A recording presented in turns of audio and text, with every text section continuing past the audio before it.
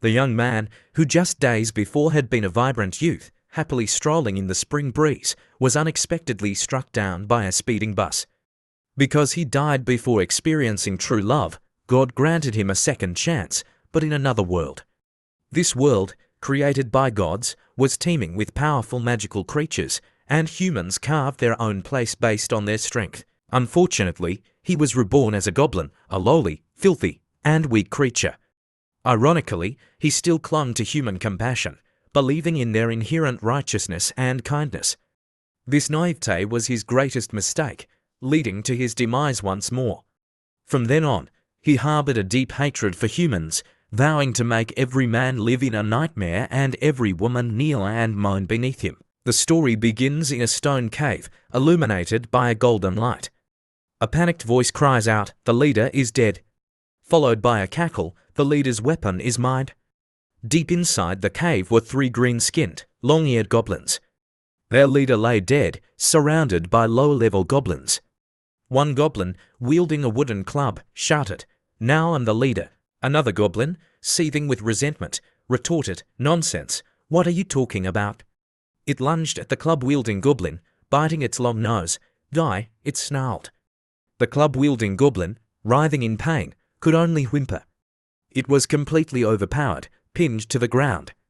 The surrounding low-level goblins cheered, ready to tear each other apart in the absence of a leader. Suddenly, one goblin, its grey tongue lolling out, said, "The leader left behind his prey." "Let's steal it," another goblin nervously replied, but the one guarding it. Both goblins froze, as if hearing something. "He's coming back." Just then, a strange goblin appeared. Unlike the low-level goblins, this one had hair, wore a hooded cloak, and looked less grotesque. It walked silently through the crowd of goblins. "It's him, the one guarding the prey. That disgusting freak, he's covering himself like a human. He knows where the prey is," the goblins whispered, convinced he wanted the prey for himself. From the shadows, hundreds of glowing red eyes glared at the hooded goblin. "Let's attack him and take the prey." The hooded goblin continued walking, seemingly oblivious. Two low-level goblins hesitated. "Let's wait. Those who went after the prey before, they're untouchable. We'll wait for them to fight, then we'll go." The hooded goblin's large, pointed ears twitched. Something's wrong. Suddenly, a woman's scream echoed through the cave. "Help, don't touch me." The hooded goblin ran towards the sound. "Don't touch her, help." He burst into a cave chamber and saw 2 low-level goblins tearing at a woman's clothes. 4 goblins were holding her down, their prey, preparing to violate her. Her clothes were ripped, her body covered in sweat.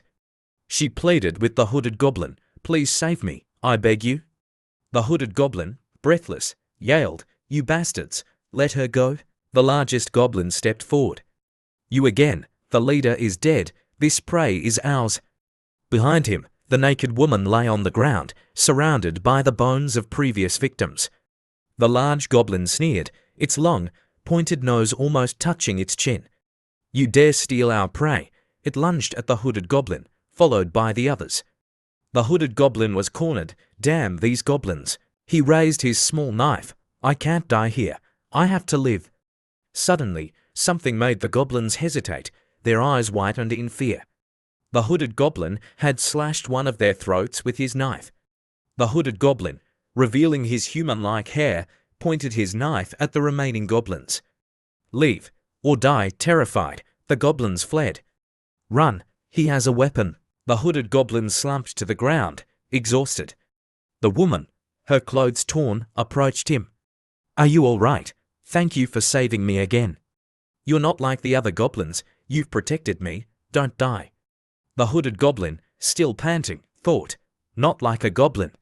A system interface appeared before him, system initializing. The hooded goblin, whose real name was Linche, was a human who had transmigrated into this world.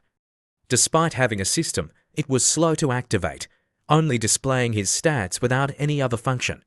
"My stats are too low even among goblins. I'm weak." Status: Name: Linche. Race: Goblin Divine.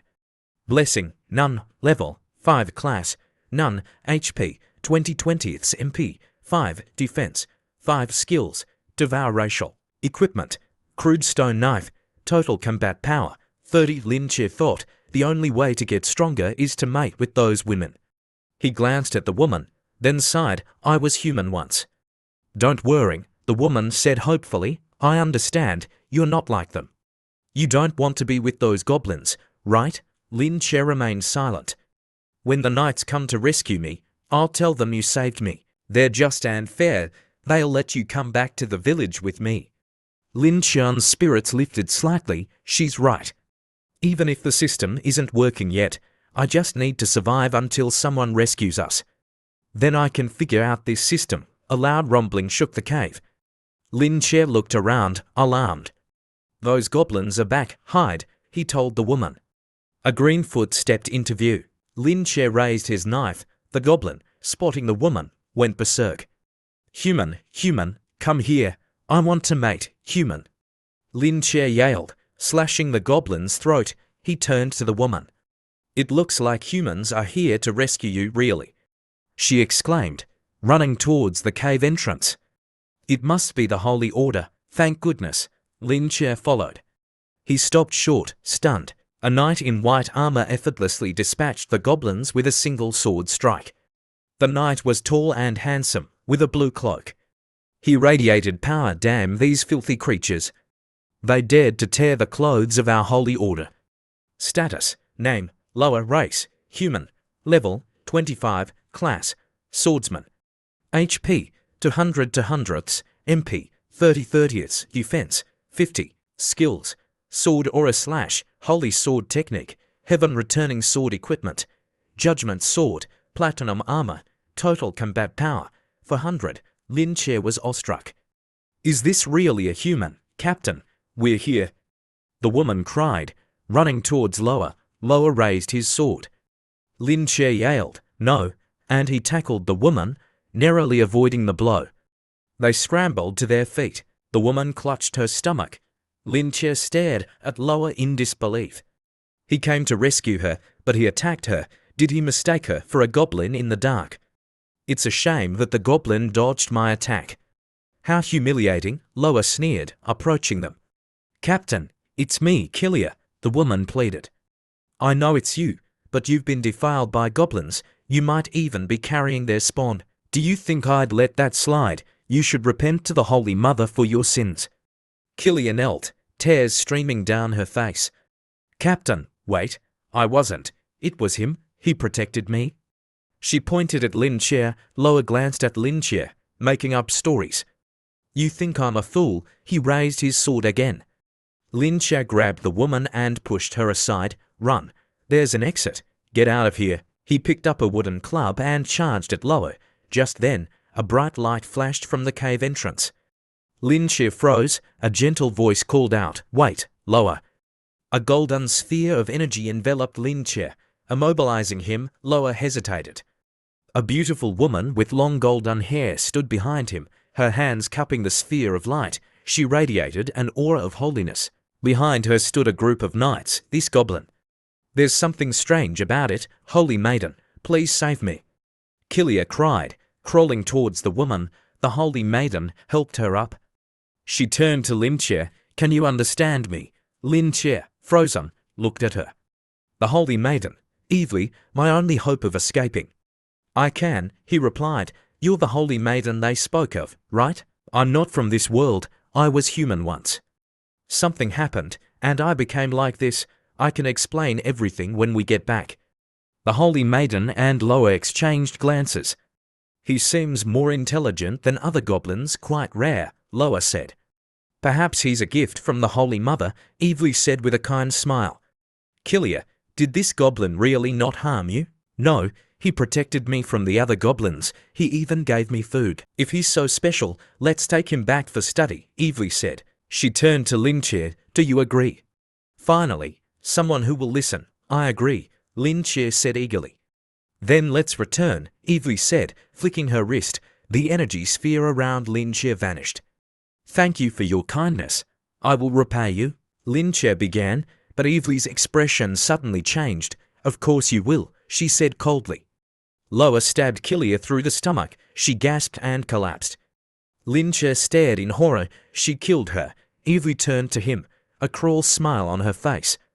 When we return, you can repay me properly. A week later, in the town square, Loa addressed the gathered crowd. This cowardly attack has caused great harm to our town. The goblins use despicable methods to slaughter our citizens. Death to the goblins, blood for blood, a life for a life. Humans and goblins are sworn enemies. The crowd roared. Loa raised his hands. The Holy Order, representing the Holy Church, has eradicated those goblins. We have avenged our fallen citizens. Evely stepped forward, spreading her arms. The Holy Church will forever protect its devout followers. Long live the knights, the crowd cheered. In her private chamber, Evely, dressed in a sheer nightgown, sat at her desk, a report on holy law before her. Today's sermon was a success. They're as foolish as ever. She picked up a red vial. This way, they'll be even more devout and offer more to the church. Linxia, muzzled and covered in wounds, hung chained against the wall. Damn you, he croaked. Evely glanced at him. You're still alive. Such tenacious life force. No wonder the church can't eradicate all the goblins. Let's test the effects of this poison on a goblin. Linxia struggled against the chains. You tricked me. You tricked everyone. You killed Kilia. Evely pressed a rod against his mouth. How curious. A lowly creature like you, obsessed with sex, dares to question human righteousness. Kilia was bewitched by you. She spoke in your defense. That's betrayal. Her death was her final act of loyalty. Her eyes glowed with a sinister light. Goblins are like vermin. I'm bestowing a favor upon you by using your disgusting body for experimentation. Be grateful. A magic circle formed behind Linxia. Flames engulfed him. He screamed in agony. I was a fool. I was reborn as a goblin and still believed in human kindness. Naivete is my downfall. They tortured me. They treated me like a plaything. If I could be reborn. Goblin life simulation system activated. Assessment complete. You died because you were foolish. You forgot you were a goblin. Humans don't trust goblins. They won't show mercy. You died from torture and abuse. You will never forget this pain. Your ending is one of the most tragic among all transmigrators. Restarting new life. Do you wish to be reborn? Yes or no? Linxia stared at the interface. This is my system. I can live again, but I'll still be a lowly goblin. Notice, if you choose no, your soul will dissipate, and you will die permanently. If you choose yes, your current memories will be retained, and you will return to the goblin cave 1 week ago. Lin Qian's eyes hardened. A week ago? I understand. A sinister smile spread across his face. This is my chance for revenge. I'll take everything from Loa and Evely. He jabbed his finger at the yes button. A blue light enveloped him. You have chosen to return. Returning to Goblin Cave, my second life as a goblin begins. To help you survive longer, the system has been slightly enhanced. Lin Xie felt a surge of power slightly, but it's better than nothing. Warning. Although you have been reborn, the danger remains. The Holy Order is approaching. Be cautious. If you die again, the system will not be able to revive you. So they're coming. I can't let my guard down. System, what can you do? This is the Goblin Life Simulation System. You can use it to simulate your life and predict future outcomes. Note, each choice will lead to a different outcome. Simulations require a 24-hour cooldown. After each simulation, you will receive points that can be exchanged for items. Simulations, a chance to see the future. Activate life simulation. Simulating current scenario. Escaping the Goblin Cave. Your cave has been discovered by Loa. To escape, you have the following choices. 1. Warn the other goblins and fight Loa together. Reward. 10 points to abandon the other goblins and flee. Reward. 5 points. 3. Hide in the cave and pray Loa doesn't find you. Reward. 0 points. Lin Xie considered his options. Even if all the goblins fought together, they wouldn't stand a chance against Loa. Only escaping will ensure survival. Let's try the highest scoring option first. If I can exchange points for weapons, I might be able to fight back. He chose option 1. You died. You led the goblins in a desperate battle against Loa and the Holy Knights. Due to the vast difference in strength, you were killed. You overestimated the goblins' strength. Remember to assess your own strength before making decisions. Reward, 10 points, just as I predicted. Relying on the goblins here won't work. But I got points. Open the item shop. A dazzling array of items appeared. So many weapons, but my points are too low. He found a dagger. This is exactly 10 points. Dagger of agility, plus 10 speed, plus 15 MP, a thin, delicate dagger crafted by elves. Sharp enough, item exchanged successfully. Lin Che felt his speed and MP increase. A sharp dagger, goblin weapons are pathetic. If I can land a hit, I can kill. Wait, where's Killia? Because you returned to the past, the timeline has changed. Killia has not been captured by goblins and is still living safely in the village. Lin Che smiled. So I fulfilled my promise to Killia. Now I have nothing holding me back. He ran towards the cave entrance. I have to escape. This is a narrow passage. The guards must be weak. 2 knights stood guard outside. The goblins here are disgusting. One said, just bear with it. Our lives are much easier, the other replied. Don't forget Loa's orders. If any women escape, kill them. We can't let this spread to the village. Lin Che, listening from inside, thought, the holy order. They'll kill anyone to maintain their control, let alone a goblin like me. He decided to take a risk. He mimicked a woman's voice. Help, I'm a girl from Bright Town. The goblins captured me. The knights turned towards the cave. Oh, here we go, one said, killing a stray fish. Loa will reward me, the other said, approaching the entrance. Come out, don't be afraid. We're knights, we'll take you back. Lin Che stabbed him. The other knight, startled by the sound, approached cautiously. What are you doing? Hurry up.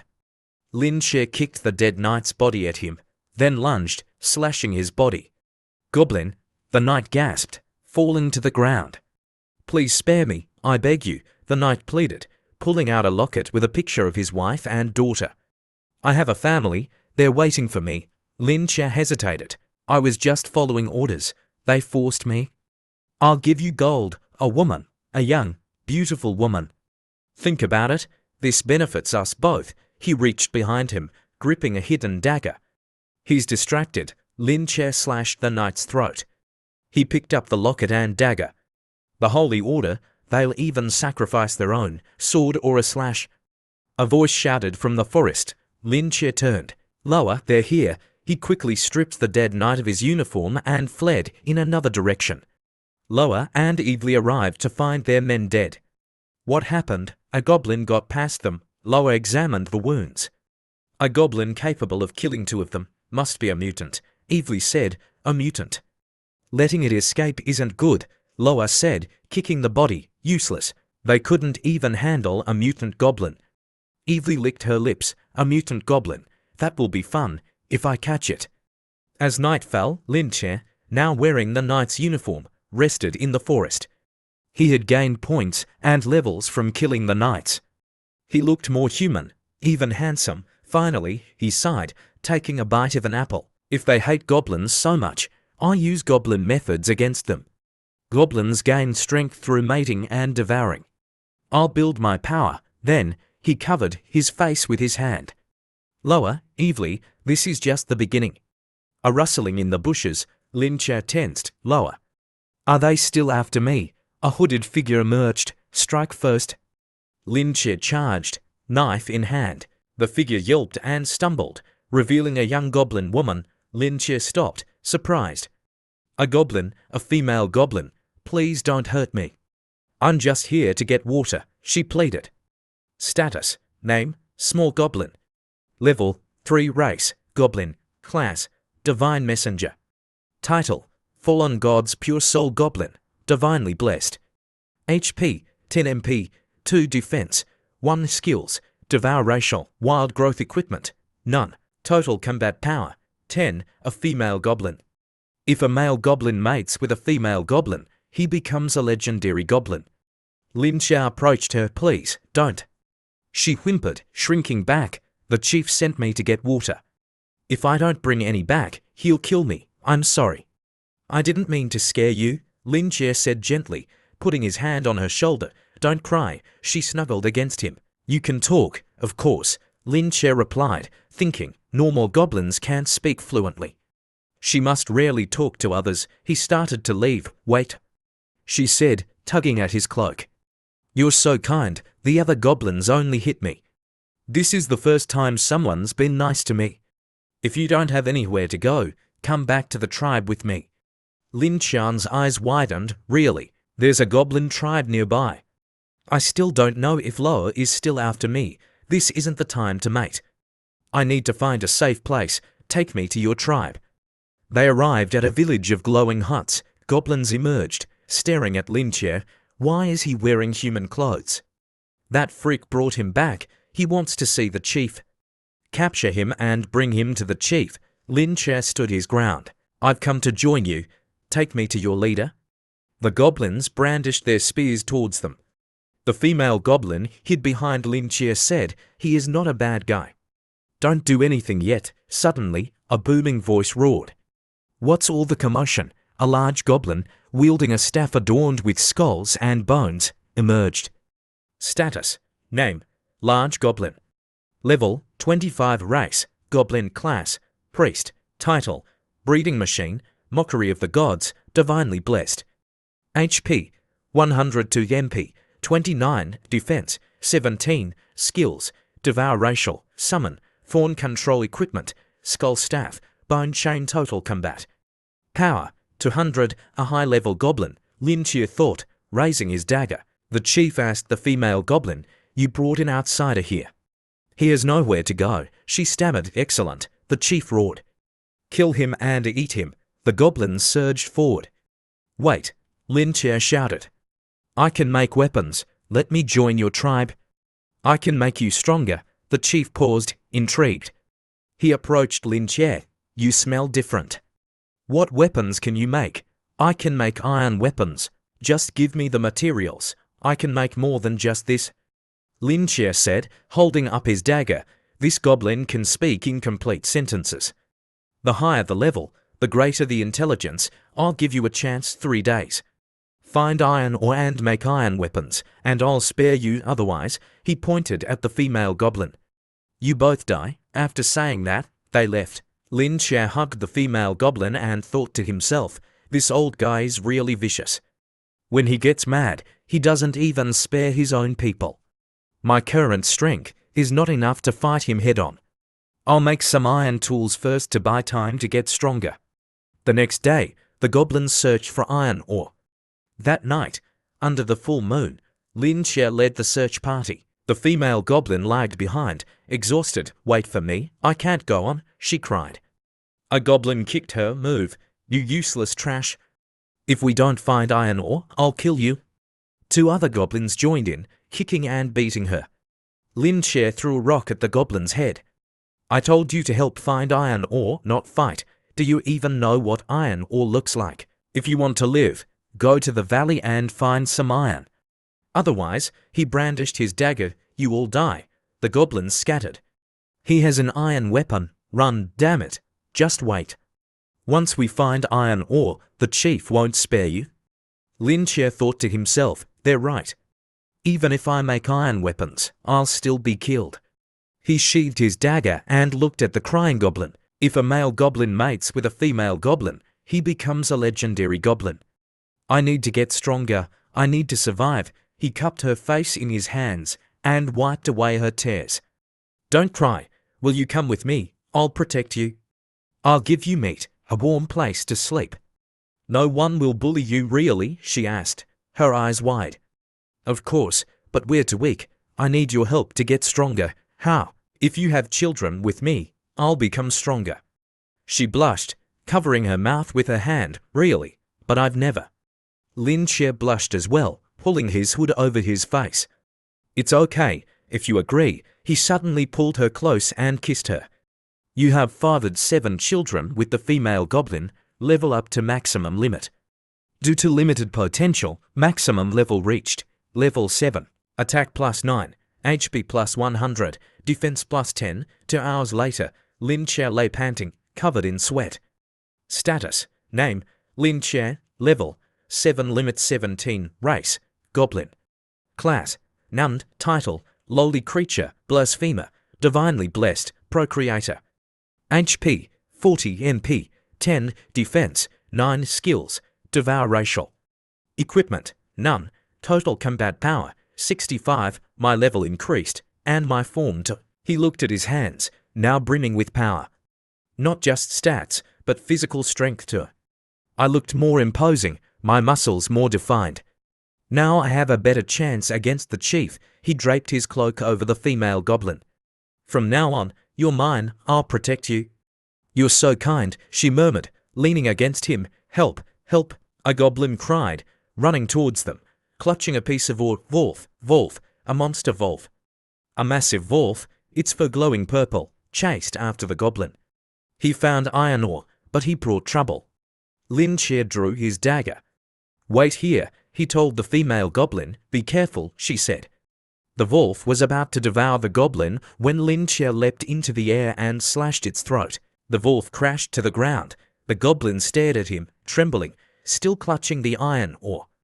Good work, Lin Che said. Give me the ore. The next morning, smoke rose from a fire. It should be ready, Lin Che said, stirring a pot. The goblins crowded around. He actually did it.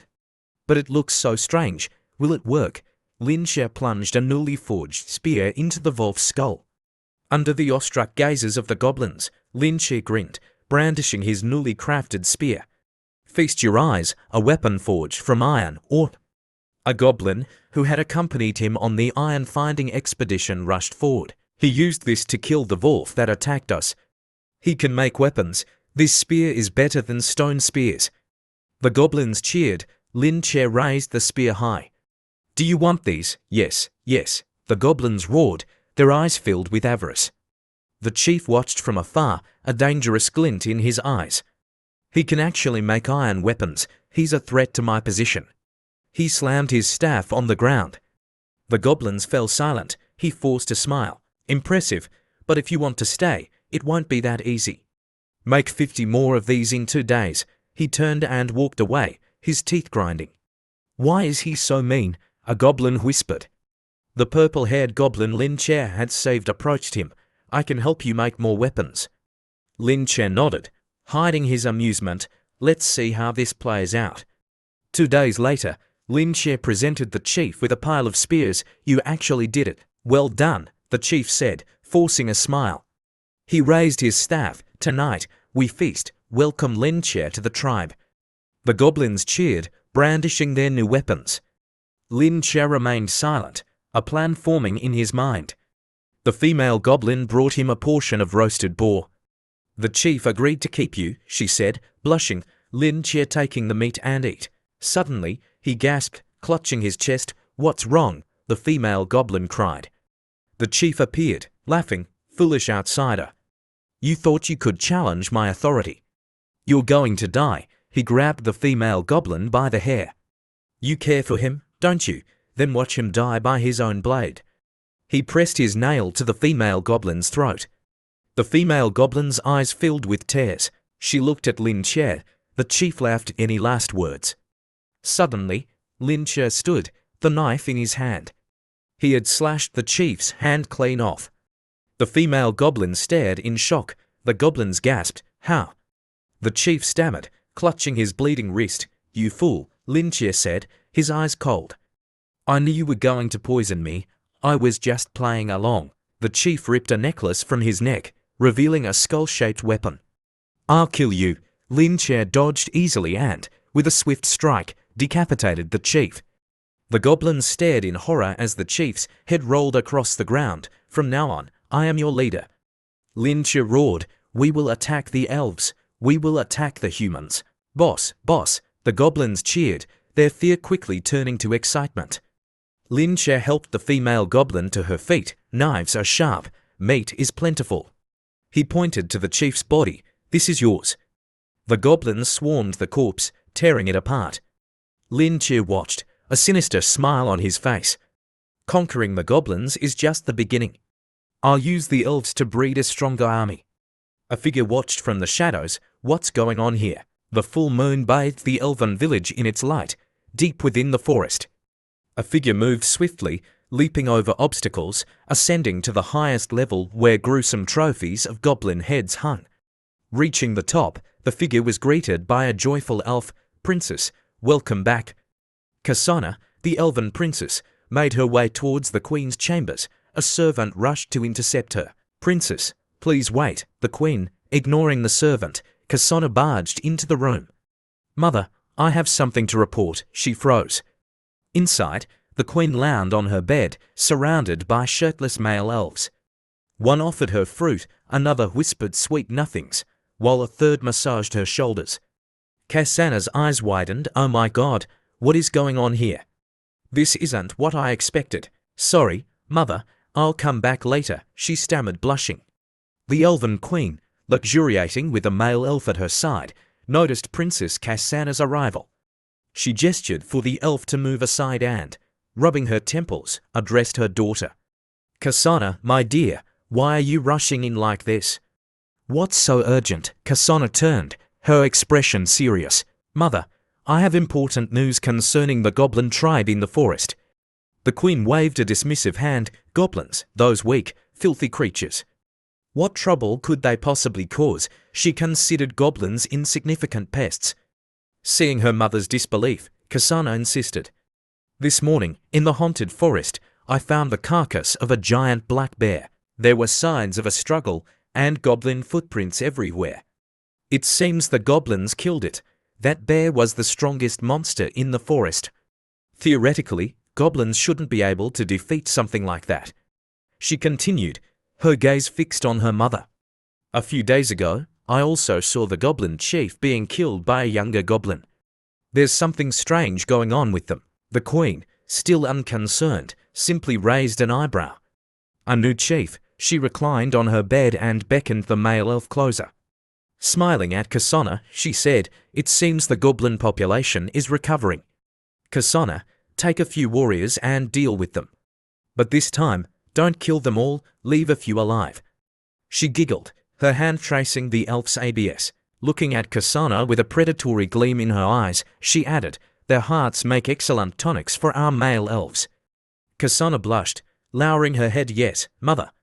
Seeing her daughter's dedication, the queen smiled affectionately.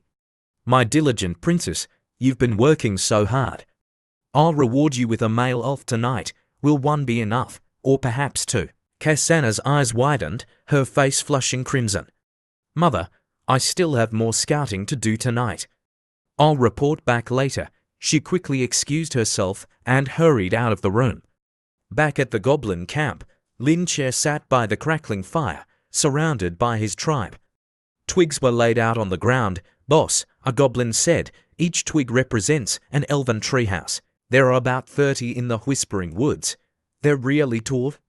Lin Che, pleased with the reconnaissance, grinned. "Excellent work. You'll get to elves after we conquer them." To elves, the purple-haired goblin's eyes lit up.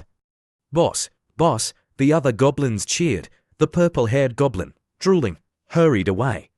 "I'll tell the others to prepare the weapons." Lin Che studied the twigs. 30 treehouses, 2 elves each, 60 elves. Plus 10 at the mine, 70 total. He picked up a twig, calculating. "With our iron weapons and training, we're stronger than ever." He raised his spear. "From now on, we hunt in the haunted forest." "Understood, yes, boss," the goblins roared. Under the night sky, they marched into the forest. Led by Lin Che, they swiftly dispatched a wild boar. Skill acquired. Spear thrust. They continued deeper, their coordination improving with each battle. Skill acquired. Stone skin. Defense plus 15. Lin Che and Goblin Mun fought as a team, easily defeating even panthers and apes. Skill acquired. Nimble movement. Skill acquired. Venomous bite. The goblins grew stronger, absorbing skills through their devourability. The purple-haired goblin, now level 18, was a prime example. Status, name, Gobus-san, total combat power, 250. Lin Che thought about the upcoming attack on the elves. "Their average combat power is around 200, we can do this." He smiled. "We're ready, Goblin Life Simulation System activated." Lin Che read the results. Summary: you lead a confident attack on the elven village. However, You walk into an ambush and are captured and executed. Your body is displayed as a warning to other goblins. Reward, 0 points. Lin Che frowned in ambush. How? He jumped to his feet. The goblins looked around nervously. Lin Che focused, using his enhanced senses to scan the surroundings. He heard a faint rustling. There, cloaked elves moved swiftly through the trees. Kasana, her expression serious, led the group. The goblins are planning another attack. We must warn Mother. Yes, Princess. Suddenly, poisoned arrows whistled through the air. One struck Kasana in the butt. She cried out and fell. Boss, direct hit. A goblin cheered. Kasana lay paralyzed, watching helplessly as the goblins approached. Lin Che grinned. You arrived just in time. He looked down at her. Take them all prisoner. Yes, boss. The goblins roared, splashing water on her face. Kasana slowly regained consciousness. Boss, she's waking up. The purple-haired goblin leaned in, appraising her like merchandise. A special elf for the boss, he said, licking his lips. Just wait till the boss sees her. Another goblin chimed in, his eyes gleaming with anticipation. Lin Che understood. The goblin fluids, they have a paralytic and aphrodisiac effect on other species. This increases our chances against the Queenal Elf Society. Kasana glared at the goblins, her body trembling with rage. You lowlifes, how dare you kidnap me, and you plan to attack the elves. She looked at Lin Che. If it weren't for my mother's mercy, your tribe would have been eradicated long ago. If you harm a single hair on my head, she will destroy you. Lin Che chuckled, amused by her bravado. He shoved Kasana to the ground. Mercy, interesting. The goblins laughed. The goblins you elves speak of, and the goblins of my tribe are not the same, Lin Che said, gesturing towards the purple-haired goblin. Though my tribe may be foolish, they don't lie. The elves eradicated the goblins in the forest, didn't they? Kasana's eyes widened. Mother did say to leave a few alive. But there are still goblins in the forest, Lin Che continued. It wasn't just mercy, was it? Kasana, still reeling from the revelation, knew she was in trouble. I'll bring my tribe to investigate tonight, Lin Che said, a sinister smile playing on his lips. But first, we have these bodies to deal with. He turned to his goblins. Consume the remaining elves. Absorb their skills. Yes, boss. The goblins cheered. What? Kasana cried. Lin Che looked at her, his eyes cold. As for you, he stepped towards her. Kasana scrambled back, her body trembling. No, please, no, her scream was cut short. Congratulations, level up, plus 30, max level achieved, bonus HP plus 50, energy plus 10, defense plus 10, skill acquired, elven stealth. Skill acquired, elven night vision. Meanwhile, in the elven village, the queen lay in her chambers, entwined with a male elf. Queen, I can't, that's enough for tonight, the queen said, a hint of disappointment in her voice. The potions are gone. Such a pity, I should have captured more goblins. She stroked the elf's sweat-drenched body. This isn't enough. Kasana should have returned by now. Has Kasana returned? She asked a guard. No, Queen, she's been gone for some time. Should we send a search party? We could capture more goblins for the warriors. The Queen considered this. Yes, send a detachment to assist Kasana. Your Kasana won't be returning, a voice said. Who's there? The guard shouted, drawing his sword. The Queen looked towards the window. Arrows flew through the air, striking the guard. He fell without a sound. The Queen stared in horror at the arrows. Goblins. Lin Che strolled into the room, flanked by 2 goblins. Kasana is my prisoner now, and soon she will bear my child. He looked at the Queen, a smug grin on his face. We're family now. The Queen grabbed a sword and lunged at Lin Che. What have you done with my daughter? You'll see, Lin Che chuckled, dodging her attack. The Queen stumbled.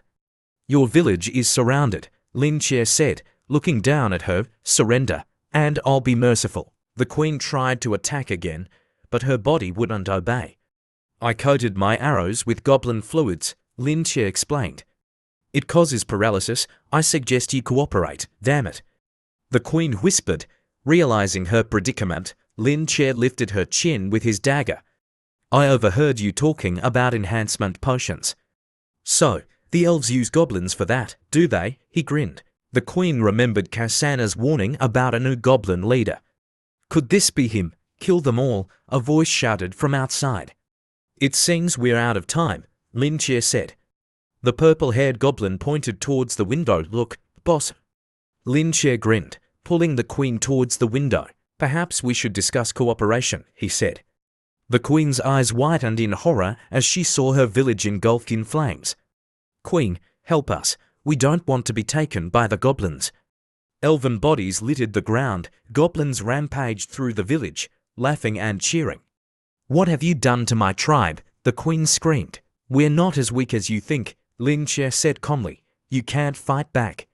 He continued, his voice cold. You elves slaughtered goblins when you were strong. Now it's our turn. He leaned closer, whispering in her ear. I need stronger goblin warriors. That's where you come in. He pressed the dagger against her cheek. Whether you live or die after depends on your cooperation. The queen's eyes flickered with fear. I need more powerful goblin warriors, Lin Che repeated.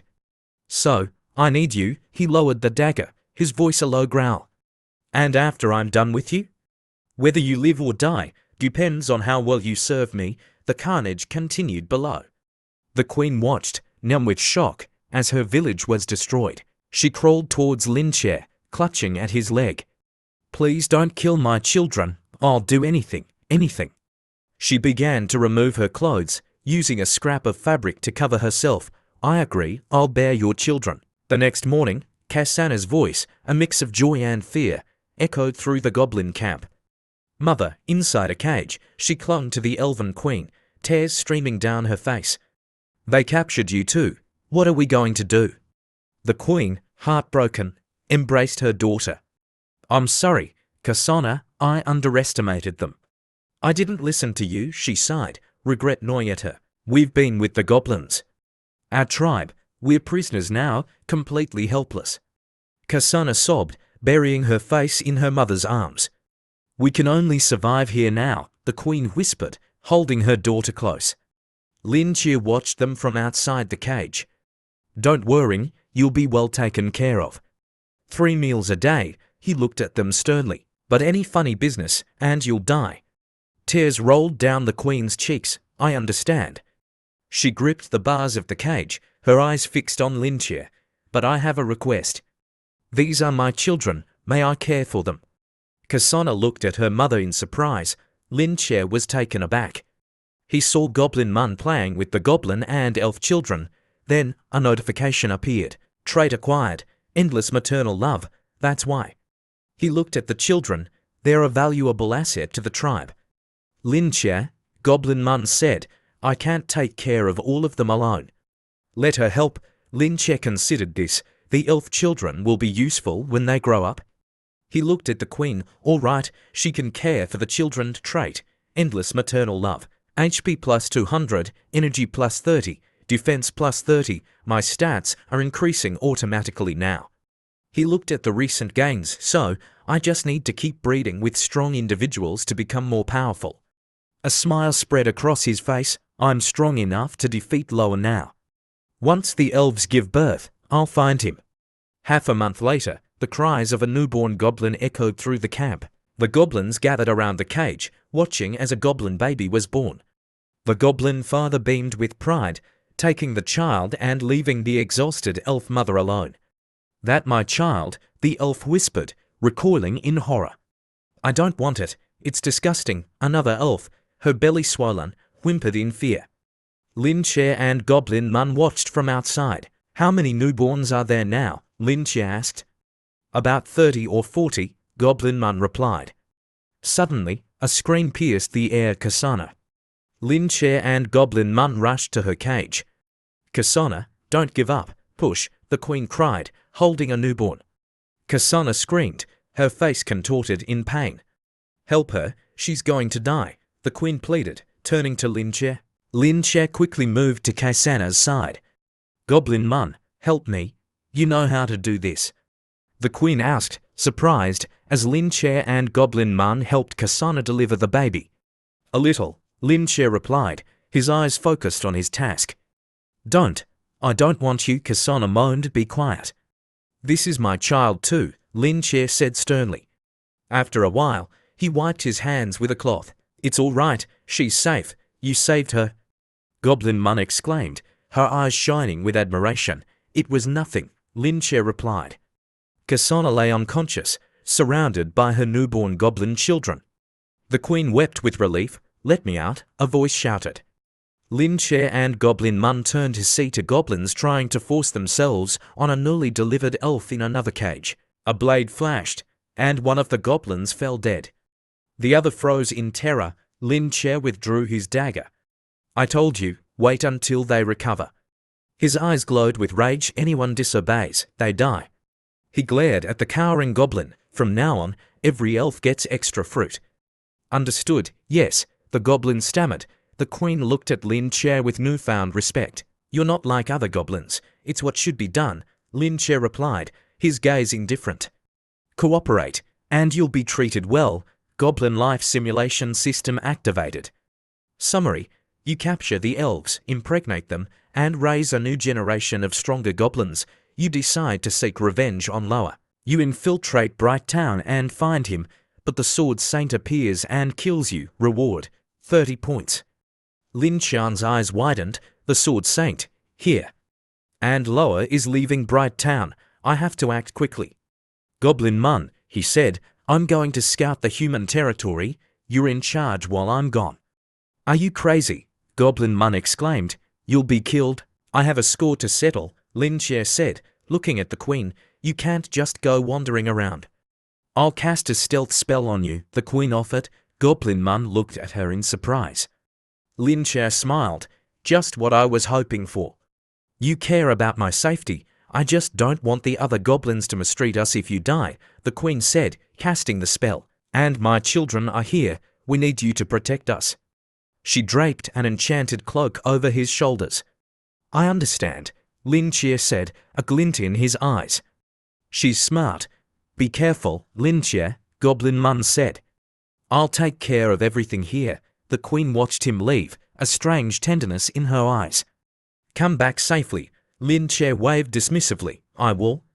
Then, he disappeared into the night. Bright Town, usually bustling with activity, was now patrolled by soldiers, the streets eerily quiet. Guards scanned the main thoroughfares, but in a darkened alley, a figure observed them unseen. Lin Che leaned against the wall, arms crossed. Increased patrols, heightened security. Has the Sword Saint arrived?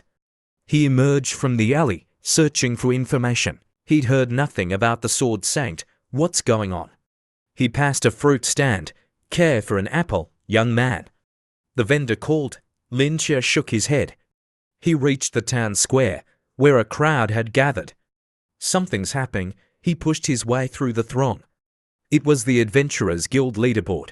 Bloodfang Brigade, Platinum Rank 2 Boss Brigade, Silver Rank 3, Savior Brigade, Silver Rank, Prophet Brigade, Gold Rank 1, Lin Cheon's eyes narrowed, lower, Gold Rank 1. He's gotten stronger, he moved on, a sense of urgency building. I need more information. He wandered through the crowded streets. It's not easy finding someone in a town this size. Maybe I should ask the locals. Drinks on me tonight, a familiar voice boomed from a tavern. Lin Che stopped. That voice, he grinned. Lower, he entered the tavern. Lower sat at a table, boasting to his companions. You wouldn't believe it, I was almost killed by four ghouls. But Angela and Boss Lower saved me. Boss Lower is the best, Evely giggled. Four ghouls. That's nothing to brag about, a member of the Boss Brigade scoffed. What's it to you? The adventurer shouted, slamming his fist on the table. Lower chuckled, unfazed. The two adventurers squared off, ready to brawl. The dragons from Dragon Island are breeding, the bartender said, wiping a glass. They're stealing livestock, attacking people. If you're so tough, go kill a dragon. Lin Che glanced at the bartender dragons. The bartender's serious expression told him it was no joke. If dragons attack Bright Town, the capital won't be able to send reinforcements in time. The adventurers here can't handle dragons. Bright Town is in danger. A hush fell over the tavern. Dragons. What's there to be afraid of? Lower said, smirking. He raised his glass. I have a secret. The Sword Saint is on her way, she's my master. We'll slay the dragons together, no need for reinforcements. The tavern erupted in a mix of excitement and disbelief. The Sword Saint, really, with her here, we have nothing to fear?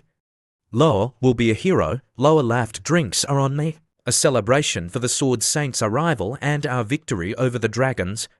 He tossed a bag of gold onto the table, the tavern cheered. Lin Che paid for his drink and left, leaving so soon, Loa called after him. Lin Che stopped, his face hidden by his hair. He smiled faintly, no need, there will be other opportunities. He turned, a sinister glint in his eyes, plenty of them. Loa and his companions frowned, ungrateful bastard, one muttered. News of the Sword Saint's arrival spread through Bright Town, and the townspeople erupted in celebration. Inside the cathedral, sunlight streamed through the stained glass windows, illuminating a figure seated in the center. Loa entered and knelt. Master, the dragons are closing in. They're attacking livestock. They'll attack the town soon. The figure opened her eyes and stood, grasping her sword. And the preparations I ordered, the Sword Saint, clad in shining armor, looked like a goddess. The Dragonbane crossbows are ready, Master. They're being deployed throughout the town, Loa replied. Make sure they're positioned correctly, the Sword Saint said coldly, or you'll be useless to me. They emerged from the cathedral to find a crowd of cheering townspeople and adventurers, the Sword Saint, so beautiful. Who could ever win her heart? Not even the king would dare. The Sword Saint remained impassive. What are you all doing here? Disperse. Loa, sweating nervously, bowed, yes, master. Suddenly, screams echoed through the town. A dragon swooped down, snatching a townsperson in its claws. Run, dragons, help me, panic erupted. The Sword Saint and Loa drew their swords. A scout dragon, the Sword Saint said, her eyes narrowing. It's here to lure us out, Loa, to the walls, boss, dragons. A goblin cried, running towards Lin Che. There are soldiers on the walls. What do we do? Lin Che turned calmly. I know, wait here. He walked towards the cliff, his cloak billowing behind him. He looked out at the town, a smile playing on his lips. Enjoy the show. His goblins, weapons in hand, roared their approval. This is going to be fun. The scene shifts to Bright Town. The roars of dragons rip through the air as they descend from the sky, darkening the town like an impending apocalypse. A massive dragon, hurtling towards the town walls, is suddenly struck by a powerful force. It roars in pain and plummets to the earth undeterred. Other dragons continue their assault. Evely and Loa stare in shock, mouths agape, as they witness the devastating power of the Dragonbane crossbow. On the town walls, the Sword Saint calmly turns to a nearby knight. Do you understand how to operate the crossbow? Prepare all units. Yes, Sword Saint. The soldiers, invigorated by the crossbow's power and the Sword Saint's confidence, quickly take their positions. Some scan the sky, while others load the massive weapons. Fire, bolts rain down, sending dragons crashing to the earth.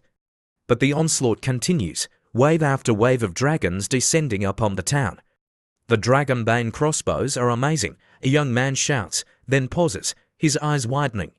Wait, look, the sky crackles with lightning. A colossal figure emerges from the storm clouds, its wings spreading wide, its roars shaking the very foundations of the town. The sky turns a menacing purple, an oppressive aura descends, forcing everyone to their knees. My head, what is that? Loa and Evely tremble, their faces pale with terror. It's the dragon from the lightning storm. Loa stammered, covering his ears against the deafening roars. The dragon crackled with purple electricity, each roar summoning bolts of lightning. The purple lightning dragon mother, someone screamed, prepare to fire. But it's too far away, the crossbows can't reach it. The dragon mother gathered energy in its maw, a blinding light illuminating the darkened sky. A torrent of fire erupted, a blazing inferno sweeping across the town. Run, the walls are collapsing.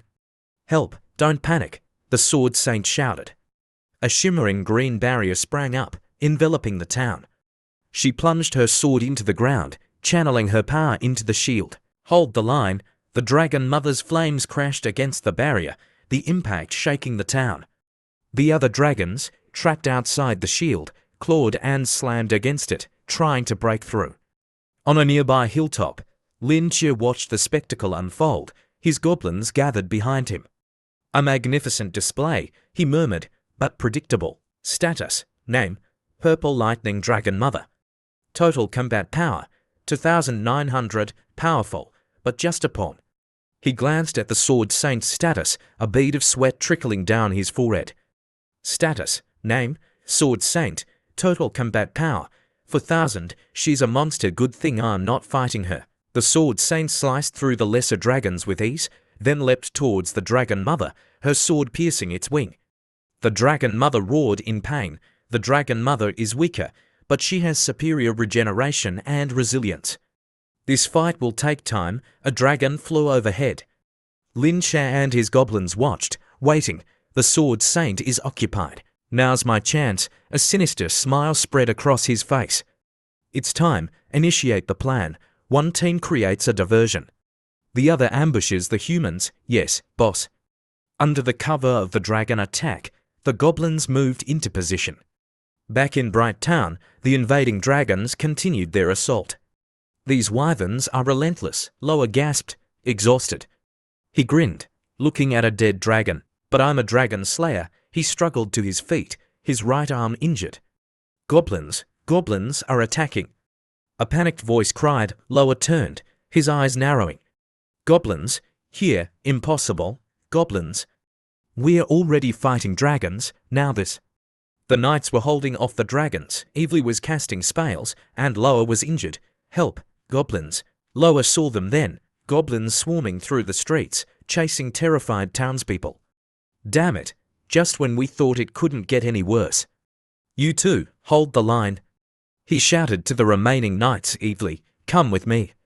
We'll deal with the goblins, right? Loa and Evely ran towards the goblins. You filthy goblins, you won't get away, Loa yelled. As they rounded a corner, a goblin leapt from the shadows. Now, Captain, help, I'm caught, Evely cried, trapped in a net. Loa, surrounded by goblins, his leg injured, could only watch helplessly. Captain, we're back. The two knights returned, but were quickly overwhelmed by the goblins. Lin Chia approached, his figure emerging from the flames like a demon. He walked towards the struggling knights, his dagger flashing. 2 swift strokes, and they fell silent. Loa and Evely stared in horror. Lin Chia removed his hood, a cruel smile on his face. I wasn't expecting to find you so easily. His goblins dragged Loa and Evely before him. You damned goblins. Loa snarled, struggling against his captors. Lin Chia kicked him in the face. Know your place. Take them to the outskirts through the sewers. Lin Chia ordered his goblins. The rest of you, with me. We're taking the walls. He turned and led his goblins towards the ramparts, leaving Loa unconscious and Evely bound and gagged. Yes, boss, so many goblins. Someone help. Screams echoed through the town. The Sword Saint looked around, puzzled. Goblins. Now, the Dragon Mother purred, her human form radiating seductive power. She looked down at the distracted Sword Saint. Where are you looking, Sword Saint? Then, with a roar, the Dragon Mother charged at the Sword Saint, her body enveloped in a crimson aura. The Sword Saint stood firm, unflinching, her eyes fixed on the Dragon Mother with an almost disdainful calm. Despite the Dragon Mother's speed, the Sword Saint saw her movements, as if in slow motion. She calmly drew her sword. Worried about yourself, she said coldly, let's see how much more dragon blood you can spill. With blinding speed, the Sword Saint unleashed a flurry of sword strikes, a net of steel that sliced into the Dragon Mother's flesh. The only sound was the shearing of her blade. She sheathed her sword, the force of the movement sending her hair swirling around her. The Dragon Mother roared in pain, clutching her wounds. The Sword Saint frowned. You are no longer a problem? It's only a matter of time. I wonder how Loa is doing. Can he handle the remaining dragons and goblins? Suddenly, a massive explosion rocked the church, sending shockwaves through the town. The air filled with smoke and the smell of gunpowder. Knights and adventurers were thrown back by the blast. An explosion. Haven't they finished yet? The Sword Saint muttered, turning towards the sound. The Dragon Mother, battered but still standing, looked at the Sword Saint with hatred. Perfect timing, she cackled. She transformed back into her dragon form and soared into the sky, leaving a trail of smoke in her wake. "I'll be back, Sword Saint," she roared. "Once I've recovered, you won't escape me." The Sword Saint watched her go, her fists clenched. "Damn it, she got away. I'll purge this world of your filth, dragon." She wiped her face and said, "Just you wait. I'll go to Dragon Island and wipe out your entire race." Inside the town, people were putting out fires and tending to the wounded. The Sword Saint walked through the streets, her face grim and lower. These useless fools couldn't even handle a few goblins. She sneered, stepping over their bodies. "Sword Saint," a wounded knight cried. "Loa and Evely have been captured by goblins." A young woman knelt beside him, trembling. The Sword Saint froze. "Loa and Evely, how is that possible?" "Those goblins, they were different," the knight said, describing the attack. "They were too strong. Even Loa was no match for them." The woman nodded, tears streaming down her face. The Sword Saint's face darkened, captured. "This is humiliating." She turned towards the forest, her eyes filled with murderous intent. "I'll slaughter every goblin in the haunted forest." "Sword Saint, please stay. What if the dragons or goblins attack again?" The woman pleaded, grabbing her hand. "Sword Saint, we're all citizens of the Empire and the Church. Please protect us," the crowd cried, kneeling before her.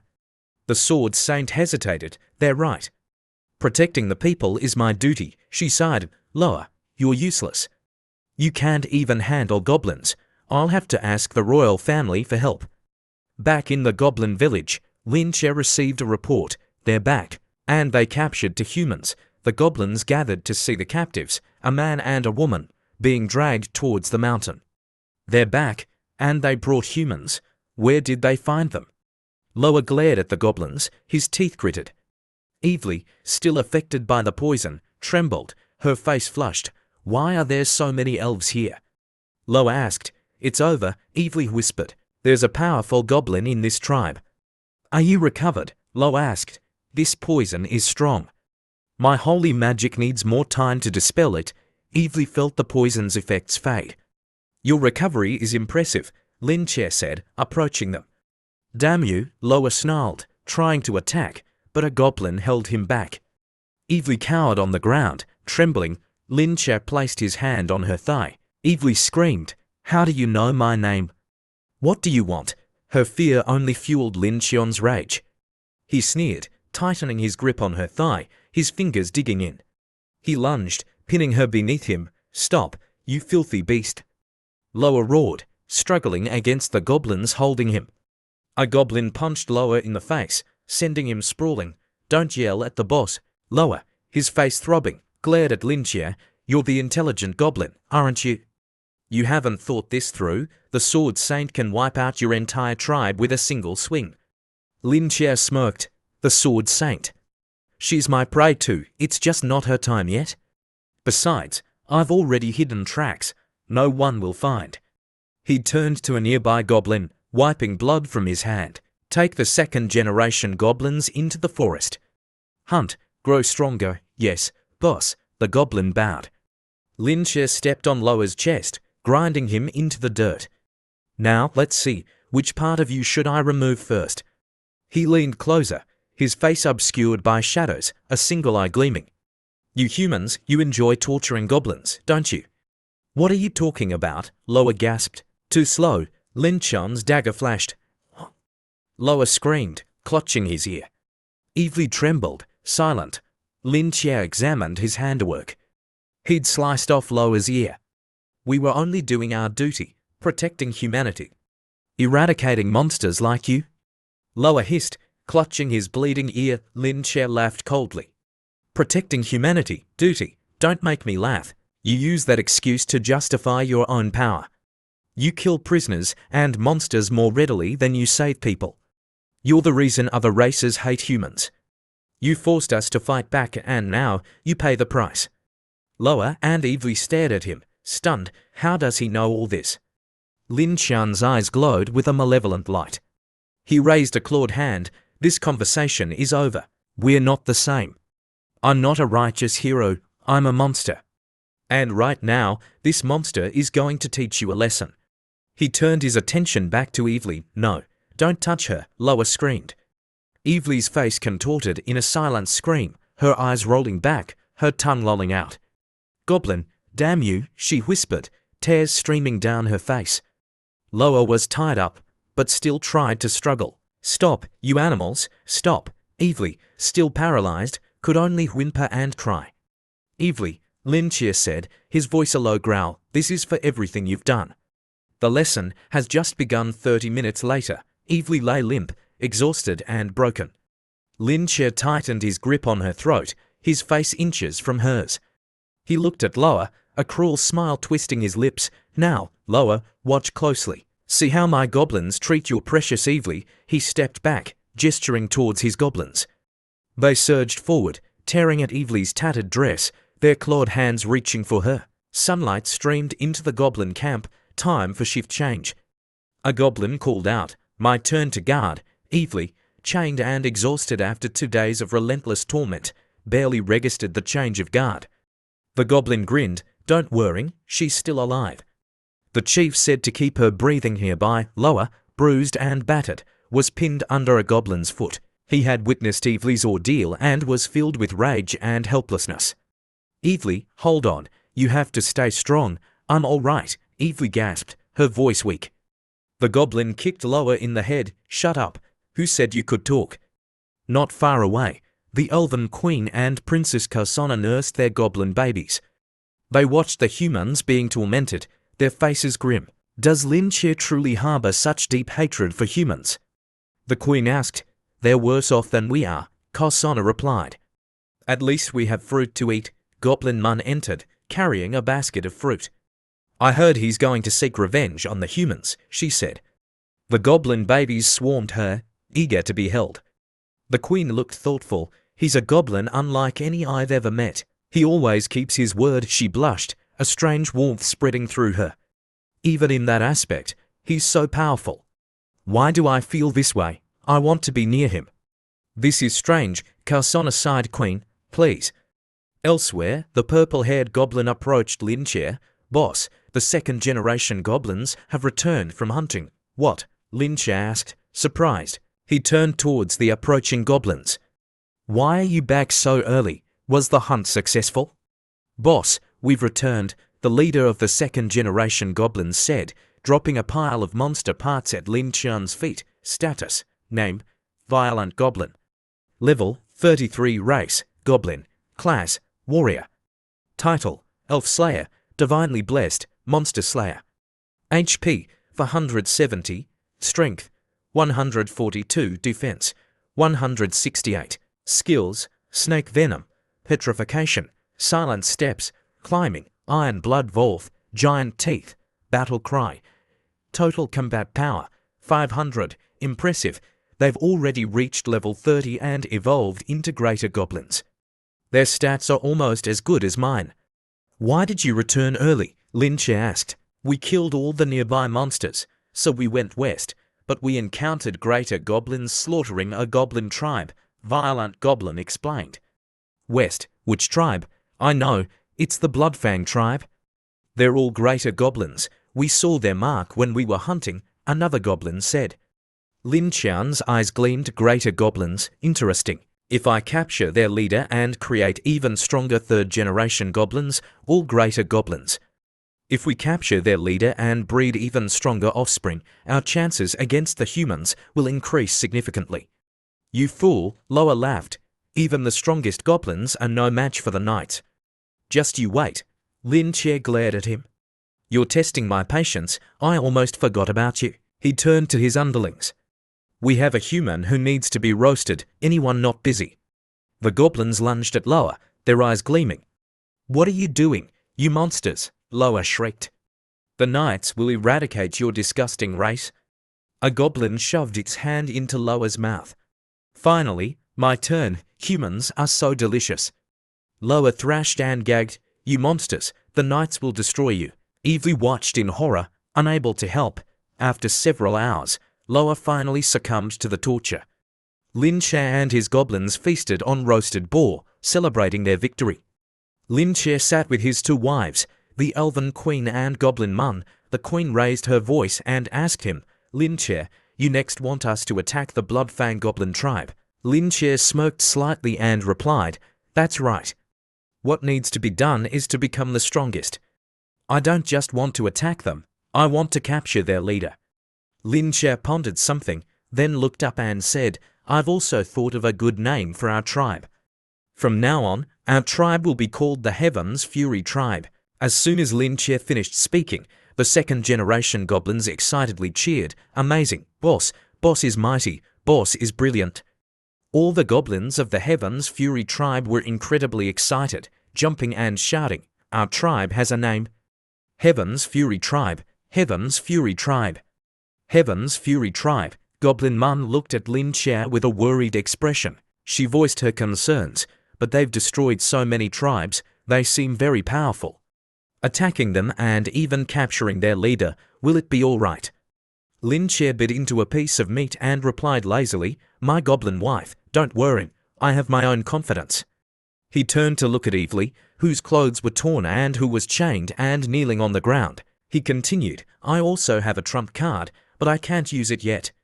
The next day, in the Western Forest, Lin Che looked at the opposite side, probing and saying, "Eagle Eye, not bad. I can just see them. Let me see what kind of strength the opponent has." At the same time, in the demonic forest, Lin Che watched the goblins eating and drinking heartily, thinking, there are indeed quite a few large goblins, but it should be manageable. Suddenly, the goblins all trembled in fear as they saw another goblin walk out. Seeing this, Lin Che immediately knew who it was. "Wait a minute, these goblins seem very scared. It seems their leader has arrived." Looking at the goblin leader with its large build and sharp teeth, Lin Che was surprised. "Wait, it's the leader of the Bloodfang Goblin tribe. It's actually a hero class." At this moment, the system displayed the information of the Bloodfang Goblin tribe leader in front of Lin Che. Warlord Goblin, also known as Bloodfang. Level 50, race Goblin, occupation high-ranking warrior. Title: Goblin Monster Slayer, Hero Divine, Blessing, Bamboo God's Blessing. Skills: Ferocious Mace Strike, Giant Strength Enhancement, Petrification, Climbing, Silent Steps Equipment, Bone Mace, HP 700, Strength 239, Defense 14 total 900. Hidden behind a thicket of trees on a cliff face, Lin Che crouched, carefully observing the situation below. He assessed, they don't seem too powerful. With a total strength of 900, a dozen or so goblin warriors should be able to handle them, but capturing him alive won't be easy. With such a massive size, broad shoulders, and thick flesh, poison arrows would be difficult to inflict, and even if they did land, the effect wouldn't be significant. Lin Che pondered, observing the goblin's physique. The effect of poison on them might be limited. Currently, with enough numbers, a group of goblins could fight against two of these giant monsters, but that would be too costly in terms of manpower. Watching the goblins below being flattened by the leader's mace, he sighed. If paralyzing poison doesn't work, we'll have to think of another way. Suddenly, Lin Che remembered his previous life, his encounter with Loa and Evely. She had used a spell to trap him, and he couldn't escape. An idea sparked. That's right, the holy prison spell that Evely used on me. If I could use it on these guys, it would be perfect. He smiled, stroking his chin. So, isn't the problem solved?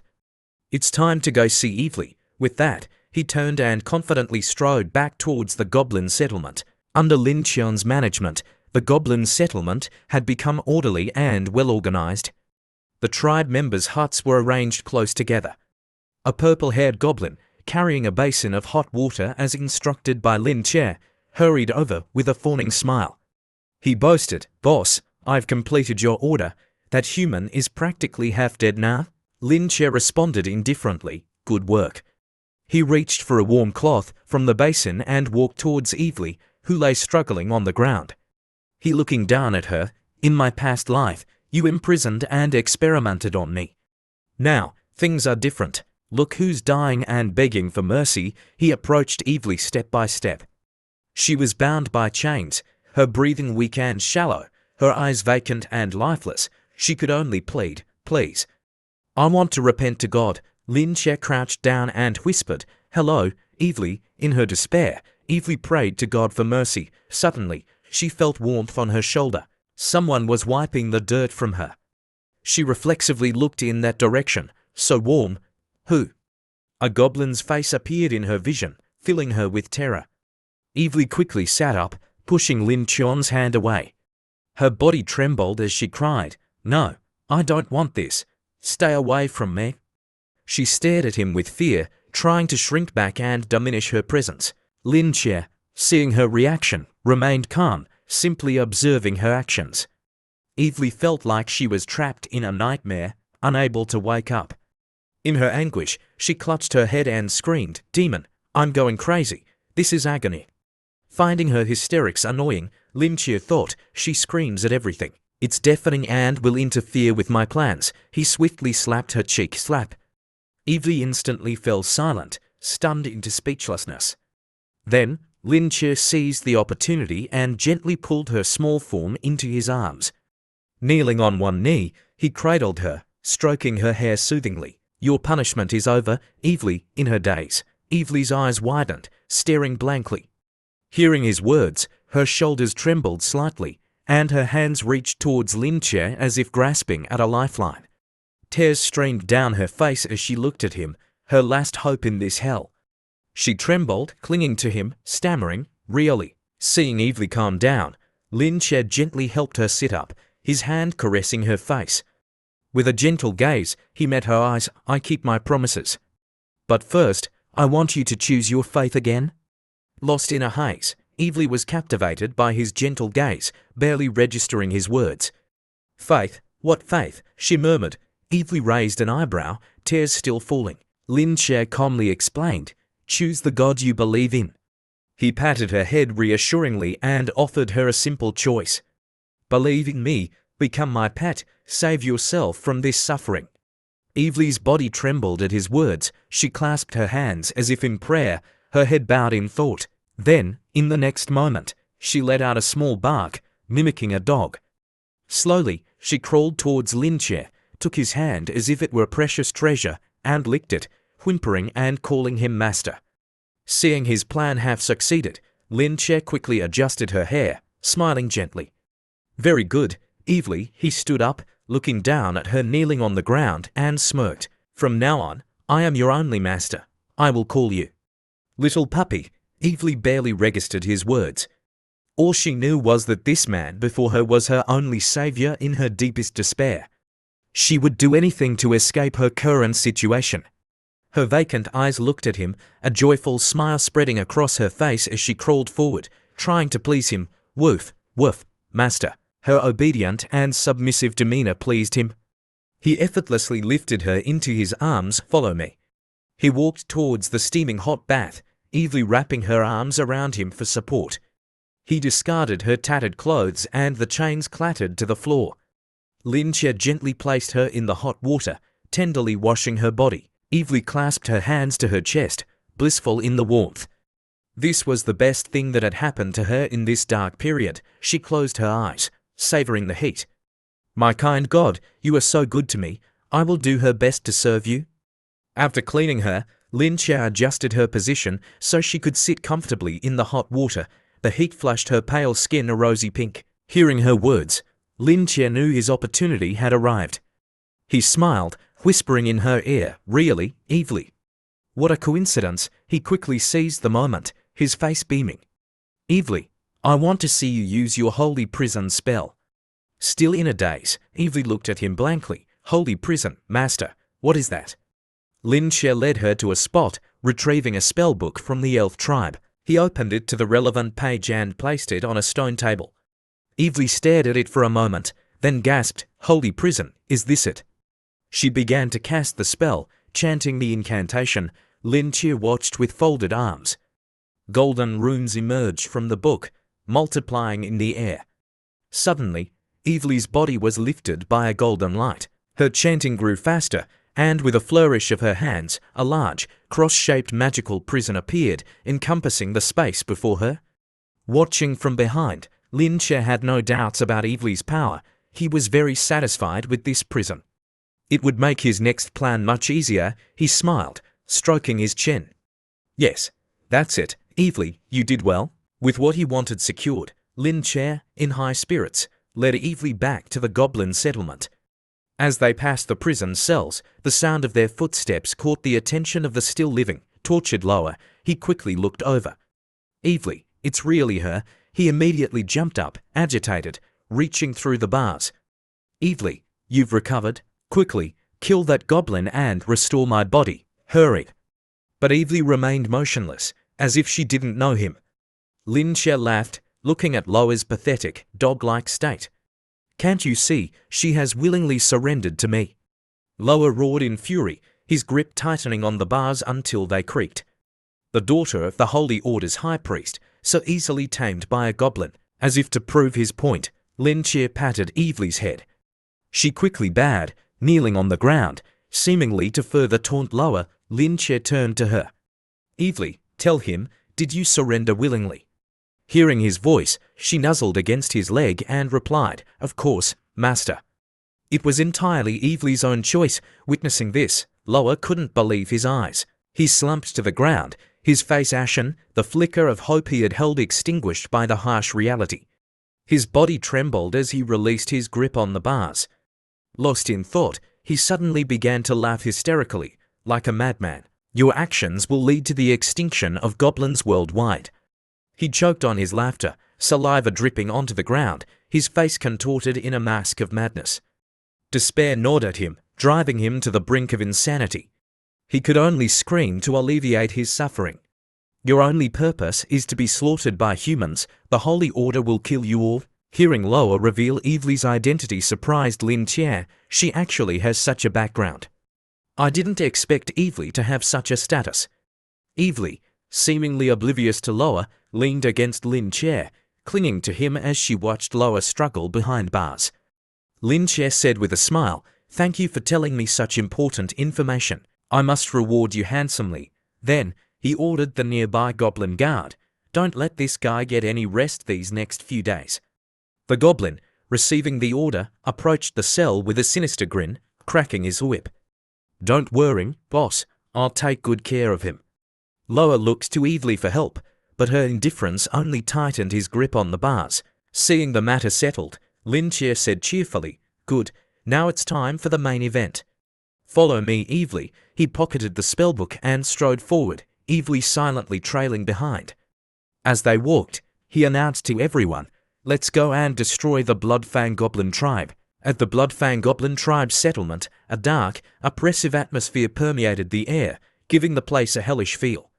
A hunched goblin, draped in a deer antler cloak and leaning on a staff, shakily approached the chieftain. Chieftain, the preparations are complete. Hearing this, the massive chieftain, wielding his mace, rose and bellowed to his followers, all right, today, we attack the southern tribe. His words ignited the fighting spirit of the goblins below. His next words sent them into a frenzy, bring back those elves for our amusement. He said with a vile grin, swinging his mace powerfully in a display of bravado. The mere mention of elves had the goblins acting like they'd been injected with a stimulant, clamoring and cheering, Chieftain is mighty. Their joyous celebration was interrupted by a distant call, Chieftain. Chieftain, the chieftain, mace on his shoulder, turned towards the voice. A large goblin, carrying a thick bone club, came running, pointing towards the distance. A goblin has invaded the tribe. He says he wants to see you. The chieftain, thinking he'd misheard, roared, what? Someone dares invade my territory, footsteps echoed from afar. The chieftain, arrogant, looked at the approaching figure and sneered, what low-level goblin is this? His curious followers raced to see who it was. Before them appeared a figure. Lin Che stepped before the chieftain, removing his hood to reveal a handsome face, his eyes indifferent, a smirk playing on his lips. Bloodfang Chieftain, I know you're a hero-class goblin with human-level intelligence. That's why I came to talk to you. Seeing a skinny, seemingly lone goblin dare to enter his territory, the chieftain's followers, understanding the situation, readied their weapons and formed ranks on either side, ready to jump into the fray. The chieftain, sensing that Lin Che was different from the average goblin, his demeanor and style setting him apart, asked, what kind of goblin are you? to walk straight into enemy territory without fear. Lin Che, continuing his steady advance, replied, "Nothing special, just a bit smarter than the average goblin." To avoid wasting time, he got straight to the point, arrogantly putting his hands in his pockets. "I'm the leader of the Heaven's Fury tribe. I want to take your leader with me." This was a statement, an announcement, a challenge. Any objections? A tense silence fell over the chieftain's followers. Lin Che stood his ground, his cloak billowing slightly in the breeze. His voice was calm as he addressed the remaining goblins. "I give you two choices. Submit to me." He straightened, his gaze sweeping over the goblins, an aura of dominance radiating from him. He raised a hand, pointing downwards, "Or die here." His words laced with the chilling scent of blood. His hair partially obscured his eyes, which held the imperious glint of a king. The chieftain and the deer-antlered goblin exchanged glances. Under Lin Che's pressure, the chieftain suddenly realized something. He gritted his teeth, looking at the skinny figure before him. This is the one who captured the elves, the tribe leader. Lin Che ignored the question, spreading his arms with a cheerful smile. "Your genes are not bad. Come with me." He extended a seemingly benevolent invitation to join his tribe. But from the chieftain's perspective, this skinny weakling was spouting nonsense. "Genes, come with you? Is he mocking me?" Looking at the small, frail goblin before him, the chieftain chuckled derisively. How foolish! He reached out his massive hand and grabbed Lin Che's head as if he could crush it like a watermelon with a light squeeze. He found the goblin's words irritating. "Shut up," he roared. "I can't believe you delivered yourself to me." He leaned closer, staring directly at Lin Che, his grip tightening slightly. "After I kill you all the elves and humans will be mine." His followers, seeing their chieftain holding Lin Che's head, cheered and jumped, shouting, "Crush him! Crush him!" Under the hand, Lin Che remained indifferent, simply stating, as expected, "Words are wasted. I had said what needed to be said. If you wouldn't accept it, so be it." His words enraged the chieftain, his eyes bulging with bloodshot fury. Lin Che remained calm, unafraid. "If I didn't need you alive, I wouldn't have bothered with all this talk." In a flash, Lin Che leapt high, his blade drawing a perfect parabolic arc through the air. Blood sprayed like blossoming flowers, beautiful and deadly. The chieftain screamed in agony. He hadn't been able to keep up with Lin Che's speed. The attack was too swift, too unexpected. By the time he reacted, it was too late. His severed hand landed on the blood-soaked ground. His followers stared in horror, mouths agape, frozen in shock. The chieftain stumbled back, clutching his bleeding arm, howling in pain. "That bastard! Kill him!" One of his followers shrieked, pointing at Lin Che, Avenger Chieftain. Lin Che had been waiting for this moment. "If you'd waited any longer, I would have been bored to death." With one hand in his pocket, he raised the other, his fingers twitching before snapping them. Snap. A thin, thread-like light appeared, coiling around his arm before darting away as if alive. He smirked. "Go." Without warning, a blade pierced the deer-antlered goblin's heart. His eyes widened in shock as he collapsed, not even understanding how he died. Another goblin, seeing the blade appear out of nowhere, exclaimed, "How is that possible?" So silently, he felt a chill down his spine, cold sweat trickling down his back.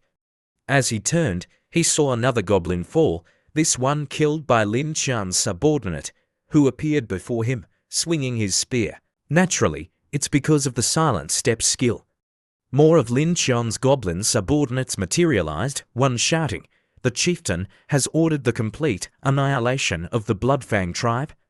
Seeing the situation turn sour, the Bloodfang goblins quickly rallied to protect their chieftain. Lin Che, standing tall, commanded, "Go!" "Destroy them all." His followers roared in unison, "Attack! Attack! Kill! Kill! Kill!" With a few shouts, they vanished, their silent step skill activating. Seconds later, a massive army appeared behind Lin Che, their numbers so overwhelming that the Bloodfang chieftain gasped, "So many goblin warriors."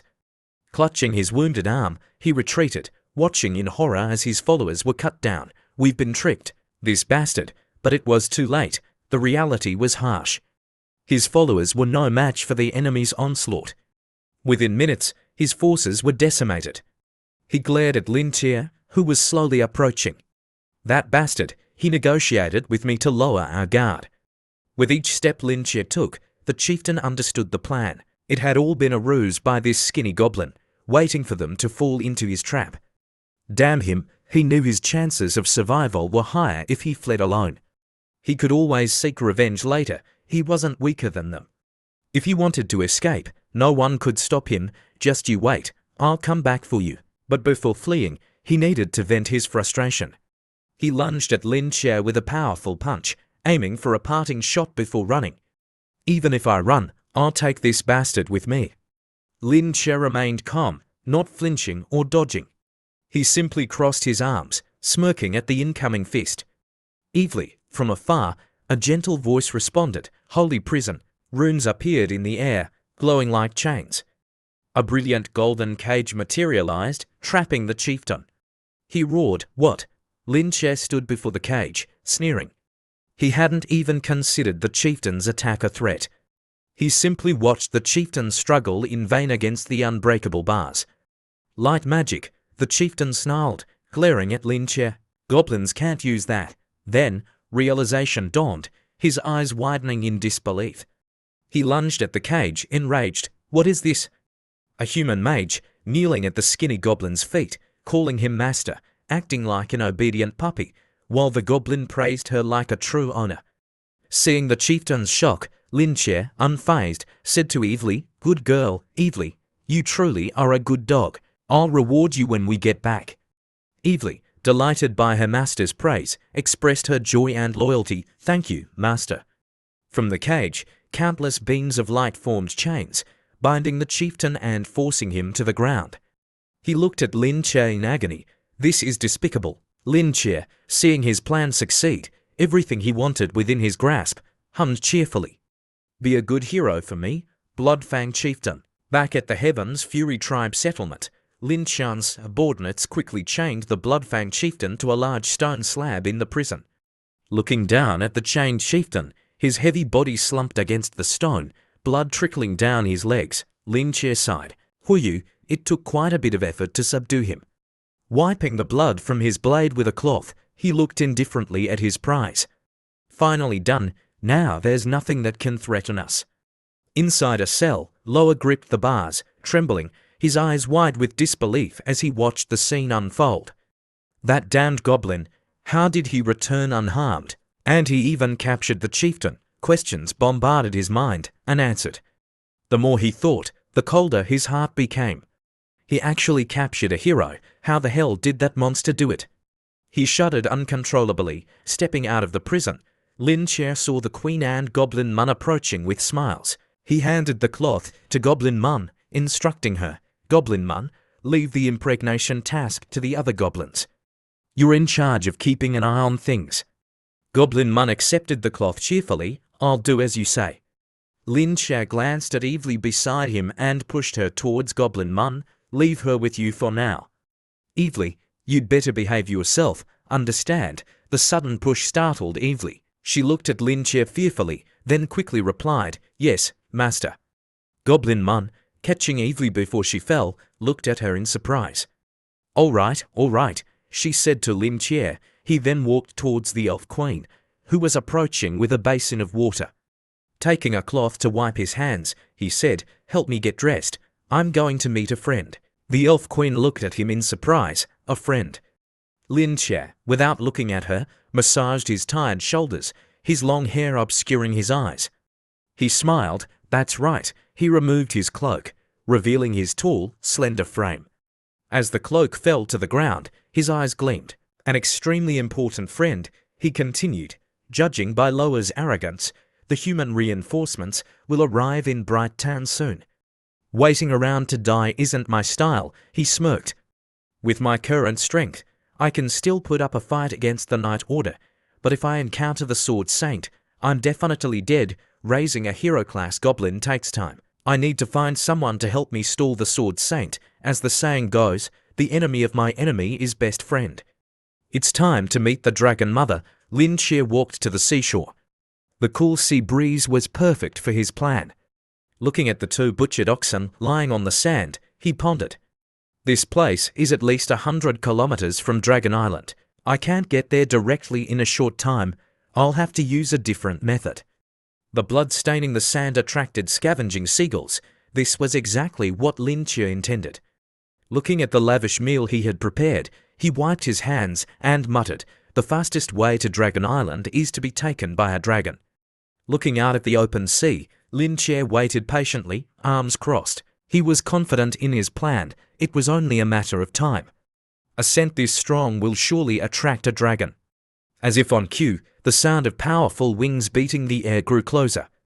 A large, red-scaled dragon descended towards the beach, drawn by the scent of blood.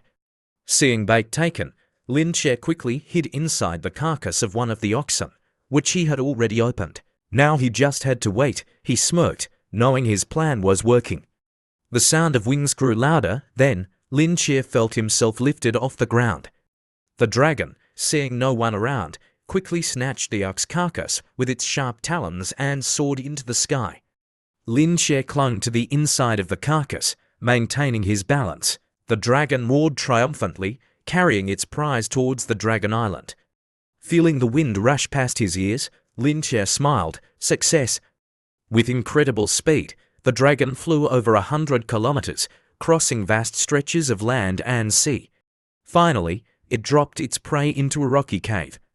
Lin Che, protected by the ox carcass, landed with a jolt, slightly dazed but unharmed. Sensing the stillness around him, he quickly crawled out, dusting himself off. Just as I predicted, these dragons don't just hunt for themselves. He was about to scout the area when he heard a sinister voice from behind. "There's something strange in the food." Lin Che whirled around. A giant eye with a bright golden pupil stared at him from the darkness of the cave. A suffocating pressure filled the air. After a closer look, Lin Che recognized the friend he was looking for, the target of his plan, the Dragon Mother. She stood up, looking at Lin Che. Recognition flickered in her eyes. "I remember you. You're the Goblin leader who attacked Bright Town. What are you doing sneaking into my territory?" She looked at his small form, barely a mouthful, and sneered, "Should I eat you?" A nearby dragon, seeing potential prey, drooled, its eyes gleaming as it exhaled plumes of hot breath, a clear threat. Surrounded by dragons, Lin Che remained calm. As they closed in, he quickly raised a hand towards the Dragon Mother. "Wait, I'm here to propose a partnership." The Dragon Mother looked at him in surprise. How rare. She stepped onto the cave floor. "A tiny goblin wants to partner with me?"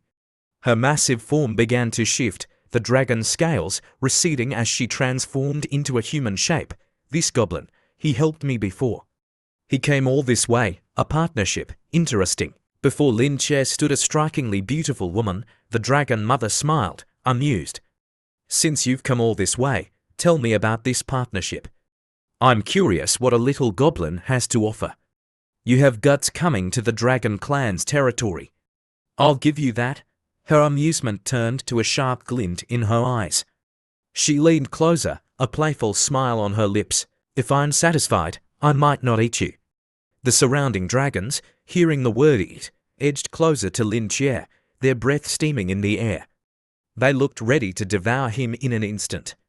Facing the Dragon Mother's threat, Lin Che was confident in his plan. He met her gaze, his voice steady. "You want revenge on the Sword Saint, don't you?" Seeing her lack of reaction, Lin Che knew he had hit a nerve. The Dragon Mother waited for him to continue. "Let's join forces. What do you say? I helped you escape last time, after all." The Dragon Mother's eyes changed, now filled with intrigue. "A low-level monster like you plotting against the Sword Saint. You've piqued my interest. Interesting. Very interesting." She circled Lin Che, arms crossed, her excitement growing. "A tiny goblin daring to oppose the Sword Saint," she smirked. "Tell me, how do you plan to deal with that bitch?" The thought of the Sword Saint made her want to tear her to shreds. Lin Che turned to the Dragon Mother. "It's simple. I just need you to occasionally harass Bright Town with your dragon soldiers." "Oh," the Dragon Mother curiously placed a hand on his shoulder. "And what about you?" Lin Che, ignoring her hand, waited for her to continue. "What can a small group of goblins do against that madwoman?" She was filled with curiosity and amusement. She stepped closer, a wide smile on her face. "What are you planning?" Little Goblin, he was truly stirring her excitement. She chuckled, gently lifting his chin with a finger. Dealing with someone like the Sword Saint, brute force won't work. Hearing her words, Lin Che grinned, his eyes filled with confidence. We have to attack her heart. The best way to defeat her is to kill those around her. His words pleased the Dragon Mother immensely, so that's it.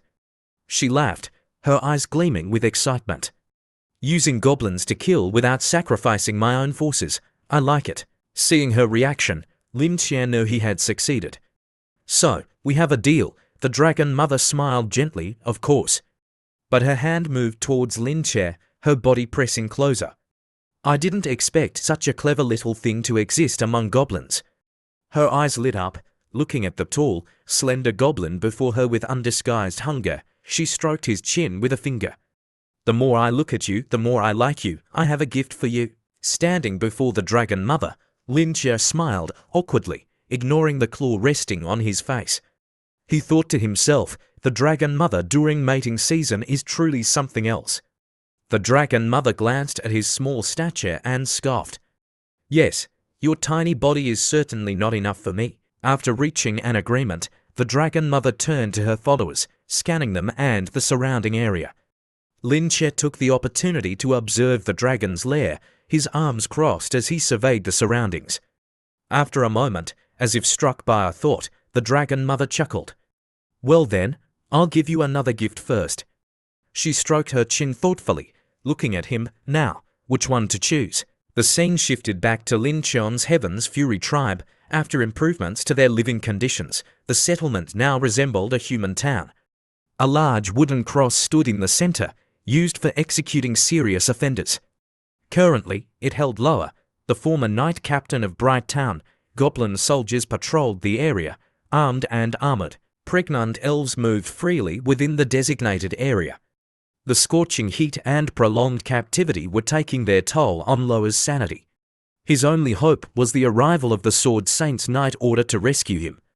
It's been so long, why haven't they come to save me? Each passing day chipped away at his hope. If I stay here any longer, I'll go mad. I have to escape, but how? Goblins were everywhere, near exhaustion. A thought sparked in his mind. These goblins are small, if I can use that to my advantage. He looked up at the sky, his brow furrowed in fatigue. If I could just get higher up, what's that? He squinted, trying to focus. It was getting closer. That can't be. His pupils dilated, his confusion turning to shock, then terror. A dragon was descending, its wings beating powerfully. He remembered being captured for slaying a dragon in town. Now, imprisoned by goblins, he was seeing another dragon. It was a nightmare repeating itself. He looked at the approaching dragon and screamed, That's a dragon. Get me down. I don't want to be burned alive. His screams startled the goblin guards. They glanced at him with disdain. A prisoner causing a commotion. Who does he think he is? The goblins quickly assembled, taking defensive positions. As the dragon drew nearer, they instinctively backed away. A goblin leader shouted, Sound the alarm. The alarm echoed throughout the settlement, drawing everyone's attention. The elves looked up in fear at the dragon. Why is it here? Then, someone noticed something. Wait, look. There's someone on its back. All eyes turned to the figure on the back of the red dragon, their cloak billowing in the wind. The figure seemed familiar. The dragon landed, roaring, its massive wings stirring the air. The goblin soldiers gripped their weapons. They knew they were outmatched, but they would fight. Better to die fighting than to be incinerated by dragonfire. As the dragon's claws touched the ground, its wings folded, revealing the familiar figure on its back. I'm back, a familiar voice announced. The goblins stared in disbelief. Boss, boss, they blinked repeatedly. It was really him. But wait, the red dragon beside him seemed completely docile, standing obediently. Then, they witnessed something even more shocking. Their boss patted the dragon's head affectionately, as if it were a pet. Rest well here, don't wander off. The goblins were stunned. This is insane. This has to be the biggest news in the tribe's history. The dragon, in response, exhaled a puff of smoke, its eyes gentle, as if saying, Okay, boss. The goblins erupted in cheers. Boss is amazing. He tamed a dragon, Goblin Mun, who had rushed out at the alarm, watched her husband descend from the dragon's back with pride. Lin Che was now a true idol in their eyes. Amidst the cheers, she rushed forward and embraced his arm, her eyes shining with happiness. The goblins gathered around, congratulating each other on their wise decision to follow Lin Che, in stark contrast to the jubilant atmosphere lower, hanging from the cross, gritted his teeth. He struggled to breathe, trying to regain his composure. He looked at Lin Che, his eyes filled with terror. Impossible. This can't be happening. The goblin he knew couldn't possibly possess such power. Is that thing really a goblin? But the truth was undeniable. The figure standing amidst the cheering crowd, hailed as a god, was indeed a goblin. How ironic! He felt the world shifting around him, reinforcing his desperate need to escape. Night Order, save me. The scene shifted to the town square of Bright Town. After the dragon attack and goblin raid, the town had been rebuilt, its former peace restored. The townspeople gathered at the gate, their eyes fixed on the approaching column of knights. The royal insignia on their armor identified them as the Royal Knight Order. They arrived before the temple and dismounted, kneeling before the Sword Saint, Holy Sword Master. The Sword Saint, without ceremony, waved her hand, her voice cold and authoritative. There's no time for formalities. Rise. We must rescue Loa and the Mage Evely. She quickly issued her next order. Begin planning the rescue operation immediately. Back in the forest, the system displayed a series of messages. Life simulation system activated current storyline, cultivating the third generation of goblins through your attacks on Bright Town and the Bloodfang tribe. You have achieved significant results. To oppose the Sword Saint and the royal family, you led your goblins and Evely to level up in the demonic forest. 1 month later, you have reached level 50. Goblin Mun has reached level 60. Evely has reached level 45. Choice 1. Your strength is insufficient. Continue leveling up in the demonic forest. Evaluation 0. Choice 2. Devise a plan to capture more human prisoners to breed more goblins. Evaluation +10. Choice 3. Accelerate the leveling process and skip ahead 1 month. Evaluation +20. Lin Che pondered the options, stroking his chin. So it can be like this, and the focus is on breeding. He realized the significance of the third option. This means there won't be any surprise attacks from the Sword Saint during this time. With no immediate threats, he decided to skip ahead. He selected choice 3. Time acceleration activated. A bright light enveloped the space. Lin Che waited. Insufficient experience can be gained in the demonic forest. Not enough enemies to gain experience. Lin Che frowned. Not enough experience. What does that mean? Before he could process the information, the system updated. Evaluation 20 points out of 100. Reward life points x 20. Life simulation complete. Time elapsed 1 month. Lin Che's eyes widened in disbelief. Before he could react, the system prompted him. 1 month later, he awoke in his room, rubbing his temples. A sense of unease lingered. Is this the feeling of time skipping? How strange. He sat up, his mind clearing. A message appeared before him. Congratulations on reaching level 50. HP 850. Strength 270. Defense 300. Total power 1000. He scanned the stats, a satisfied smirk on his lips. My stats have increased quite a bit, but my total power hasn't gone up by much. He trailed off, lost in thought. Boss, a voice called, snapping him back to reality. He looked up to see Goblin Mun rushing towards him, breathless. She pointed outside, her eyes filled with worrying. Something's wrong. Many newborn goblins have died. Lin Che immediately jumped to his feet, his brow furrowed. What? He followed Goblin Mun outside. The sound of wailing reached his ears, filling him with dread. As he approached, he saw the elves who had just given birth. Their newborn babies lay lifeless on the ground. Some elves clutched their dead children, weeping inconsolably. Others covered their faces, their sobs echoing through the air. The sight shocked Lin Che. He stared in disbelief at the stillborn infants, his mind reeling. How could this happen? The previous generation was perfectly healthy. He crouched down, examining the dead babies, lost in thought. Where did we go wrong? The elf queen, who was comforting the others, turned to him, her expression equally confused. I don't know what happened. Only 3 babies survived this generation, and they're very weak. She looked at the surviving infants, their frail bodies struggling to hold on, her eyes filled with worrying. Suddenly, a burst of manic laughter broke the silence. They turned to see Loa, laughing hysterically, the foolish goblin. Thinking he could breed a powerful lineage. How naive. Lin Che raised an eyebrow, looking at him indifferently. It seems you know the reason, Loa smirked, his face full of smugness. Let me enlighten your tiny brain. The higher the level of a goblin, the harder it is for their offspring to survive. You thought you could rule the world with your breeding abilities. How foolish, Lin Che finally understood. It was something he hadn't considered. So that's it, I see. Well, I should thank you. He chuckled, looking at Loa's triumphant expression. The man still thought he was a glorious knight. To Lin Che, he was nothing more than a dead man walking. But thanks to him, he now knew what to do, although the timing wasn't ideal. But you're a little late, he said indifferently, turning his back on Loa and gesturing to a large goblin. This one's yours. Don't let him die too quickly. The goblin's eyes lit up, a bloodthirsty grin spreading across his face as he looked at Loa. Thank you, boss. He approached Loa, who struggled against his bonds, desperate to escape. The goblin's malicious gaze painted a grim picture of Loa's future. You monster. I'll haunt you even after I become a demon. Loa screamed, his body convulsing in fear. He bit down so hard that his gums bled. He watched in horror as the goblin's hand reached towards him, the feeling of humiliation and helplessness overwhelming him. Lin Che walked away, pondering the future of his tribe, ignoring Loa's screams. He didn't care. The important thing was that time was running out. It was too late to cultivate new heroes. He needed a large number of hero-class goblins, and fast. Where am I going to find new manpower?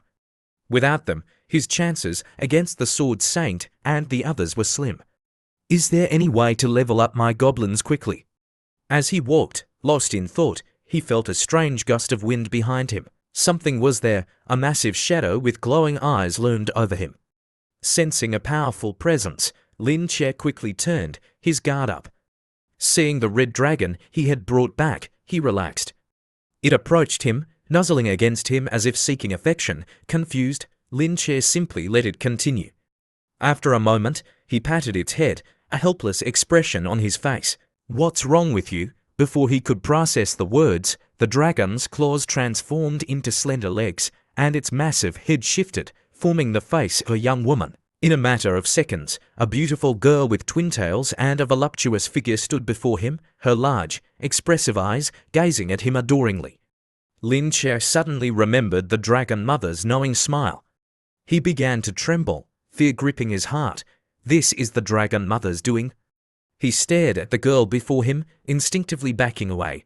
What is this? This is terrifying. Sweat poured down his face.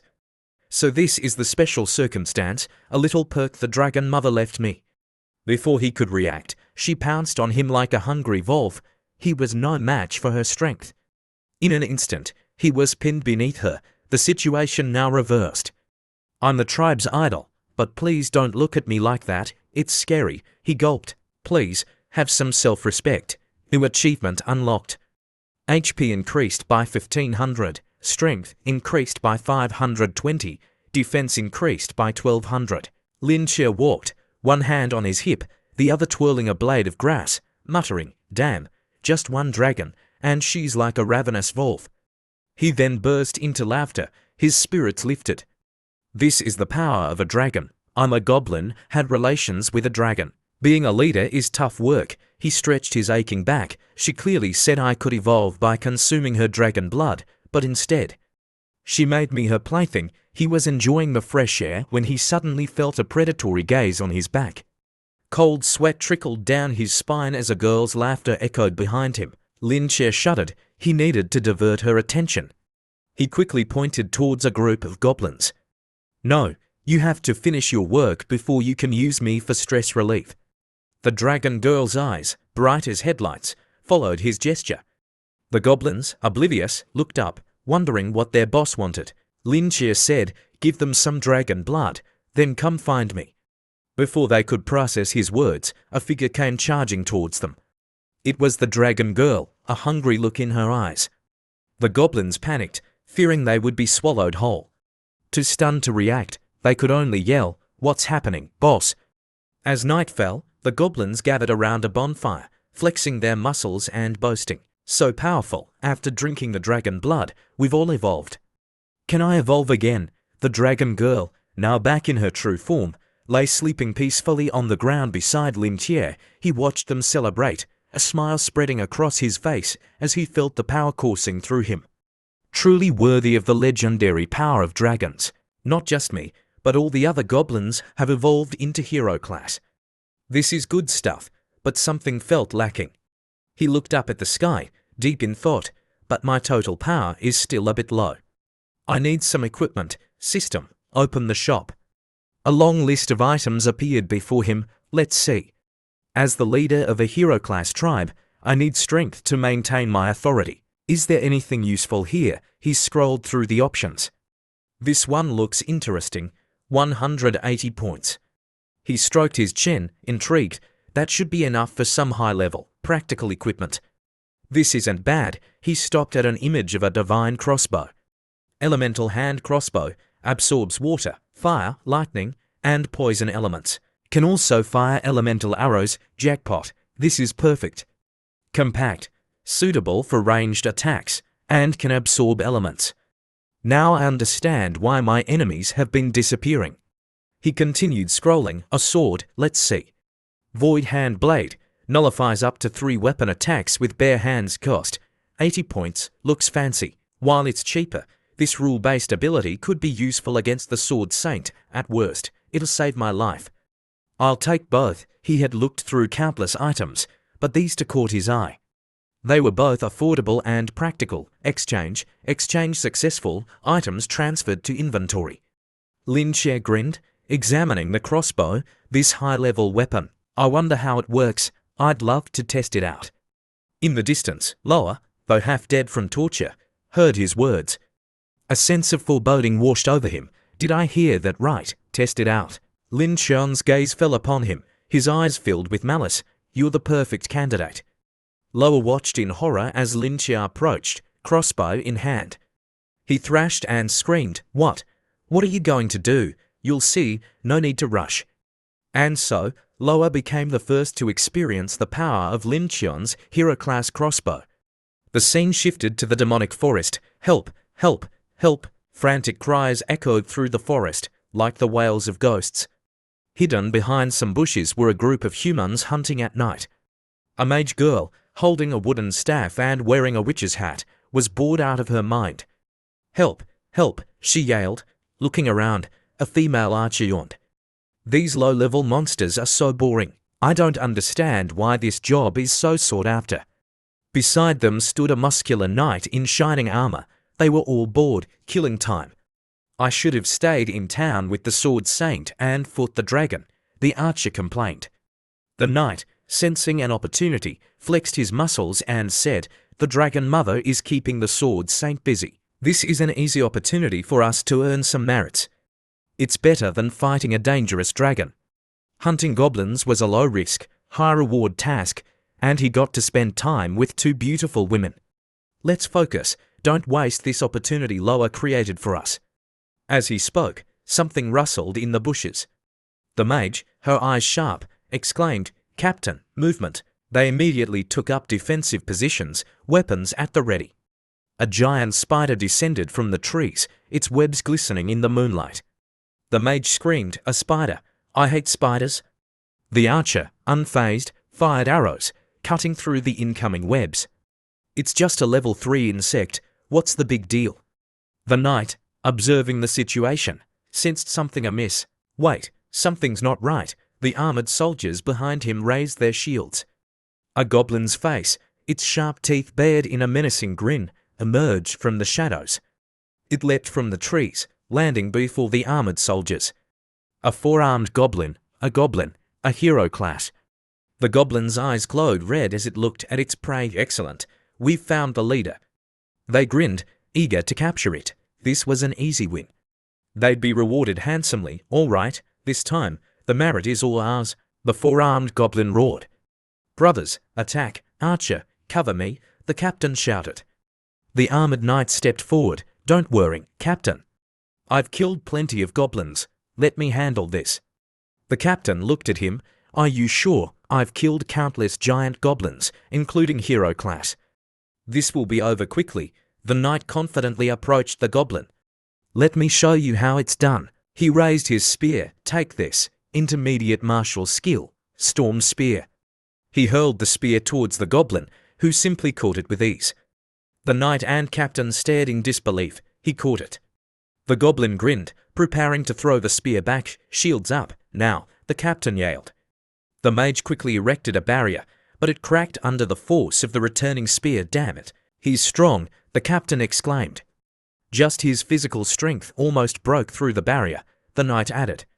The archer, knocking an arrow, said, if it's just physical strength, we can handle him from a distance. My arrows are no joke. Suddenly, a goblin hand emerged from her stomach. A goblin, its face hidden by a hood, grinned, its tongue licking its lips. The archer realized too late. She had assumed there was only one hero-class goblin, a goblin assassin. Damn it. Ambush. Hold the formation, protect the ranged attackers. The captain shouted. Then, the mage gasped, Captain, look. Countless hero-class goblins and goblin assassins emerged from the shadows, weapons in hand, their eyes filled with bloodlust. Oh, God! Screams and laughter filled the air as the goblins attacked. The battle was short and brutal. The captain and knight lay motionless, defeated. The mage was held captive by the four-armed goblin. She's ours, it grinned, then its eyes narrowed. No, she's mine. Another goblin placed a hand on its shoulder.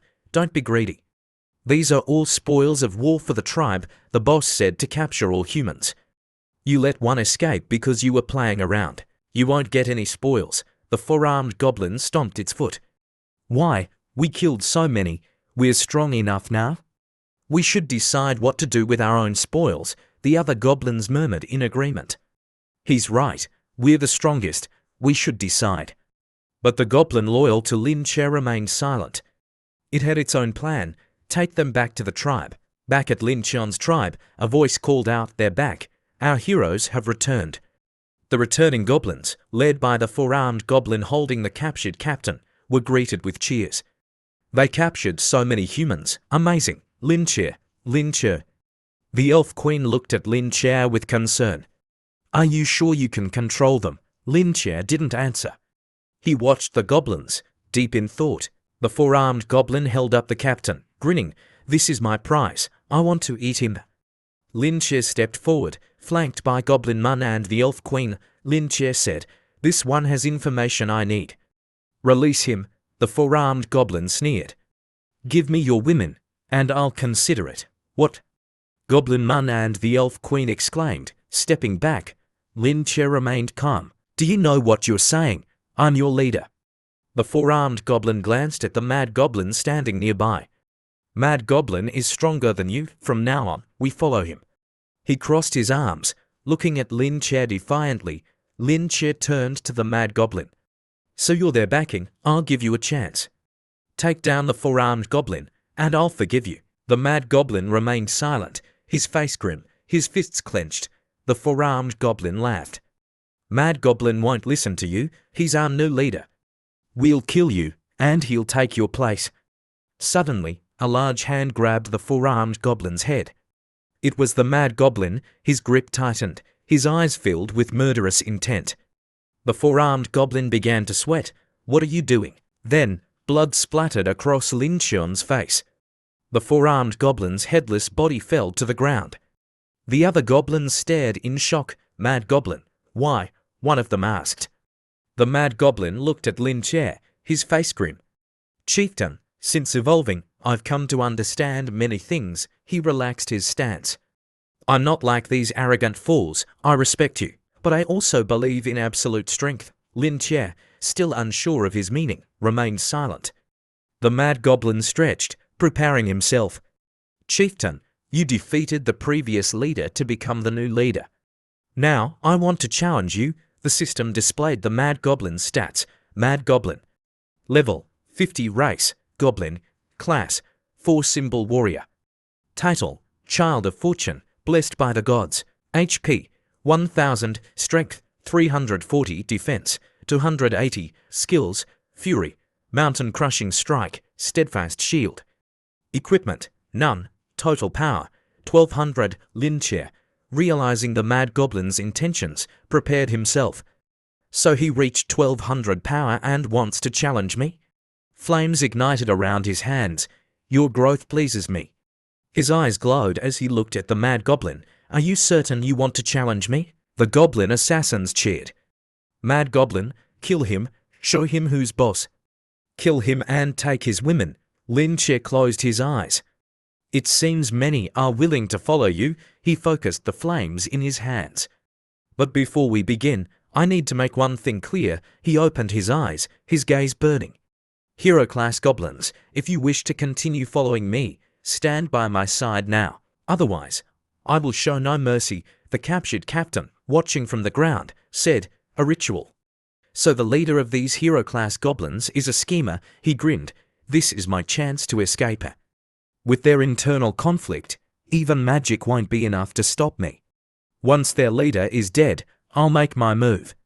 After a moment, the goblins chose their sides. Most sided with Linchair. It seems I'm still the more popular choice, Linchair said. Only a few are willing to follow you. This was his way of weeding out the disloyal. After the 1-month time skip, there were too many changes he hadn't yet grasped. We're not the same, the Mad Goblin said, drawing his sword and unleashing his power. I only seek strength. I wasn't trying to rebel. I wanted to see if you could make me even stronger. He swung his sword at Linchair. Linchair dodged, his movements agile. You're not bad. He drew his flaming crossbow. Try this. He fired, a new weapon. It's too fast. I can't dodge, the Mad Goblin thought. He raised his sword to block the attack. Sparks flew as the fire arrow dissipated. He deflected it and charged at me so quickly, Linchair thought, impressed. The Mad Goblin was upon him, his body glowing with purple energy. He swung his sword. Linchair braced himself. Void hand blade. A massive explosion rocked the settlement, sending shockwaves and flames in all directions. Everyone stared in disbelief. The captured captain and Lowell were stunned. The Elf Queen, Goblin Mun, and the other goblins looked on with worrying. Linchair had blocked the Mad Goblin's attack with a single hand. Impossible, the Mad Goblin exclaimed. Linchair aimed his crossbow at him. A powerful attack, Mad Goblin, you surprised me. But unfortunately for you, your opponent is me. He activated the Void Hand Blade's ability. This technique nullifies weapon attacks. He fired the crossbow. The Mad Goblin screamed as the arrow struck him. Blood splattered. Do you want to continue? Linchair asked. No, it's over, the Mad Goblin said, defeated.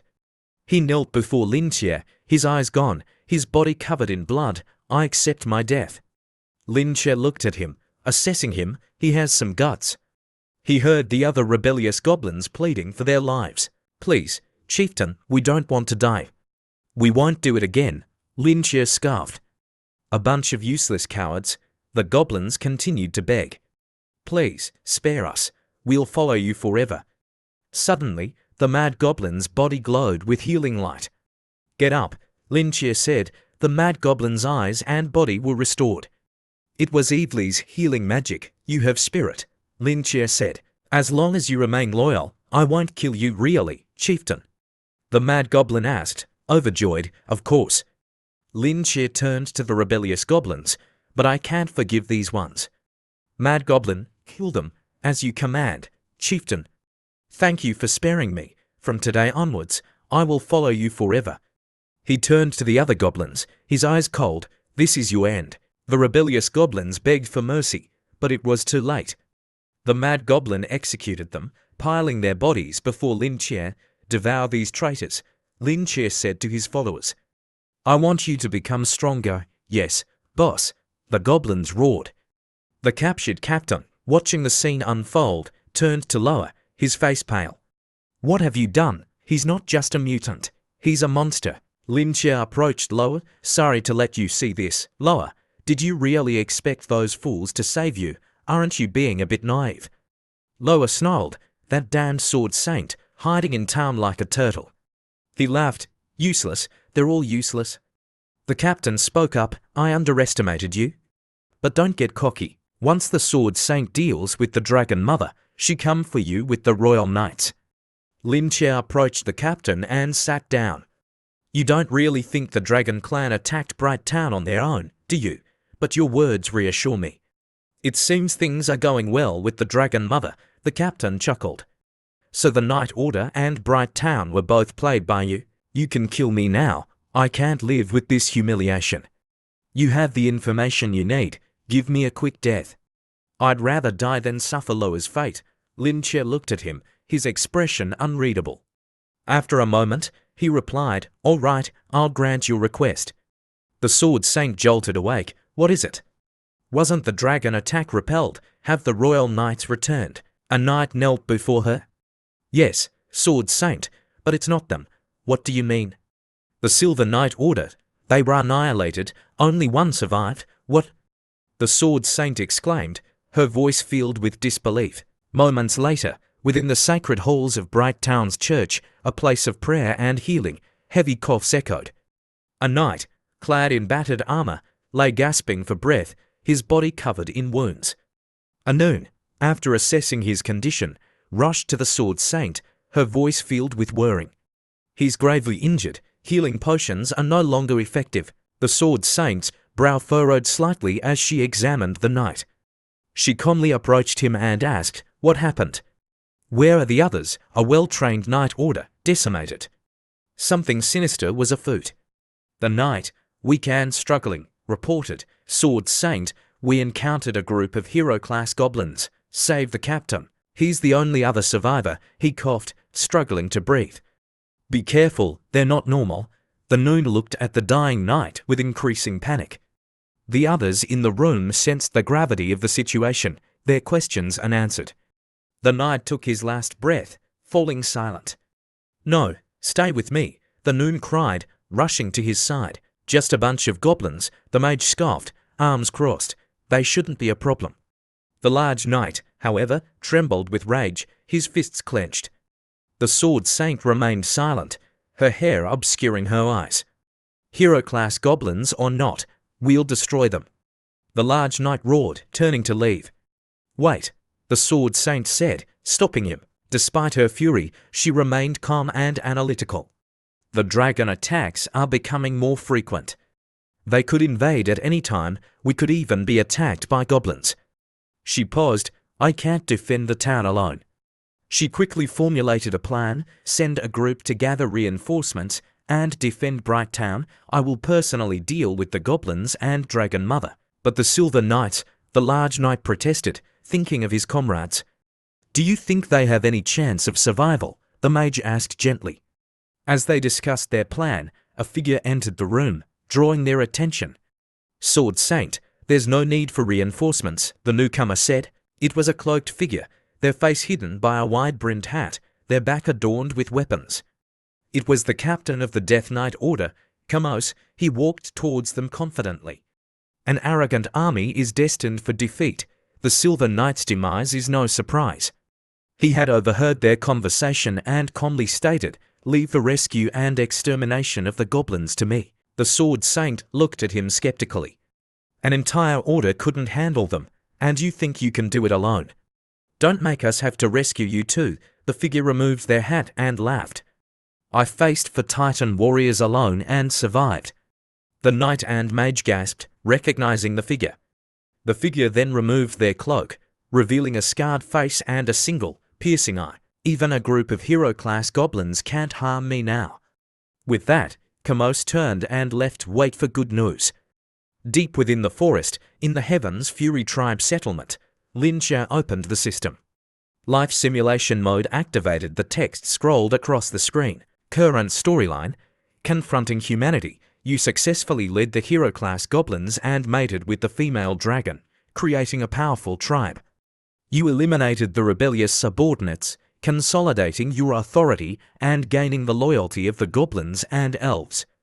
However, under the command of the Sword Saint, the god of death, Kamos, launched a solo night attack on your tribe, initiating a massacre. Despite subduing Kamos, your tribe suffered heavy losses. Lin Che frowned, sensing something amiss, a solo attack. How could one person inflict such heavy losses? He looked at the options. Relocate the tribe to avoid pursuit 10 points. Prepare for Kamos night attack 10 points. Launch a preemptive strike and capture or kill Kamos 20 points. A cunning glint appeared in his eyes. The best defense is offense. He selected the third option.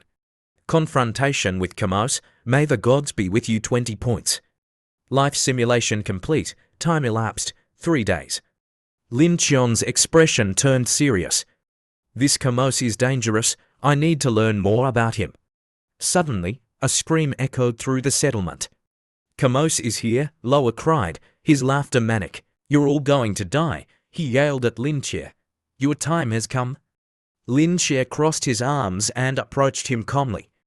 You seem very confident in this, Kamos. Loa grinned. Just wait, you'll all be skinned alive. Lin Che, recalling the system's simulation and Loa's words, pondered. This information isn't enough. I need to know more about Kamos' strength. I should send someone to test him. Under the cover of night, a lone rider entered the forest. Kamos remained vigilant, but he encountered no monsters. This is a monster-infested forest, but there's nothing here. Something's wrong. He continued deeper, discovering traces of a battle. The bodies of the Silver Knights, a useless bunch. So much for their training. The smell of blood grew stronger. Weapons and armor littered the ground. Kamos grinned, his bloodlust rising. This scent of blood, how delightful, he imagined the carnage to come. I wonder if I can have some fun this time. Suddenly, he heard a cry, help, someone, please help me. Kamos turned towards the sound, his eyes scanning the darkness. A cry for help in the demonic forest. Something's not right. Kamos heard the tragic cries of a young woman echoing from within the forest. He quickly spurred his warhorse, which immediately galloped forward like a cheetah. After covering some distance, he finally found the source of the crying. Before Kamos was alone, blonde girl, sitting and sobbing, her whole body trembling violently on the cold ground. He pulled the reins, stopping cautiously, and looked at the frail figure before him, uttering, "Who are you?" Hearing his voice, the girl shuddered and cowered, tears streaming down her beautiful cheeks. Slowly, she turned, revealing a lovely face. Her large, round eyes, filled with terror, stared back at Kamos. Kamos was momentarily stunned, instantly recognizing the young woman. It was Evely. Seeing him, she immediately reached out to him for help, her body shaking uncontrollably. Her voice, somewhat common now, was hoarse, weak, and full of misery as she pleaded, "Save me, please save me, Kamos." After looking her over a few times, Kamos confirmed that it was indeed the real Evely. Utterly surprised, he exclaimed, "Evely, you're still alive." His surprise was short-lived. He quickly noticed something amiss. Looking around, there wasn't a single monster or other human in sight. Kamos felt this was strange. He swept his gaze back to Evely. "You're really alive." "Loa, the intel said you two were captured together. Now I only see you. What happened?" Evely remained silent, her head bowed. Her eyes reddened again, and tears began to fall. She wiped her eyes with her hand, seemingly recalling many horrific events. Sobbing, she brought her other hand to her chest to steady her breathing. Weakly, she said, "I escaped from the Goblin tribe. Loa is dead." Seeing her heartbroken, devastated appearance, Kamos didn't dare ask what she had endured. "Loa is dead, then he's dead. It's not worth mentioning." He furrowed his brow slightly, still patiently looking at her, and gently asked, "Well, then, can you tell me where the tribe is?" Hearing Kamos ask for the direction of the tribe, Evely fearfully pointed towards the deep forest ahead, her voice trembling as she stammered, "Over there, not far, they're very scary." Following her direction, Kamos looked at the dense forest ahead and replied indifferently, "Is that so?" Knowing the Goblin tribe's location was right ahead, Kamos decisively spurred his horse and charged forward. The horse's hooves pounded the ground as it galloped away, leaving Evely alone behind. She fearfully chased after him, shouting at his retreating back, "Kamos, please, take me with you." But the only response she received was a straight, pine-like back and a deep voice echoing back, "Run along the path ahead." "Don't bother me, I have a mission." The pounding hooves tore through the wind, the gales howling past his ears as he raced through the 100-mile-long path in the deep, dark forest. Name: Kamos. Occupation: Transcendent Knight. Occupational skill: when isolated, gains a 30% stat boost.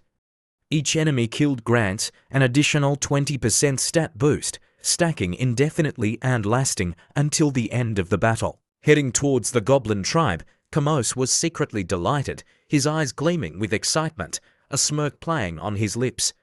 Loa is really dead. The heavens are helping me. Now no one can hold me back and affect my transcendence effect.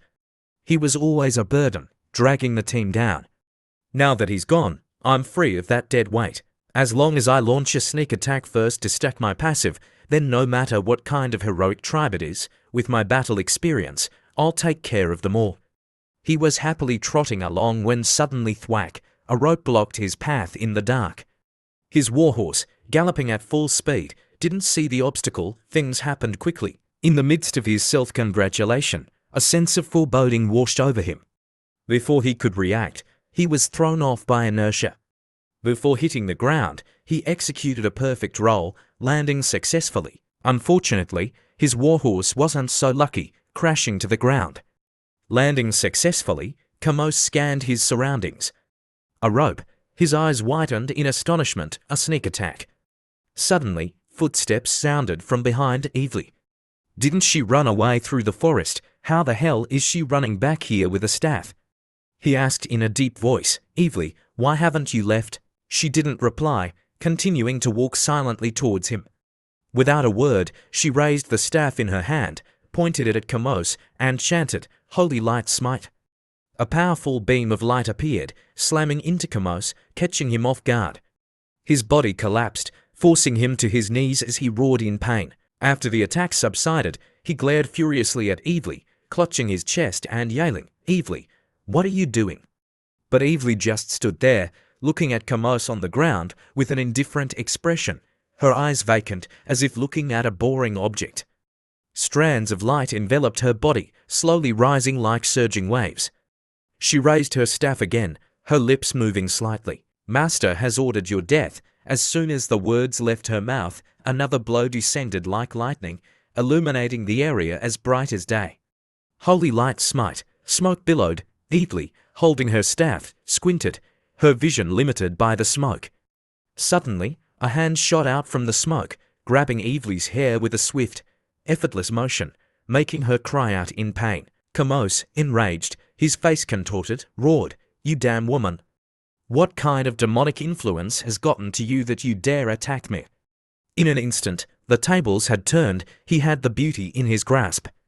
To say he wouldn't do anything would be a lie. With a sharp sword in his hand against her neck, he leered at her, his eyes filled with lust as he admired her exquisite body. He began to tease her. "Well then, I won't hold back anymore, Evely." Evely turned her head in disgust, trying to avoid him, which only made him laugh more heartily. "You don't think I only like killing monsters, do you? I'm also very interested in stripping women like you." He rejoiced at having captured the beauty, exclaiming, "This is a great opportunity for me to stack my passive." Contrary to his gleeful demeanor, Evely remained incredibly calm, offering no resistance. Her lips moved as if chanting something, seemingly waiting for something. Kamos was about to act when thud, "Wait, what's this? Where's my sword?" He was in a state of confusion when a voice startled him. "Not surprised you dared to come alone to destroy us, Kamos." Kamos immediately turned around, horrified to see Lin Che, who had appeared out of nowhere, standing behind him. Lin Che casually held his sword, examining it and praising it. "Your occupational attributes and equipment are truly troublesome." Seeing her master appear, Evely's face lit up with uncontainable joy. "Master." Kamos finally realized something, gnashing his teeth as he glared at Evely and then at the damned goblin. "Did you have her sneak attack me? You're truly despicable. Lowering yourself to become a slave to a lowly goblin." But Evely seemed deaf to Kimus's insults, showing no reaction. She simply stayed by Lin Cheon's side, happily letting him stroke her hair. Lin Che also ignored the insults. They were just empty words. He simply smiled at Kamos, his voice full of disdain. "So what? She's just a good dog." Lin Che looked Kamos over, then narrowed his eyes in disapproval. I thought so highly of you. Turns out you're just like this. You've disappointed me. I thought you were some formidable character, but it turns out you're just someone who relies on assassinations to stack your passive. A perverted, bloodthirsty maniac, Kamos stood there, radiating resentment, his eyes murderous as he glared at Lin Che. I don't know how you learned about my attributes, but dealing with lowly goblins like you? I've played around long enough. He couldn't bear the humiliation of not being able to kill this goblin. He kicked off the ground, charging forward and roaring, even without my sword and passive, I can still send you to hell. He drew a dagger from his hip, aiming it straight at the Lin Cheon's heart. After I'm done with you, the next one will be that bitch, evilly. Kamos lunged forward like an arrow loosed from a bow. From behind the bushes, illuminated by the light, emerged a large army of goblins and a dragon. Kamos froze. Wait, a dragon? Here. Before he could react, Lin Cheon's eyes glowed crimson, and he laughed, looking at Kamos with amusement. Today, we'll see who goes to hell first. As soon as he finished speaking, the first act, Breath of Fire, was performed right before everyone's eyes, courtesy of the red fire dragon. The goblin cheered excitedly, watching with great enthusiasm. A blood-curdling scream echoed through the night, reverberating through the forest like a demon's wail. Kemas's body endured waves of agonizing pain, the smell of burning flesh wafting through the air. Finally, he collapsed to his knees, his endless screams fading into the night. At the tribe, heard the approaching footsteps of a large group from afar. The goblins rushed out, their eyes lighting up with joy as they saw their leader. Boss is back. Quick, look. Look what the boss brought back, they shouted excitedly. Lower, sitting in the cold, dark prison, suddenly heard a thud. He recoiled in fear, his eyes widening in horror as he stared at what lay before him. A terrifying realization crept over him, his body trembling as he slowly crawled towards the skeletal remains. Lin Che approached, each step echoing Loa's horrified, disbelieving expression. With a sneer, Lin Che said, "So this is the unstoppable death you spoke of. What a pity. In the end, he overestimated yourself and died by my hand." Loa's eyes remained fixed on the skeleton. Hearing Lin Cheon's words seemed to strike a nerve. His face twisted into a maniacal grin, his body shaking, either from fear or genuine madness. Dead, another one dead, Sword Saint, that bastard. To protect that rabble in Bright Town, you were sent one by one to become goblin food for upgrades. What kind of monstrous plan is this? You and her seem to be in cahoots. Ignoring Loa's rambling in the darkness, Lin Che ordered Kemas's body to be carried before the tribe. Everyone gathered around excitedly, drooling over the feast of flesh and bone before them. Standing before the crowd like a predator eyeing its prey, Lin Che thought, they look strong in numbers, but their quality is uncertain. Next, I need to focus on nurturing rare goblins. Their flesh is a premium nutrient that needs to be utilized effectively. Kamos was no ordinary man, his nutritional value must be higher than average. Lin Che looked around and selected a nearby goblin. Goblin-san, you get to eat this prey first. After you're done, give the rest to the others. Goblin-san's face lit up with joy. Thank you, boss. Thank you, boss. He quickly darted towards the barbecued skeletal remains and began gnawing on them. The other goblins watched with envious eyes, but restrained themselves out of respect for Lin Che. Watching Goblin-san devour the remains, Lin Che was very satisfied. Evolving into a rare goblin requires talent and genes. I chose Goblin-san for the first experiment because he has the most potential. With my understanding of my underlings, I can assess his fake arrogance combined with genuine perversion. He's truly a prime specimen. I'm already looking forward to the existence of rare goblins. He couldn't contain his excitement, a wide grin spreading across his face as he watched. This is a promising seed. Taking a bite of a crisp, juicy red apple, he pondered his next strategy. As for the Sword Saint, I've used the system to check. She only has 3 Knight squads under her command. Now that the Silver Knight squad has been eliminated, he sat down on a soft fur-covered chair. Once news of Kemas's defeat reaches her, it will definitely demoralize the Sword Saint. To salvage the situation, she definitely take action. Instead of passively waiting for her attack, I'll take the initiative. In a flash, Lin Chia appeared within the system space. Now is the perfect time to use the simulation system to explore the future. System, begin the simulation. After receiving the system's assistance, the results appeared. Lin Chia laughed heartily, his eyes glowing red as he looked at the displayed results. Sword Saint, you truly are a greedy saint. It seems I've won this gamble. Lin Chia stood up and addressed his goblin brethren. Goblins, assemble. Tomorrow, I'll lead you on a grand expedition. The goblins, who were noisily feasting on barbecued beef, were abruptly ordered to assemble and prepare for battle. They hurriedly replied, "Yes, boss." Watching his underlings quickly carry out his orders, Lin Chia stood proudly, his thoughts turning to Bright Town, his fighting spirit surging, his eyes tinged with the color of fresh blood. This time, it's my turn to annihilate them. At Bright Town, where the humans and the Sword Saint resided. A cold, unfamiliar voice echoed, "Report, where was it discovered?" A soldier knelt, his face bowed, concealing the fear in his eyes. He stammered, reporting, "Sir, it was discovered outside the city walls." From above, a figure looked down, her hair obscured her eyes. On the ground lay a skeleton, a stark reminder that silenced the Sword Saint just yesterday. He confidently boasted about charging into battle, unafraid of even titans. Now, all that's left is a skeleton. I warned him he'd be captured, and now we have another hostage to rescue. No, not rescue, but to hold a funeral service for him. The beautiful mage was stunned into speechlessness by the sight, her body trembling involuntarily.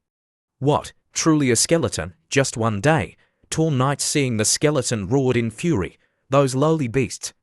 How could they kill Kamos, and even send back a skeleton? The soldiers, initially confused, were now gripped by fear, barely daring to breathe. The atmosphere was so tense that the drop of a pin could be heard. After piecing together the recent events, from the dragon attack to the goblin ambush, the Sword Saint slowly raised her head, her voice cold. The repeated failures to eliminate the goblins, the constant harassment by the dragon, all of this can't be mere coincidence. The more she thought about it, the more her blood boiled at the thought of her title as Sword Saint and her elite knights being defeated by that rabble. It must be a conspiracy by that vile dragon and the goblins. They want to restrain us using the civilians of Bright Town. She gritted her teeth. We can't remain passive any longer. Stationing troops in the town is yielding no results. We'll switch to a different plan. If they attack, we'll retaliate. If they provoke, we'll respond. If they want to destroy us, we'll bring them down with us. Her fighting spirit blazed as she quickly ordered her subordinates, "Go." All members immediately depart for the imperial capital to seek reinforcements. There's no time to lose. Yes, Sword Saint. They quickly replied, heading towards the imperial capital. Horses galloped, their hooves pounding the ground as they raced through the dense forest. The knights urged their horses onward. The horned helmet knight, after some thought, spurred his horse to catch up with the tall knight. "Captain, even riding at full speed, the round trip to the imperial capital will take for days. If we all leave and the city is breached, what then? I'll ride to the imperial capital alone to call for reinforcements. You return and help the Sword Saint defend the city." The mage spurred her horse to join them, disagreeing with the horned helmet knight. She frowned. "Do you understand? This is the Sword Saint's plan. If we encounter a goblin attack, at least someone will be able to escape, report the situation, and bring back more reinforcements." Seeing the horned helmet knight's doubtful expression, she quickly explained, with the Sword Saint's strength, directly confronting and eliminating the goblins or the dragon wouldn't be difficult. But the problem is, currently, neither the goblins nor the dragon are something the knight's squad can handle. The Sword Saint doesn't dare risk one of them attacking Bright Town after she leaves. In this precarious situation, with the enemy lurking in the shadows and us in the open, it's difficult to make proper arrangements. The only solution is for the Sword Saint to remain and defend the town while the others seek reinforcements. Don't you understand? The knight captain nodded in agreement after hearing her explanation.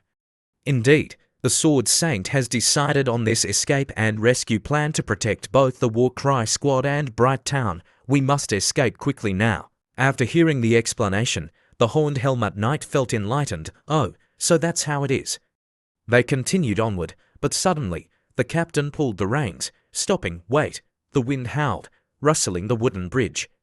The bridge is destroyed. This is the only way across, and it's damaged now. Are you kidding me? The atmosphere turned gloomy. The mage exclaimed in alarm, Captain, the bridge is destroyed. What do we do now? We're in a hurry. The mage quickly took hold of the reins, wanting to change direction. Captain, someone deliberately destroyed it. Let's take a detour. The captain quickly assessed the situation and shook his head. No, that could be a trap to lure us into an ambush. The most dangerous place is the safest place. The bridge here is destroyed. They definitely won't come back here. This is the safest place. That makes sense. The captain quickly ordered his squad, cut down trees and rebuild the bridge. We must cross before nightfall. Yes, sir. They replied, immediately dispersing to gather materials and rebuild the bridge. After half a day of arduous work, a new bridge was erected. It was now dusk. The captain looked at their handiwork with satisfaction. We finally finished it. After assessing the bridge, he led the squad forward, urging his horse onto the bridge. Time is of the essence. Cross quickly. The others followed closely, not daring to delay. As they reached the middle of the bridge, the mage suddenly sensed something amiss. She looked around and exclaimed, Strange, why is it getting dark so suddenly? The captain looked up. The object was getting closer. When they finally saw its shape, the captain's expression changed drastically. He frowned and shouted, Not good. A giant dragon appeared in the sky, spreading its wings and flying towards them, its red eyes gleaming with hunger. It's a dragon, they shouted. There's something on its back. They squinted. A person. No, wait, look. There's a goblin on the dragon's back. Everyone looked. There was indeed a goblin perched on the dragon's back. Seeing the goblin, the captain's blood boiled. He roared, As I suspected, those goblins and the dragon are in cahoots. Lin Che stood casually on the dragon's back, looking down at them as if they were insects, so small. You're quite quick-witted, but you didn't choose the detour and instead rebuilt the bridge. Were you afraid of an ambush on the other side? So, it was you who blocked our path to reinforcements. The captain, enraged, yelled at Lin Che, So it was you playing tricks. You destroyed the bridge. I'll kill you. He barely finished his sentence before the dragon exhaled a short burst of flame that shot towards them like a missile. The bridge quickly became engulfed in flames. The captain and his squad quickly turned their horses and fled back. Run! Fire dragon! The flames followed close behind, consuming the bridge. The wooden structure, like flimsy paper, was quickly devoured by the fire. In the emergency, they all jumped off their horses to save themselves, landing on the grass. The captain clutched his injured arm, wincing. The mage stared in horror at the burning bridge. Our bridge. She whispered in disbelief. Those damned goblins. The captain roared, his voice filled with rage. I'll catch you and torture you to death. Just then, the sky seemed to be engulfed in a sea of fire. Lin Che, hearing the captain's threat of torture, calmly approached them really. Then let's see if you can defeat my goblins and the dragon mother who's on her way. In the blink of an eye, the goblins closed in, surrounding them. Lin Chan's words, coupled with the encircling goblins, sent them into a panic. We're surrounded. Is the dragon horde coming too? The mage asked her captain, Captain, if the dragons arrive, we won't stand a chance.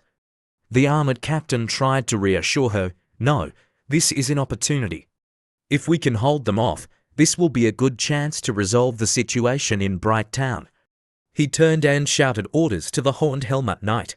We'll hold them off. Use your speed to break through and report back. Understood, Captain. The knight replied, immediately using his maximum speed to charge out of the encirclement. You damned monsters, he yelled, scattering the goblins as he ploughed through their ranks. Just hold on until the Sword Saint arrives. We can capture them all. Seeing him escape, the goblins looked on with some regret, but didn't pursue. The mage noticed their unusual behavior. Something's not right, Captain. Something's definitely wrong. The goblins continued to close in, grinning, licking their lips, and eyeing their prey. This isn't a breakthrough, the mage continued. The goblins are deliberately letting him escape. This could be a trap. As she finished speaking, Lin Che descended from the sky on the dragon, looming over them, filling them with dread. They realized they had fallen into a trap. You're right, Lin Che said from atop the dragon. There is no dragon mother. It was just a ruse to lure that fool away from Bright Town.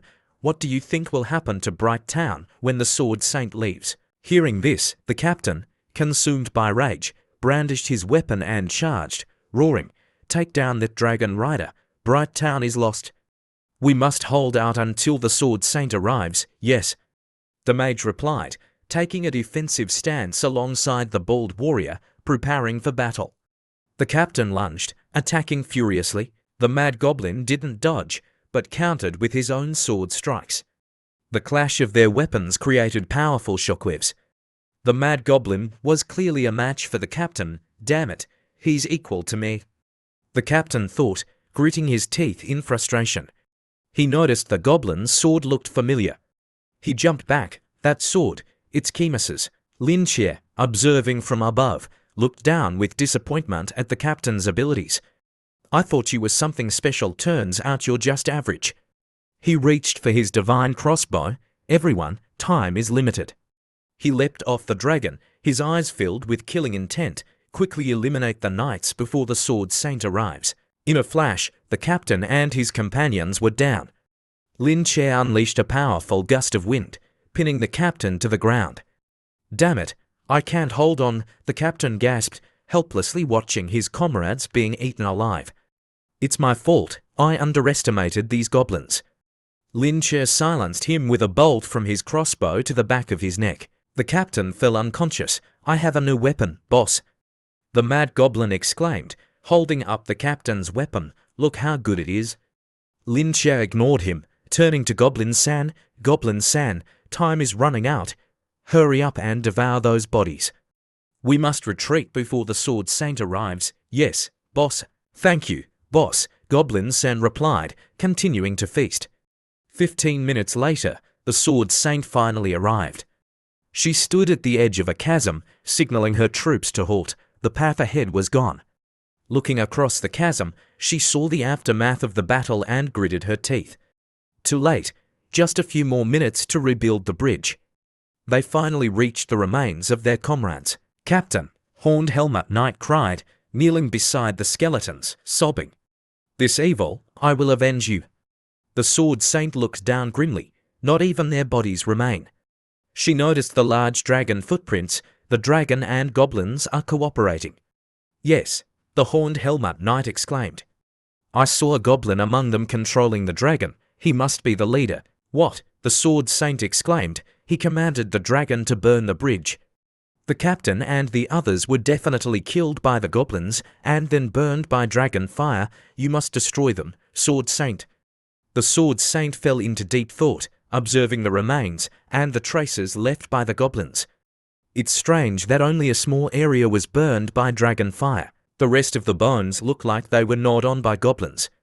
Could it be that there weren't many dragons here? This thought made her eyes widen in realization. Damn it, this was a diversion. She turned and ran, ordering her troops, quickly retreat to Bright Town. Something's wrong. The Horned Helmet Knight, unaware that he had unwittingly aided the goblins' plan, looked on in bewilderment. What's going on? The scene shifted to Bright Town, once a peaceful town protected by the Sword Saint, now in ruins. The Sword Saint stared in disbelief at the chaos before her. Rubble, smoke, and bodies strewn everywhere. She collapsed to her knees, numb with shock, muttering to herself, No, this isn't real. This can't be real. The cries continued to echo around the Sword Saint. A young boy knelt beside his unconscious father, sobbing uncontrollably. Daddy, Daddy, the Sword Saint, her eyes filled with sadness, approached the boy, attempting to comfort him. Don't be afraid, little one. But the boy swatted her hand away fiercely. Get away from me, he shouted. Every day you pretend to protect us, but when the goblins came, you were nowhere to be found. You're a bad person, a liar. The Sword Saint stood in stunned silence, absorbing the boy's accusations. Then, the other survivors turned their accusing gazes upon her, their words like daggers. Don't apologize, you couldn't protect us. You have no right to be our sword saint. We've raised you for nothing. Bright Town doesn't need someone like you to protect it. Just as Lin Che had predicted, turning the people against the Sword Saint was the most effective attack. The Sword Saint couldn't believe her ears. The barrage of insults and accusations made her head spin. She trembled, stammering. Before she could offer any defense, she coughed up blood. She collapsed to the ground, helpless, as the townspeople continued to berate her. Useless. Why? Was this your plan all along?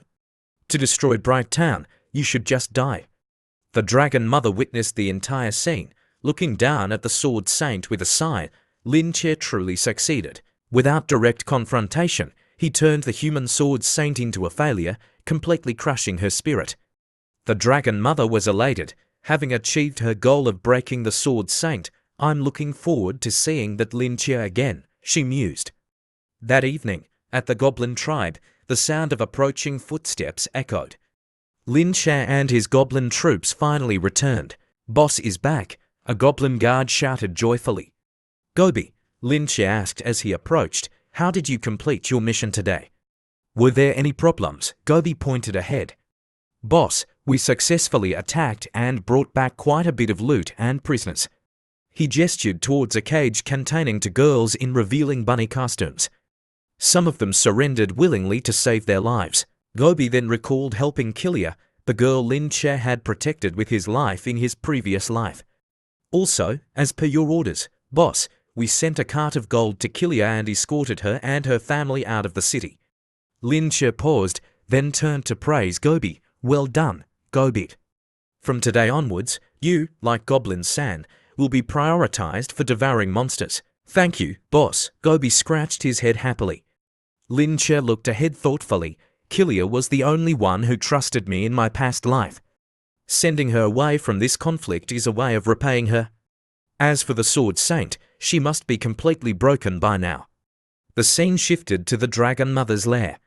Scout dragons flew in and out, bringing food for the Dragon Mother. Lin Che had arrived. This was his second time entering the dragon's lair. Thank you, Dragon Mother, he said. Thanks to your help, this plan was a complete success. The Dragon Mother approached him. I hear that Sword Saint is now bedridden. That makes me very happy. Lin Che sat down. But we still need your help, Dragon Mother. Please continue to send your dragons to harass Bright Town and pressure the Sword Saint. The Dragon Mother leaned closer. And what reward will I receive? Flying back and forth is quite tiring. Lin Che, ever thoughtful, had brought several plump cows as a reward. What do you think of these? He began, gesturing towards his offering. Before he could finish, the Dragon Mother grabbed him and kissed him forcefully, taking him by surprise. After a few seconds, she pulled away, looking at him with desire. The reward I want is you. What do you think? She cupped his face in her hands. Lin Che, slightly apprehensive, asked, You want me? Are you joking? Ignoring immense sighs, the Dragon Mother pushed Lin Che down, her voice soft. Even though you impregnated the dragon I gave you. I won't mind that. She then gripped his neck, her eyes narrowing. But if you refuse, I'll be very angry. Lin Che chuckled nervously. Don't misunderstand. I just thought that I, a weak goblin, could never be worthy of the Dragon Mother. The Dragon Mother purred, pressing her lower body against him. You're not an ordinary goblin. I see the potential of a goblin king within you. We dragons have always revered the strong. I only wish to mate with the strong to produce even stronger offspring. Lin Che's eyes lit up as he gazed at the sight that any gentleman would desire. Then I can only obey. Then, their passionate cries echoed throughout the dragon's lair, making the other dragons restless, peeking in to watch. Sometime later, Lin Che stood up. Redressing, he seemed drained, his steps unsteady. He leaned against the sleeping Dragon Mother's horn. I must leave while she's asleep. He stumbled as he walked, his legs weak. This Dragon Mother is really something. He finally managed to climb onto his dragon and return to the tribe. The Dragon Mother is incredibly powerful. If I had stayed any longer, I would have been in serious trouble. Back in the lair, the Dragon Mother awoke, shifting back to her half-dragon form. She sighed, reflecting on Lin Che's prowess. he's just as I imagined.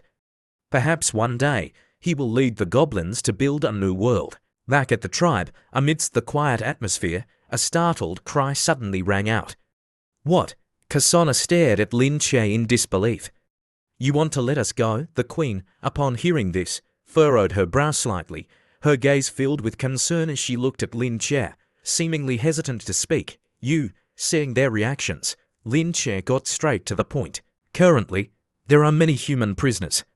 With your people as replacements, and with your reproductive capabilities, I can grant you freedom to leave.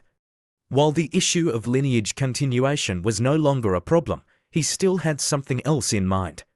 He had already calculated his next move. Elves are more useful than human prisoners. Instead of forcing you, I'd rather gamble and let you choose to follow me willingly. Hearing that Lin Che was willing to grant them freedom, a stir went through the elves. The queen pondered for a moment, then placed a hand on Kasana's shoulder. Kasana, and all of you, if you wish to leave, then go. Kasana looked at the queen, a mixture of joy and worrying in her eyes. Mother. Suddenly, Lin Che turned to see the elf queen kneeling on one knee, bowing respectfully towards him. Her voice, sincere and filled with admiration, echoed through the air. After this time spent together, I've realized you're no ordinary goblin. Would you allow me to stay in the tribe and follow you? Lin Che looked down at the queen, a satisfied smile spreading across his face. You're very intelligent. Staying might be beneficial. I can also guarantee that I won't cause trouble for the other elves. He knew the queen's decision wasn't made lightly. To reach a high position within your tribe, you must be wiser than most. Leaving might not be better than staying here. With only women left in the elf tribe, they would be under his protection here. Both the queen and Lin Che understood this unspoken agreement. He thought to himself, she's staying to use me as protection for the elves. Witnessing her mother's actions, Kasana's eyes welled up with tears. Mother, how can you stay here alone? She cried, immediately kneeling as well. The other elves, seeing this, looked at each other. Those willing to stay also knelt, declaring, I won't leave either. From now on, I will follow the chieftain. Me too, I want to stay. Seeing Kasana and her people willing to stay, the queen was astonished. She knew how desperately they had longed for freedom before. Observing the elves' actions, Lin Che knew his assumption was correct. A smirk played on his lips. Just as I thought, if the tribe leader is willing to stay, then there will be others willing to stay as well. This was the outcome he desired. Instead of forcing them, he let them choose to submit. Lin Che stepped forward and raised his hand. If you've chosen to stay, then you are no longer prisoners, but my subordinates. I will guarantee your safety. Thank you, chieftain, they replied in unison. The addition of the elves to the goblin tribe filled Lin Che with joy. They would be a powerful asset. His current concern was the sword saint, who had fallen. With no external threats, this was the perfect time for development. His eyes narrowed, a smile playing on his lips. It's time to cultivate a large number of hero-class goblins. Suddenly, the mad goblin shouted, Boss, the tribe members are too small for me. He gestured towards the cage, repeatedly winking at Lin Che. Boss, come look. Look. Lin Che's good mood deflated. He massaged his temples, exasperated. Seeing his distress, the queen quickly stood up and offered a suggestion. Chieftain, we can help with the tribe's reproduction. Lin Che nodded gratefully. That's the only way. Just as one problem was solved, another arose. A goblin rushed in, panting. Boss, Goblin San seems to be dead. Come quickly. What? Lin Che exclaimed, rushing to the scene. He found Goblin San lying on the ground, seemingly dead, his body covered in deep scratches, as if he had endured something horrific. The other goblins were gathered around, watching. What happened? Lin Che asked. I don't know. The goblin replied, his eyes wide. He was hiding here, going crazy, scratching himself to death. Several other goblins nodded in agreement. Suddenly, Goblin Son's body began to transform. His skin changed from green to a greenish-brown, his fangs elongated, and his limbs evolved, sharp thorns erupting from his body. He stood up, causing the nearby goblin to shriek and hide behind Lin Che. He's alive again. Lin Che watched Goblin Son's transformation, assessing his new abilities. Before him stood a mutated goblin with sharp claws, thorns on his back, and a long, hooked tail. He checked the system information. Goblin San, level 50, mutated goblin, berserker class, title, revived, divine blessing, HP 1200, strength 350, defense 400, skills, bone spike, bone growth, berserker heart. He's actually stronger after mutating. Lin Che thought, impressed and slightly wary. If I hadn't received so many attributes from the Dragon Mother, I wouldn't be sure I could defeat him. Goblin San, feeling the surge of power within him, jumped and cheered. Boss, I'm not dead, I'm even stronger. The other goblins stared in awe. Lin Che, pleased with his new powerful subordinate, assigned him a new task. Not bad, your strength and intelligence have increased significantly. Next, focus on nurturing the next generation of goblins. Yes, boss, Goblin San replied with a grin.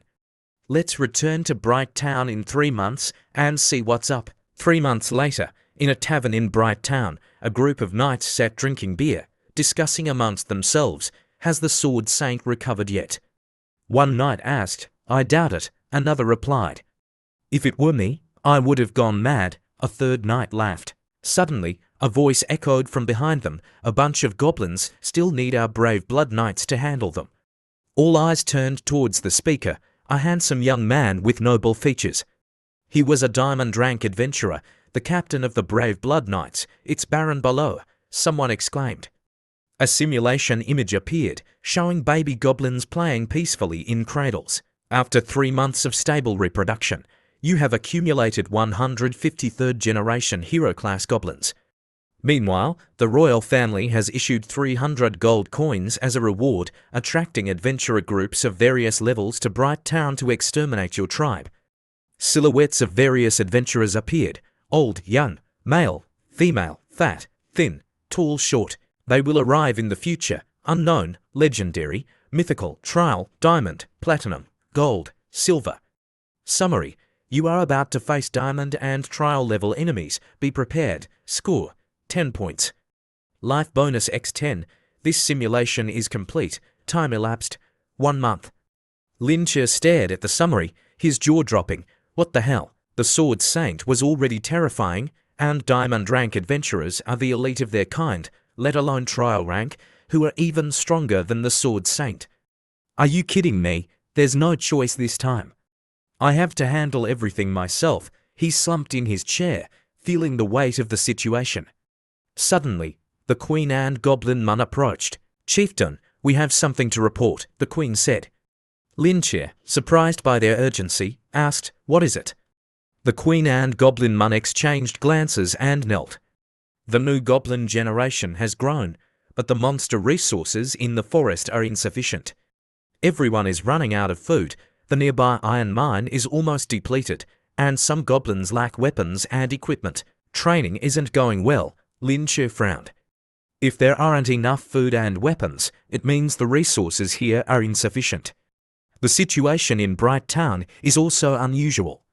It seems we need to find a more defensible location with abundant resources to settle down. He stood up decisively. Everyone, prepare to relocate. Immediately, relocate, Goblin Mun exclaimed in surprise. Yes, we'll relocate, the Queen replied calmly. I'll make the arrangements. She trusted that Lin Che would find a way for them to survive. They descended through the dense forest, arriving at a waterfall. Inside a cave behind the waterfall, the dripping water echoed through the silent chambers. After surveying the surroundings, Lin Che was satisfied. This cave within the waterfall is complex and deep, perfect for a settlement. He led the others forward, torch in hand, followed by his goblins, Goblin Mun, and the Queen. Goblin Mun clung to Lin Che's arm, her eyes wide. Lin Che looked deep into the cave, then turned and gave orders. Mad Goblin, Goblin San, lead the others to clear the rocks and set up defenses. Goblin Mun, settle the prisoners and children. Yes, boss, they replied in unison. They chose a suitable location within the cave and began clearing the rocks, the torchlight illuminating the darkness. Standing on a high rock, overlooking his newly established domain, Lin Che announced, from now on, This is our new home, everyone. Listen to my orders. I'll ensure you're well fed and well equipped. But if anyone disobeys the rules, they will die. His firm words resonated with the goblins, who cheered and raised their weapons.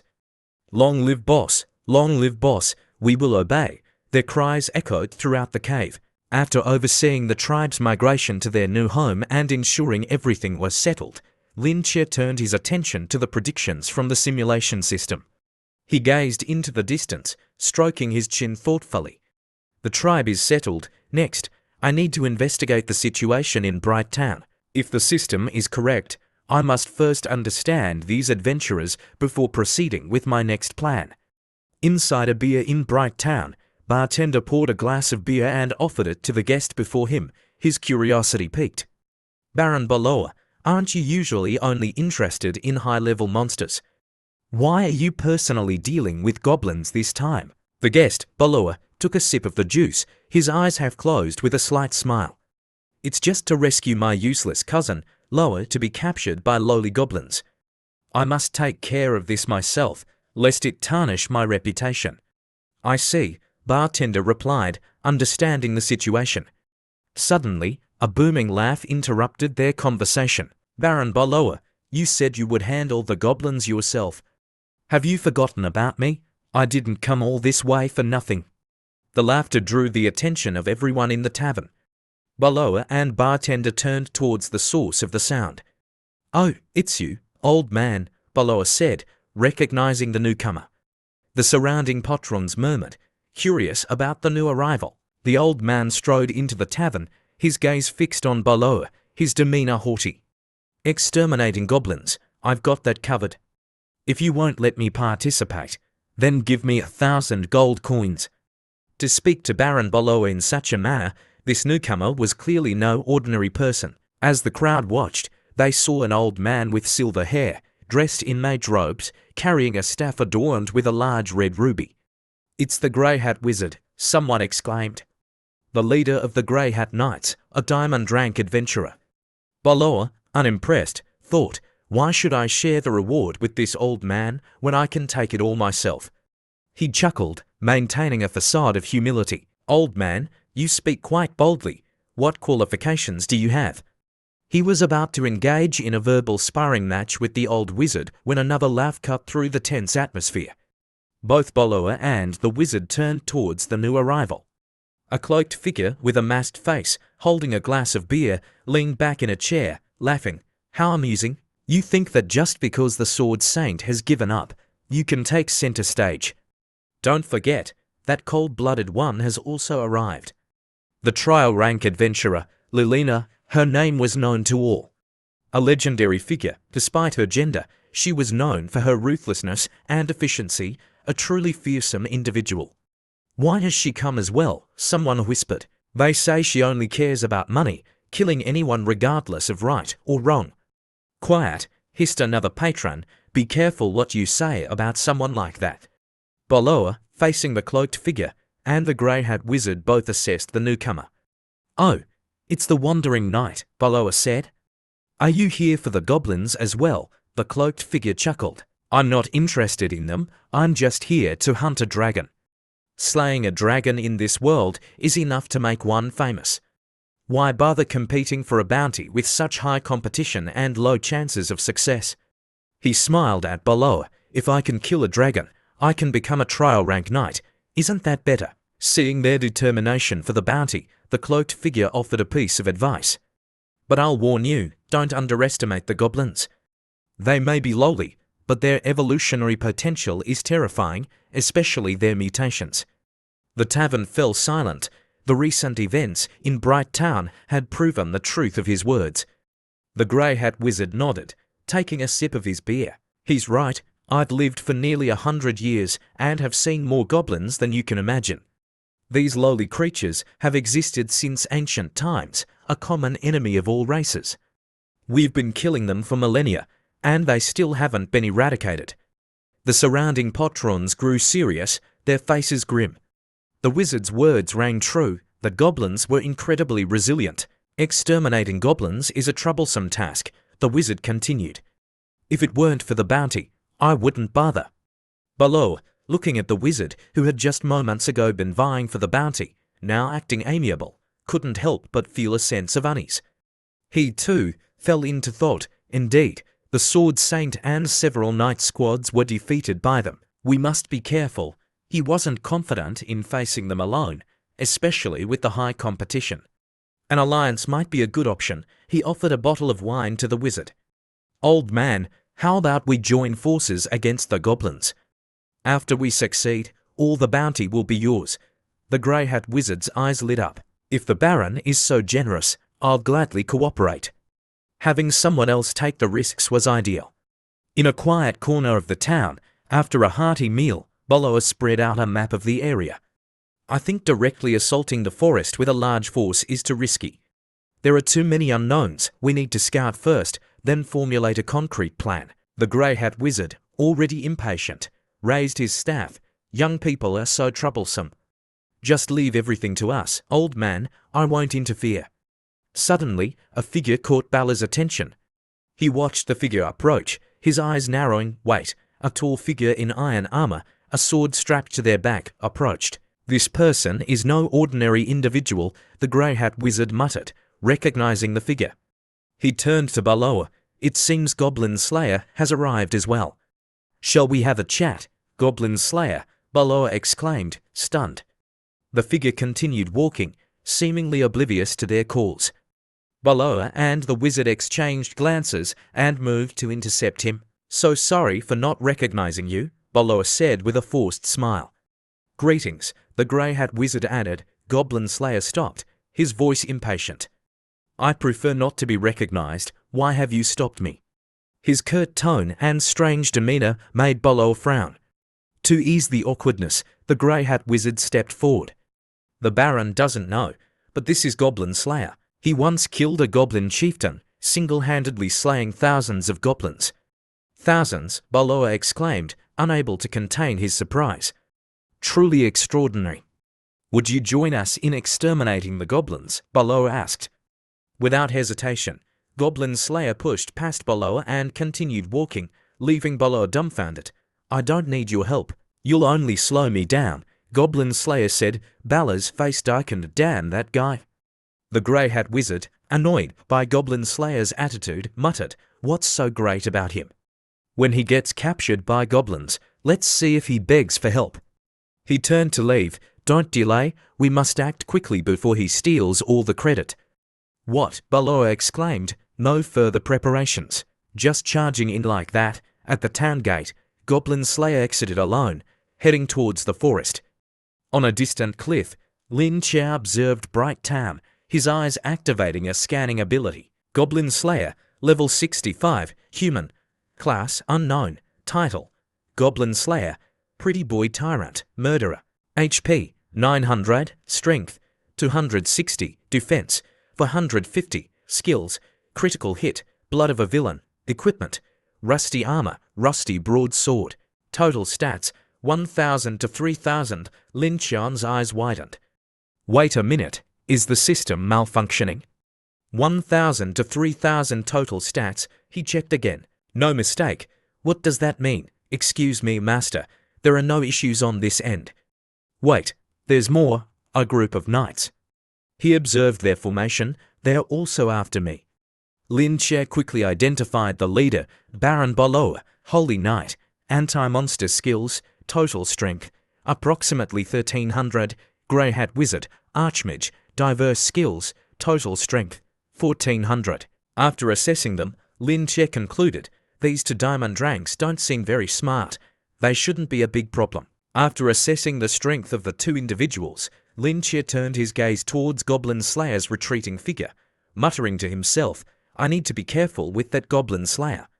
The scene shifted to the former location of the Goblin tribe. The Old Mage, the Grey Hat Wizard, and Baron Balor's group had tracked them here.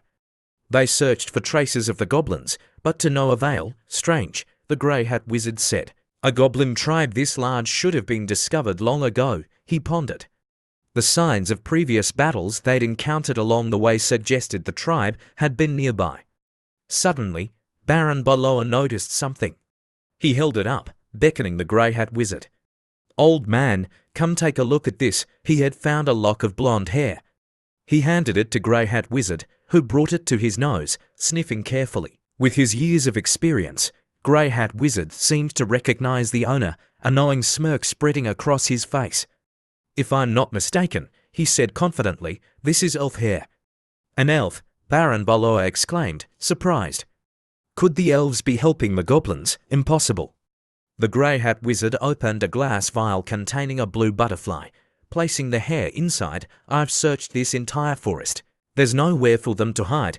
It's highly likely the elves helped the goblins relocate and conceal themselves." The blue butterfly, like a tracking device, flew out of the vial. "This type of butterfly is attracted to the scent of elves," the Grey Hat Wizard explained, watching the butterfly with confidence. "It should be able to find the trail of the elves and goblins." The butterfly led them to a riverbank. "It seems the butterfly has lost the scent," Baron Baloa observed. "Could they have crossed the river?" As he spoke, the blue butterfly returned to its vial. Baron Baloa, frustrated by their fruitless search, suggested, "Old man, why don't we just wait for Goblin Slayer to find them, and then we'll take advantage of the opportunity?" The Grey Hat Wizard, as if realizing something, adjusted his wizard's hat and scoffed. "Unnecessary." He looked across the river. "Look over there, by the edge of the forest." Baron Baloa followed his gaze. One of Lin Tian's goblin underlings had appeared on the other side, seemingly scouting. The goblin quickly turned and fled. "It's a goblin. After it!" Baron Baloa shouted, giving chase with his knights. They galloped across the river. "Hurry up!" From his vantage point high on a cliff, Lin Chia observed everything, a confident smile playing on his lips. "Good, the prey has taken the bait." He was perched on his dragon, surveying the situation. "Excellent, the bait has been taken," he said confidently. Suddenly, something caught his eye, making him freeze. He frowned, looking down cautiously. It was Goblin Slayer, casually strolling towards the river, humming a strange tune, seemingly trying to attract attention. Lin Chia continued to observe, not reacting impulsively. Then, Goblin Slayer removed her helmet. Lin Chia stared in astonishment. Beneath the helmet was a beautiful woman, her figure curvaceous, clad in only a few scraps of cloth. She stretched and stepped into the cool river to bathe. She seemed completely unconcerned, bathing leisurely in this monster-infested forest. Lin Chia, regaining his composure, muttered, "So Goblin Slayer is a girl." He continued to watch her, his brow furrowed in thought. She doesn't seem entirely human, and her power extraordinary. To be in this situation and still have the mood to bathe, truly bizarre. He narrowed his eyes. A beautiful flower like this, it must have thorns. He watched her intently, a suspicion forming in his mind. This feels unnatural, as if she's deliberately trying to lure me down. Could she have discovered me? With that thought, he tapped his dragon's back. The dragon took flight, but instead of heading towards Goblin Slayer, he flew away. This woman is tricky. It's better to deal with those two first. Lin Qian's assessment was correct. Goblin Slayer was indeed trying to lure him into a trap.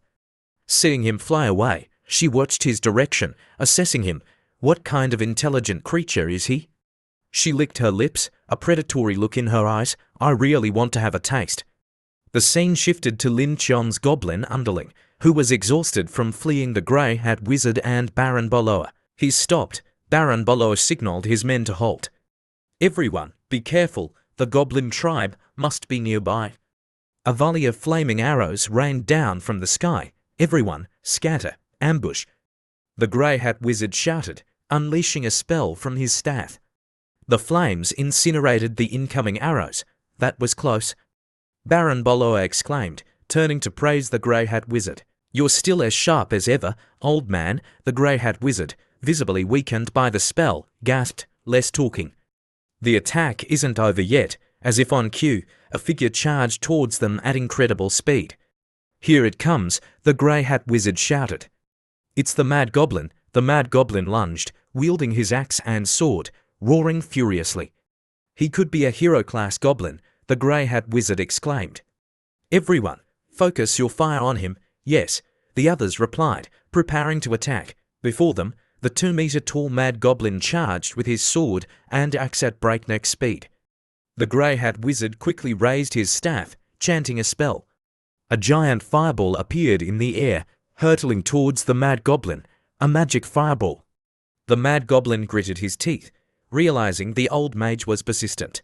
In mere seconds, a massive explosion, like a miniature atomic bomb, engulfed everything in front of it, shaking the entire area. A giant fireball formed, leaving a crater in the ground.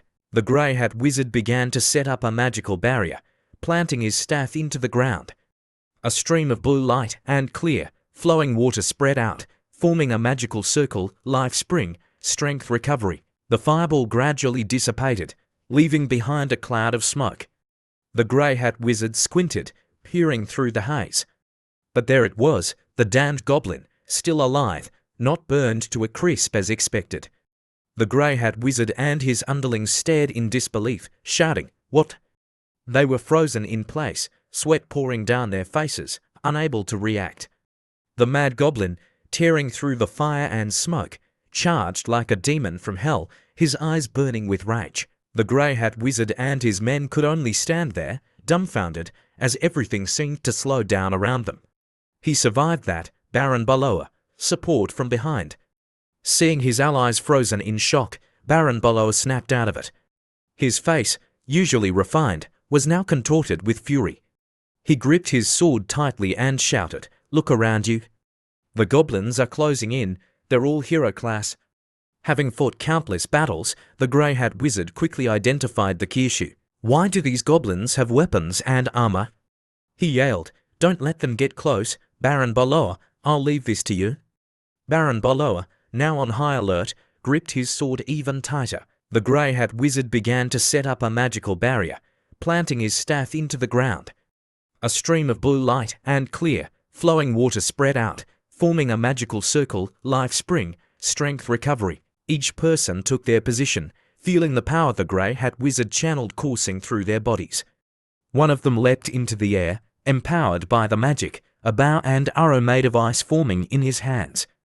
Arrows of ice rained down on the approaching goblins, intermediate magic, ice pierce. Another soldier used earth magic, slamming his fist into the ground. Intermediate magic, quicksand field, the ground transformed into a bog, swallowing the goblins whole, leaving only their screams behind. From another corner, a poisonous magic rained down, instantly corroding the goblins' skin, making them howl in pain. They could only raise their shields and cover their heads in a desperate attempt to survive. Intermediate magic, punishing rain. From a high vantage point, a dark figure observed the battle. Soldiers and goblins clashed, the clang of weapons echoing through the air. Lin Che watched impassively. Seeing that the time was ripe, he signaled to Goody, create an opening for the mad goblin to break through. Goody, receiving the order, grinned, understood, boss. He charged towards the battle below, landing with a thunderous crash, kicking up a cloud of dust. In the next instant, he shot towards the grey hat wizard like a bullet, his killing intent palpable. By the time the grey hat wizard realized the danger, it was too late. Goody was already upon him. A downward strike narrowly missed, a testament to the grey hat wizard's quick reflexes. But if he hadn't been lucky enough to dodge, he would have been done for. Sweat poured down his face as he glared at the goblin, gritting his teeth. "You damned goblin," the grey hat wizard roared, clutching his staff tightly. "You were just lucky I missed, old man," Goody taunted, his voice dripping with menace. "But you won't be so lucky next time." He spun around, his eyes locked on his prey, his sharp claws twitching, his bloodthirsty gaze filled with madness. Breaking the center of the barrier meant the magic was dispelled. The mad goblin, seizing the opportunity, led the charge, breaking through the enemy lines. He wielded his sword and axe, his 2-meter-tall frame charging forward with terrifying speed, his killing intent surging. He was like a demon of death. Emboldened by their leader, the other goblins followed, charging towards the enemy like a swarm of ants. Anyone who stood in their way was immediately cut down. Seeing the enemy closing in like a broken hive, Baron Baloa tried to maintain his composure, but he was terrified. Still, he tried to rally his troops. "Don't be afraid, shields up front." The soldiers immediately formed a shield wall, but they were no match for the goblins, who were no longer the weak creatures they once were. They were now formidable warriors. The mad goblin led the charge, knocking down soldiers and impaling them with his sword. A purple-haired goblin quickly tackled a soldier, repeatedly pummeling him. Baron Below realized that the shield wall was only delaying the inevitable. He raised his sword, looking at the goblins before him. By the power of the holy light, I will vanquish evil. Suddenly, the air around him changed, the temperature rising. A small flame appeared, growing and swirling, eventually forming a giant, blazing tornado that consumed everything in its path. Super magic, holy light enchantment. The flames roared, illuminating the face of a nearby figure.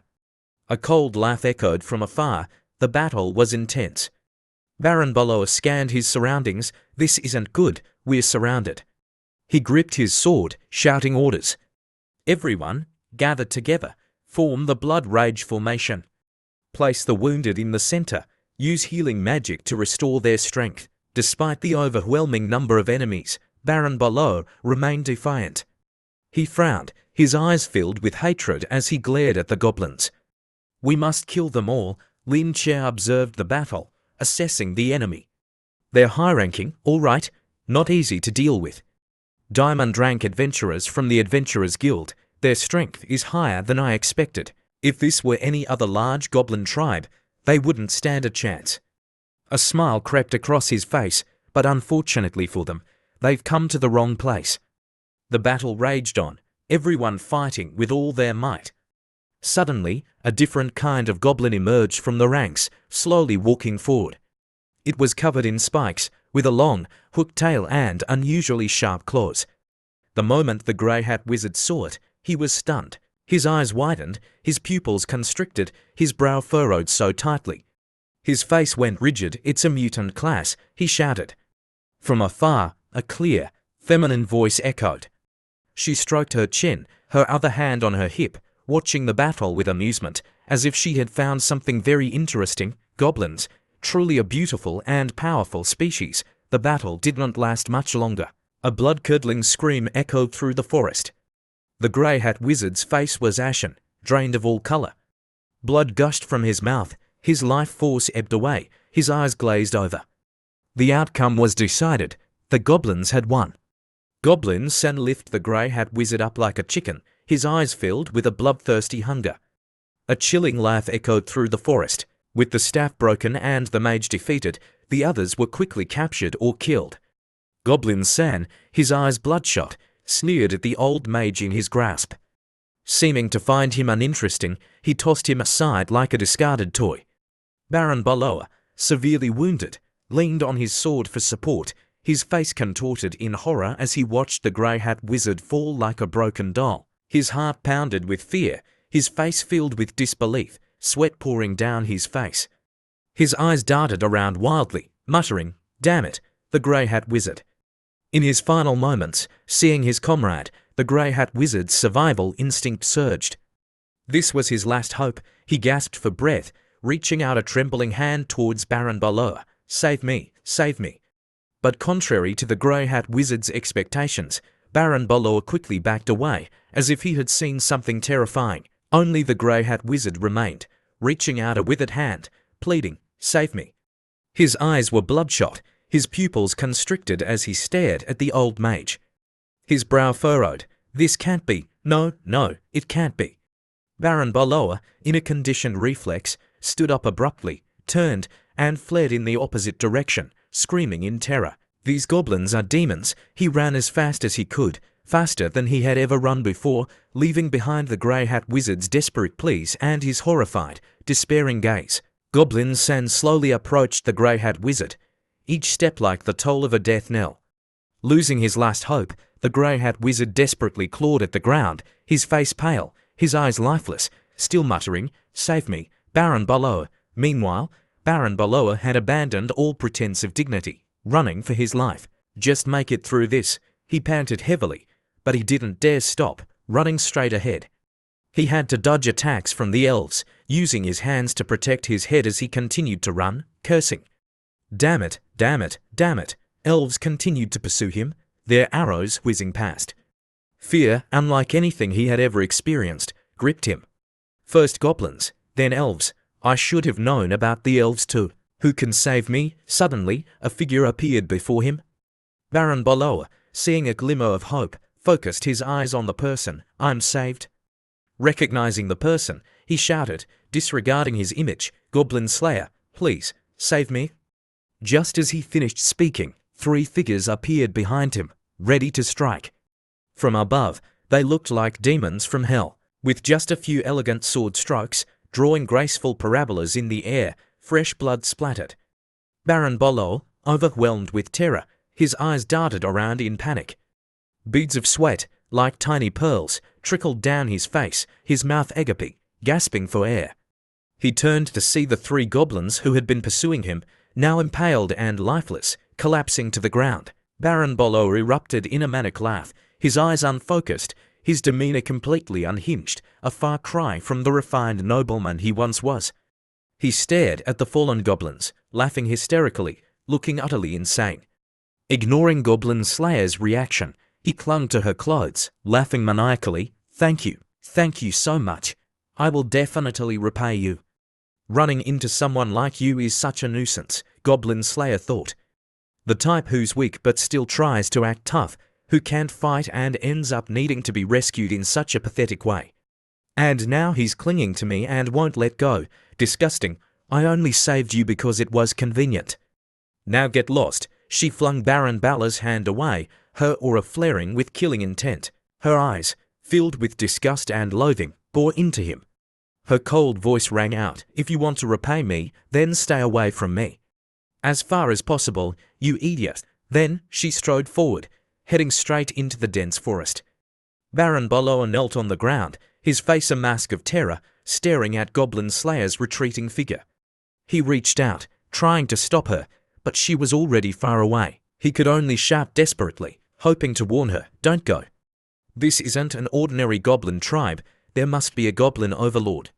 But Goblin Slayer ignored his warning, treating it as the meaningless babble of a pathetic loser. She simply smirked and replied, really? The more the merrier, that's what will satisfy me. The forest was a maze of towering mountains, covered in rocks, dirt, and dense vegetation. It was eerily silent. The mad goblin grabbed the grey hat wizard, stroking his chin, his crimson eyes darting back and forth, assessing him, a triumphant laugh escaping his lips. Suddenly, a sword plunged into his back. By the time the mad goblin realized what was happening, it was too late. The sharp blade had pierced his flesh, causing him to lose consciousness, his eyes rolling back, his pupils losing focus. His 2-meter frame, now without support, loosened its grip, dropping the grey hat wizard. Then, he too collapsed to the ground. Everyone present was stunned, unable to comprehend what had just transpired. Just a second ago, he was standing there, laughing, and the next, he had fallen like a sack of rice.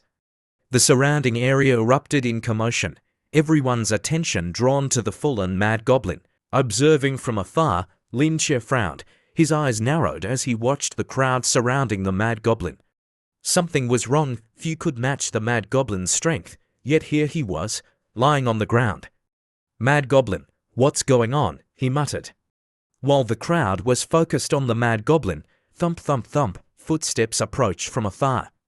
Goblin San, who was nearby, perked up his ears and turned to look. Oh, a knight in armor, carrying a sword. Who is this guy? I didn't see him in the battle earlier. Did he just arrive?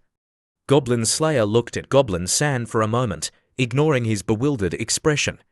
She gently lifted the sword from her back and rested it on her shoulder, her tone casual, as if asking about the weather. Are you the leader of these goblins? You look stupid. Where did this brat come from, not knowing any manners? Didn't anyone teach you how to talk to people when you first meet them? It's infuriating. I should teach you a lesson.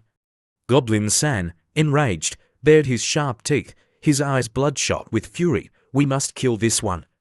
Being insulted to his face, if he didn't deal with this, where would he put his face? The other goblins would laugh him to scorn. With a deafening roar, the goblins, brimming with fighting spirit, charged forward, brandishing their weapons, shouting, kill this one. Goblin Slayer stood her ground, unfazed, showing no fear. She gripped her sword, assuming a defensive stance, waiting for her prey to approach. Her aura intensified, a fierce killing intent radiating from her eyes behind her mask. She laughed excitedly, raising her sword, stepping back, lowering her body, and then, in a flash, she charged towards the goblin horde like a gust of wind. With just a few strokes of her sword, she sent them flying, blood blossoming in the air. It happened so fast, one against many, yet she was effortlessly cutting them down. Watching from above, Lin Chia broke out in a cold sweat, staring at Goblin Slayer in disbelief. What did she just do? Those were just basic attacks, but how could she so easily mow down my troops? My troops, who have been significantly enhanced, what tricks does she have? According to the system, those were just normal rank attacks. Does she know magic too? Seeing his brethren being cut down so easily fueled Goblin Son's rage.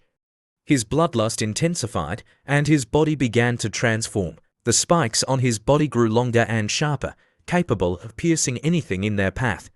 His teeth grew longer and sharper, his body more muscular, his eyes a deeper shade of red, filled with madness. He stared at Goblin Slayer, unblinking. His front torso also began to sprout bones, piercing through his flesh. The more pain he endured, the more destructive power he gained. He roared furiously, entering a state of berserk fury. Goblin San charged towards Goblin Slayer at an incredible speed, his movements fueled by bloodlust and madness, his entire being radiating a heavy, crimson aura. Goblin Slayer remained unfazed, calmly observing her approaching prey. Then, she took a stance and dashed towards Goblin San like a phantom. As she passed him, she casually remarked, "A berserker." She even took the time to meticulously assess him at such close range. Then, she unleashed another sword strike, a gust of wind blew past. Goblin Slayer, holding her sword, lowered her stance, regaining her balance.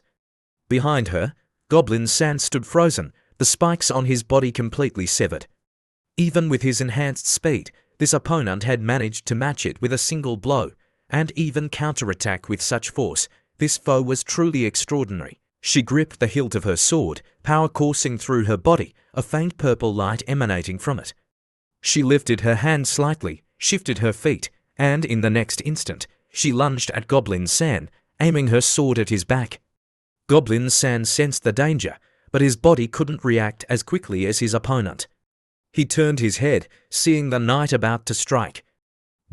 He saw her coming, sweat pouring down his face. Running wasn't a guaranteed escape, and he had worked so hard to evolve to this point. Was he going to die here? Suddenly, just as the blade was about to pierce Goblin San, streaks of a mud-like substance appeared on the sword, sticking to her body, hindering her movements. "Damn it!" Goblin Slayer exclaimed, looking at the strange mud clinging to her. "My body is stuck." Watching from afar, Lin Chia summoned his dragon, mounted it, and flew into the air. The battle had already cost him many troops. Was it feasible to continue fighting? But this opponent, if captured, would be a valuable asset. Should I take this opportunity to retreat? But she has many attractive qualities, and she's an excellent breeding tool. After a moment's thought, Lin Chia made his decision. From the sky, he majestically rode his dragon, commanding, "Everyone, fall back, form a circle, maintain distance. Throw rocks if you have them, use ranged attacks if you can." The goblins below, hearing his command, looked up at the sky. They quickly gathered their weapons and anything they could throw, forming a formation. Hearing the commotion, Goblin Slayer turned to look, a dragon. Out of nowhere, after careful observation, she realized a goblin riding a dragon. She smirked, her excitement and anticipation growing. I knew this place wouldn't disappoint me. Although the mud restricted her movements, it couldn't dampen her enthusiasm for these goblins, especially their leader. From the mountains, giant boulders rained down, crashing into the forest with thunderous booms, kicking up clouds of dust that obscured vision. Realizing a boulder was about to crush her, Goblin Slayer swiftly swung her sword, slicing the giant rock into smaller pieces. A barrage of rocks and arrows rained down like a flood. After some time, Goblin Slayer plunged her sword into the ground. Although she could move normally again, having shed the mud, dealing with the rocks and arrows had exhausted her. She knelt on one knee, panting heavily, watching from his dragon. Lin Chia crossed his arms, a smug look on his face as he observed the struggling woman. He sneered, "Been fighting for over an hour. Looks like you're about to give up, Hart, expending so much energy. Any human would be exhausted. It's almost over." Suddenly, Goblin Slayer reached up and removed her helmet. The helmet fell to the ground. This surprised everyone. They had assumed she was a powerful male knight, but beneath the helmet was a beautiful blonde woman. A strange crimson aura emanated from her body, her eyes glowing with an unusual light. She looked up at the goblins, causing them to freeze, as if they were gazing upon a goddess. The goblins stared, dumbfounded, forgetting the battle entirely. From his vantage point in the sky, Lin Qian's mind raced with 1,000 questions. He stared at the scene below, bewildered, unable to comprehend what was happening. Then, Goblin Slayer slowly approached the grey hat wizard's body, her eyes scanning the area before finally settling on a specific point. Her brow furrowed slightly, and with a swift, fluid motion, she plunged her hand into the left side of his chest. Blood spurted, staining her hand a deep crimson, dripping between her fingers, soaking into her skin. The metallic scent of blood filled her nostrils. She placed her blood-soaked hand to her tongue, tasting the still warm heart, a flicker of excitement in her eyes. She closed her eyes, savoring the sensation, a shiver of pleasure running through her. "They say a human heart is the most nutritious," she said. Witnessing this, Lin Qian realized the situation had taken turn. His expression tightened, his eyes widened in alarm. "Not good, look at her, she's devouring the heart." Suddenly, she stood up, gripping her sword. Her strength seemed completely restored, the previous fatigue gone. She turned her gaze towards the goblins, her movements so fast they were a blur. 1, 2, 3. With each graceful stroke of her sword, she painted a picture of death. The vibrant red blossomed like flowers, amplifying the visual and olfactory senses 100-fold.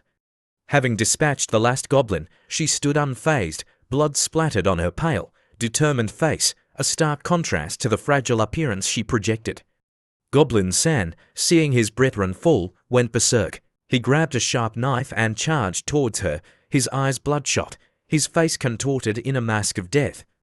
"You stinking woman, die!" Seeing him approach, she smirked, calmly reaching behind her and drawing her sword. Noticing her target was within close range, she thought, "Perfect, just the right distance to send you on your way." The tip of her sword glowed with a faint purple light as she thrust it into Goblin San's chest before he could even register the pain.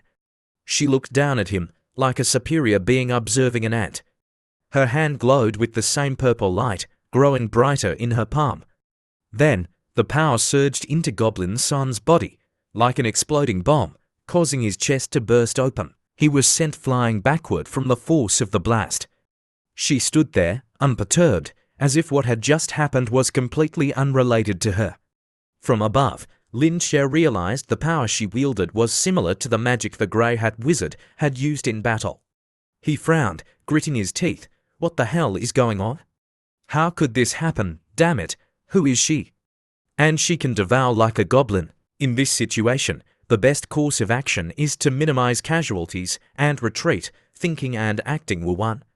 Without a moment's hesitation, Lin Qian rode his dragon towards Evely, who was healing the injured goblins. From above, he spotted her and swooped down, shouting, "Evely, come with me, everyone else, retreat." Evely, who was diligently using her healing magic, heard her master's voice and immediately obeyed. Hearing the goblin leader order a retreat, Goblin Slayer calmly said, "Wait, it's been a long time since I've seen a goblin as intelligent and strong as you." She took a few steps towards Lin Qian, speaking naturally, as if to a close friend. "Just let me take a closer look. Not only will I spare your lives, but I can also revive those who were stabbed." Her gaze swept over the bodies on the ground, then back to the goblin leader, as if bestowing a great favor. "You have no right to refuse my offer." Lin Qian, in his past life, had been naive and trusting, which led to him being captured and used as a test subject, ultimately dying a miserable death. Remembering his past naivety made him want to slap himself awake. He scoffed, his voice dripping with disdain. "Do you think I'd believe such nonsense?"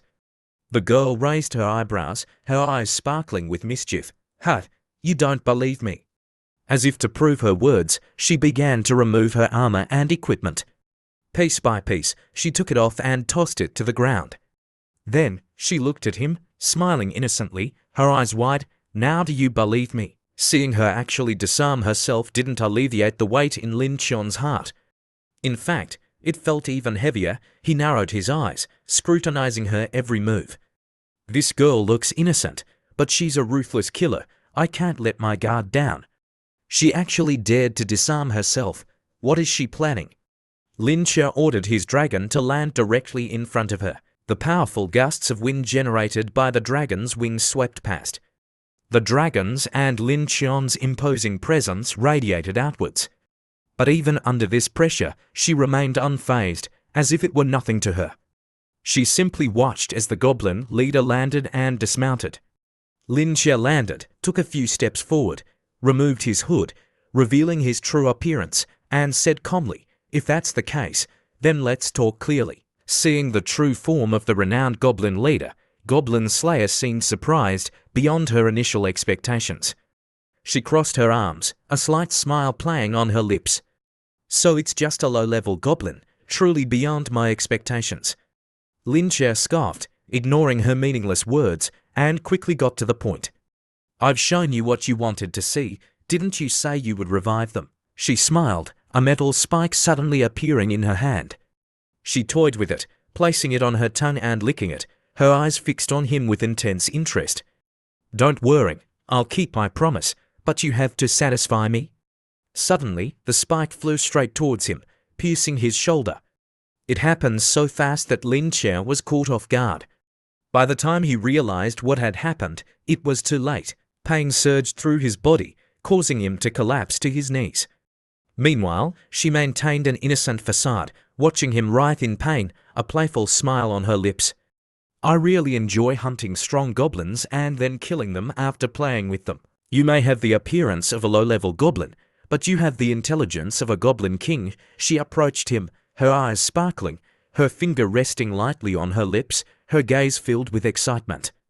"You really excite me." Facing this innocent act, "I'll pass," he thought, frowning, gritting his teeth to maintain his composure. "You're plotting against me, aren't you?" Hearing his words made her laugh. Lin Qian looked at the woman before him, his heart growing cold. The pain intensified, his breath coming in ragged gasps. "I was careless. I didn't expect her to use such underhanded tactics. I've fallen into her trap, caught by this madwoman." In this critical moment, with this seemingly innocent yet dangerous woman, he felt a chill run down his spine. Suddenly, he noticed something. He turned to see his soldiers and evilly acting strangely. What the hell is going on? Why are they acting like they're being controlled? Realizing something was wrong, he shouted at them, "What are you doing turning your backs?" Before he could understand what was happening, the madwoman was right in front of him, still with that innocent look on her face. She crouched down, looking at him as he knelt on the ground, and said playfully, "They're under my control now. Can't you see what they're doing?" He scanned his surroundings. It was just as she said. Everyone had turned their backs, unmoving. Even Evely was within her control. Who is she? Her power is terrifying. In this desperate situation, his heart pounding with fear, he felt something heavy press down on his back, a breath on his neck, and a feminine voice whispering in his ear, "Be good, and I promise I won't kill you." It sounded like thunder in his ears. Lin Qian was already in pain and exhausted from her attacks, and now she was tormenting him mentally. But she wasn't done. "I also want to be with you. Let me see." Before he could fully process his fear, he was pushed to the ground, his head hitting the dirt with a thud. From his past life to his reincarnation in this one, he had never encountered such a bizarre situation. He was being held captive by this madwoman who maintained an innocent facade. Goblin Slayer looked at him with gentle, affectionate eyes, like a lover. In a soft voice, she asked, "What will you become?" Then, she giggled and gently placed a kiss on his lips, shocking him further. This woman was completely unpredictable. Is this really happening? He thought. In the dense forest undergrowth, Baron Boloa, worried about his savior, Goblin Slayer, bravely ventured back to observe the situation. He pushed through the dense foliage and finally returned to the battlefield. Hearing sounds, he knew he was in the right place. Pushing aside the bushes, he saw a scene he could never have imagined. Frozen in shock, he stumbled back, sitting heavily on the ground, sweat pouring down his face. Worried about being discovered, he quickly covered his mouth to stifle any sound. Goblin Slayer is a woman, but why is she with a goblin? In his stunned state, he didn't notice a goblin approaching him. He was startled, realizing, not good. I'm done for, his eyes filled with terror. This is it, it's over, a scream echoed through the forest. No. Goblin Slayer kept her promise. All the injured soldiers had been revived. They were busy cleaning up the battlefield and carrying the spoils of war back to their lair. Hurry up, the purple-haired goblin urged. There are so many spoils, not far away. Lin Che crossed his arms, looking at the girl, his voice full of menace. This is the goblin lair. If you continue to follow us, you'll have to face the consequences. She completely ignored his threat, smiling playfully at him, full of defiance. I told you, I want to see how strong you are. As for the consequences, it's better if you can handle them. Her terrifying power was not to be underestimated. But the feeling of being at someone else's mercy, like a piece of meat on a chopping block, made him extremely uncomfortable. Lin Shan's voice hardened, his eyes sharp like an eagle's as he looked at the girl. Who are you? What is that strange power? How can you control my limbs? Even I was controlled by you. She found his questions amusing, as if they were nothing significant. She looked at him, speaking casually, as if revealing a harmless secret. If I tell you everything, will you let me follow you? Seeing her demeanor, Lin Che remained cautious.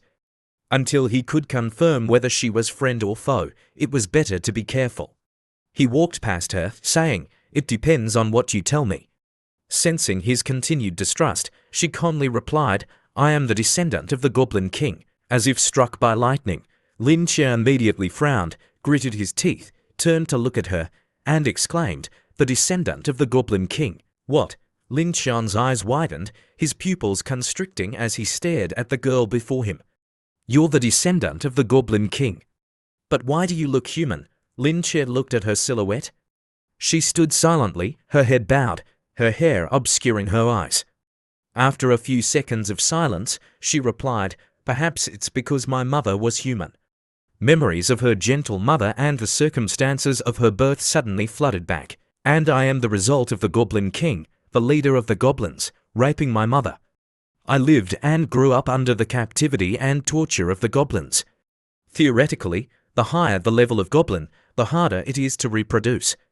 But I was able to survive and grow up healthy, and on that day, I held a sharp spear, slowly and deliberately wiping out the goblins, including my father. She recounted each word carefully. And over 10 years ago, I personally killed the Goblin King who wanted to rape me.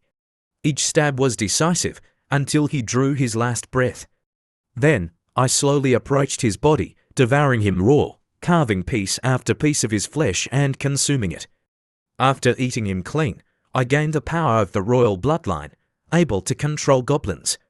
I slaughtered the entire underground city of the goblins. So, the power comes from the genes, and thanks to the flesh and blood of a king-class goblin. Lin Che frowned, his eyes darting around as he scrutinized her. You can control us because of the power of the royal bloodline. She laughed like a child, picking up a knife and looking at her reflection in it. She blew on it a few times, then looked at him, smiling. I added my blood to the forging of weapons. Once you're struck, you're marked with my genes. Suicide is impossible. You can't resist me. You'll naturally be under my control then. She picked up her helmet, her eyes narrowing as she looked at him affectionately, smiling innocently like a child. I became a goblin slayer because I hate goblins. And doing that and then killing strong goblins, that's a personal hobby. After hearing the story of her life, Lin Che saw her in a completely different light. He felt a sense of empathy, but also a sense of unease when she spoke of her special hobby. No wonder your personality is so twisted. I feel a little sorry for you.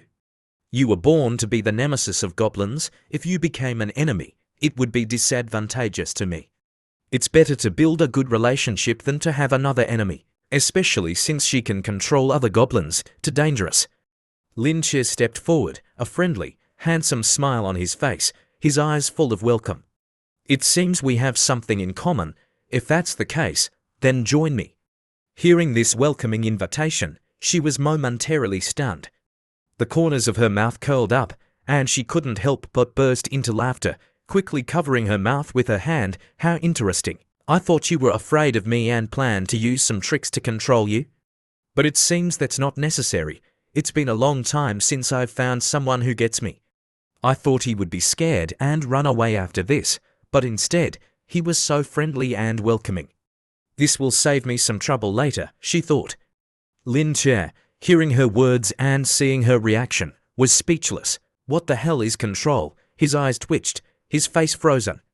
He had just praised her for being of royal blood, and now she was acting as crazy. She put on her helmet, her long legs striding forward, her voice changing back to the deep, masculine tone from before. All right, the situation in Bright Town is quite complicated now. I'll go back and be your eyes and ears. It's more interesting than staying here. Lin Che looked at her retreating figure, his expression unreadable, even indifferent. You're that kind. As she walked away, she turned her head slightly, smiling. Because you're my possession, naturally, I have to protect you first. Now that she had found something that suited her, she had to protect it, at least until she got bored. She couldn't let others harm it. What the hell? Why does that sound so strange? Is this a line from a cheesy romance novel? Did she get the wrong script? Lin Che was speechless again, looking at her with exasperation. Goodbye, then, he said, turning back to his cave. Drip, drip, drip. The sound of dripping water echoed throughout the cave. The system information had been updated. Lin Tin level 55 race, Goblin. Occupation, none. Title, God Insulter, can create gods, infect with blood of the king, God's blessing. HP, 1950, attack, 650 defense, 1450 skills, swordless style, keen senses, 18 forms, flashback, size alteration total, 2,200 stat points, plus 100 HP, sitting on a soft, fur-covered chair. He stroked his chin, looking at the stats. Not bad for a woman of royal blood. She gave me quite a few stat points. As he was enjoying his gains, a loud shout echoed through the cave. Cousin, you're not dead yet. What's all the noise? Lin Che frowned, looking in the direction of the sound. Down below, two of his prisoners were making a racket.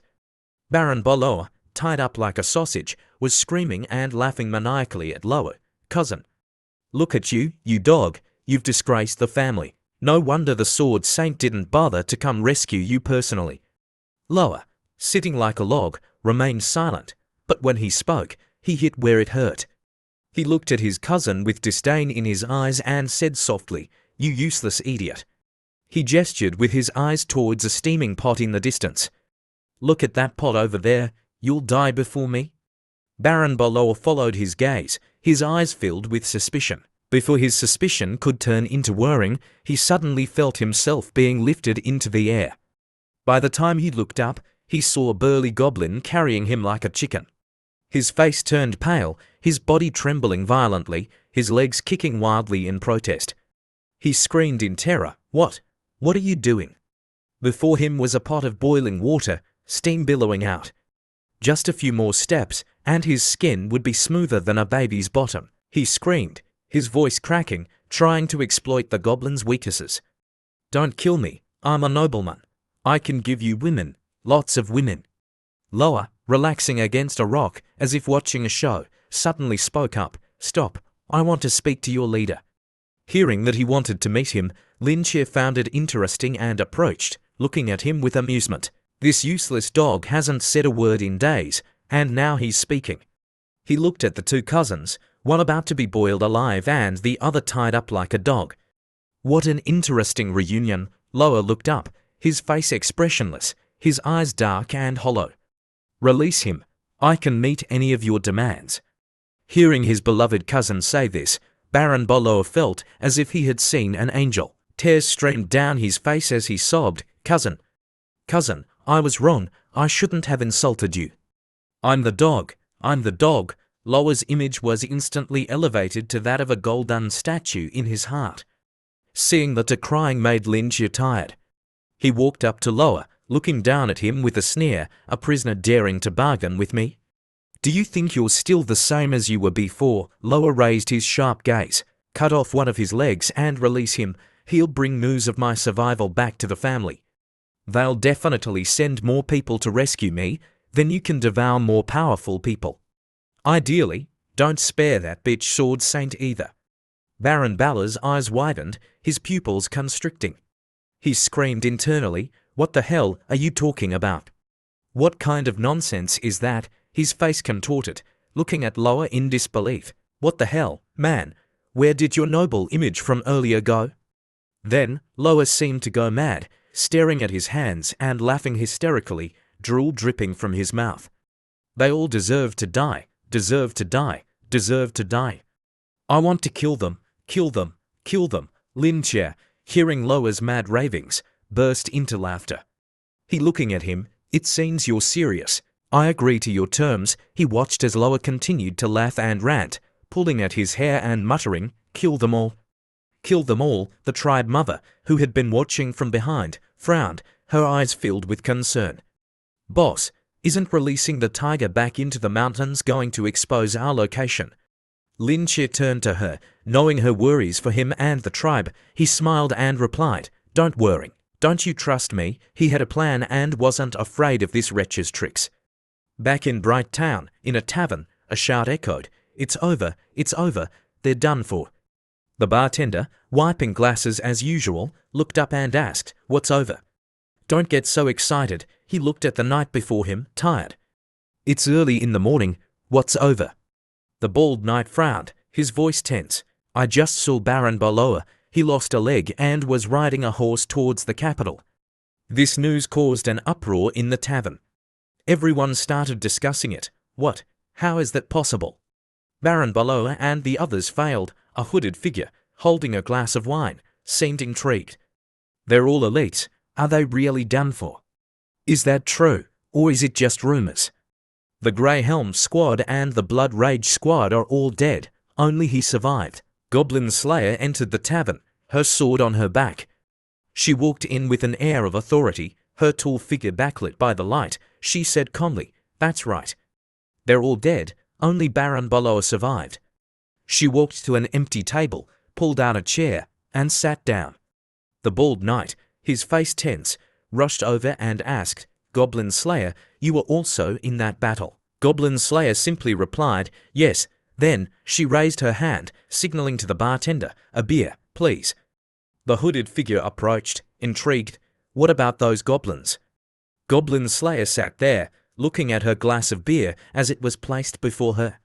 She casually replied, hundreds of high-level goblins, including a mutant. I took care of them all. The bartender and the knight were stunned into silence, forgetting to breathe. Those goblins were notoriously hard to kill, and she had dealt with them so easily, it was a bit hard to take in. Then, a loud laugh echoed from behind, as expected of Goblin Slayer.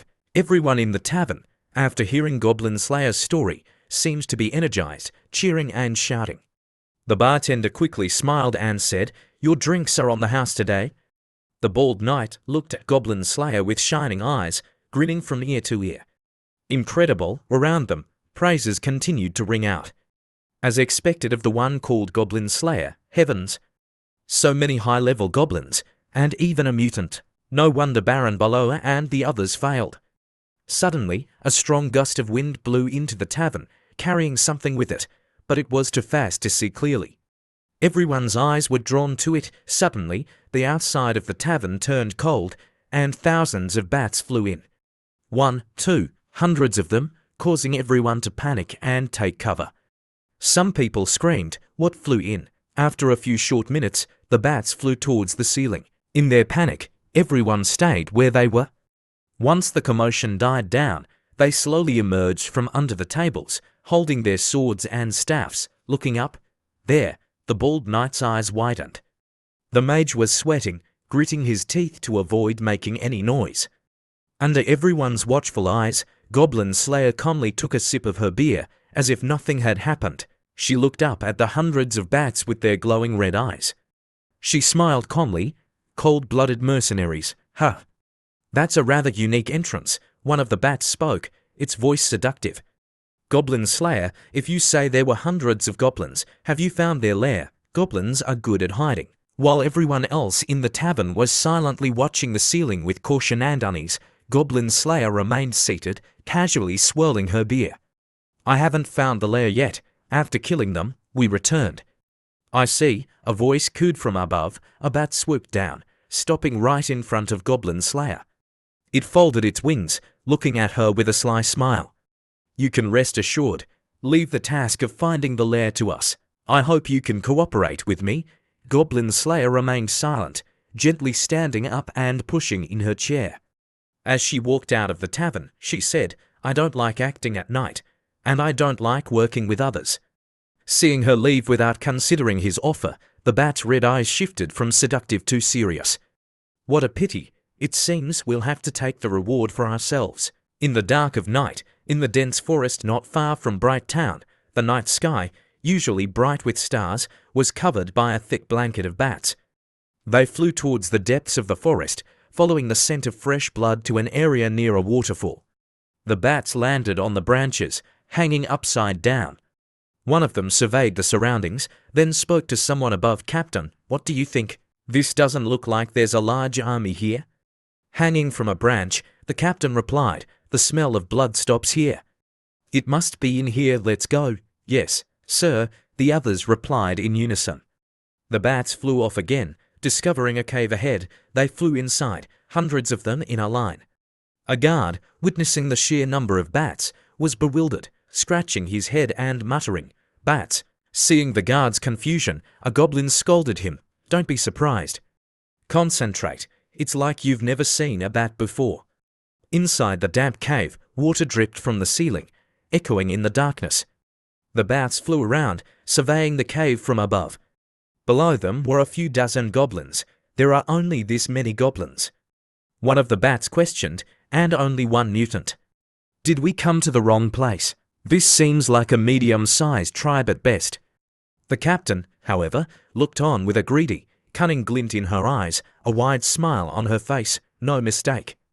This many high-level goblins, just as Goblin Slayer said, excellent. While they're still asleep, let's drain them dry. Seeing the buffet before her, she drooled, immediately ordering her sisters, attack. Suck them dry. They aimed for the goblins' necks, their sharp teeth bared. This time, we'll definitely capture them all. We'll get a good meal and the reward.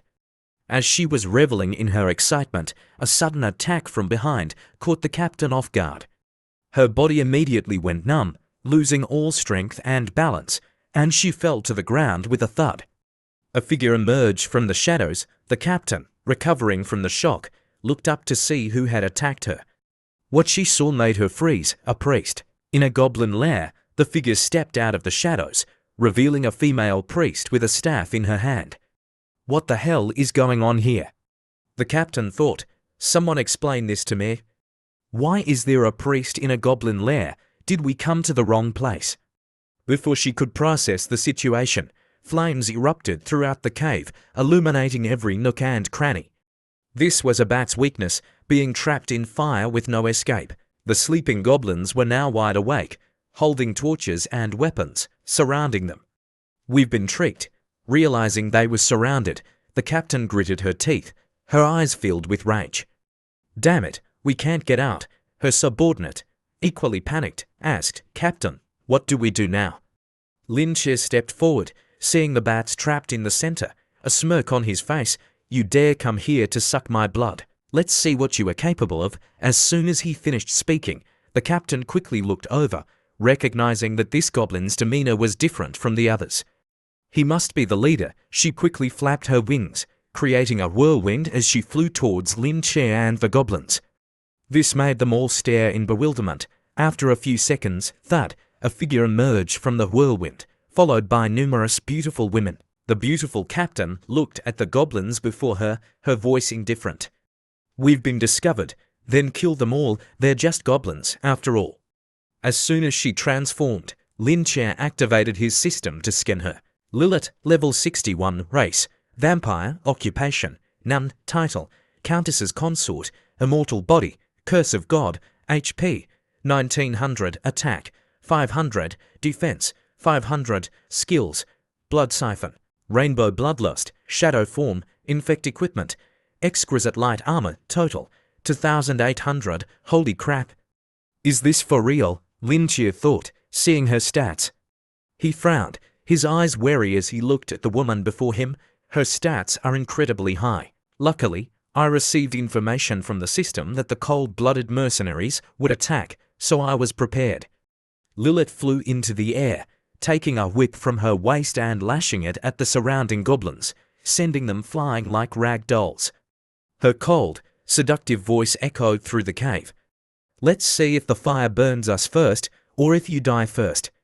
Trying to use our weakness against fire to trap us, how naive. In our true form, we might be afraid, but now that we've transformed, you'll learn why roses have thorns. Lin Chia scoffed, his long hair obscuring his eyes, a smirk on his face. Is that so? Suddenly, from behind him, a choir of muscular, six-packed goblins began to sing the chorus.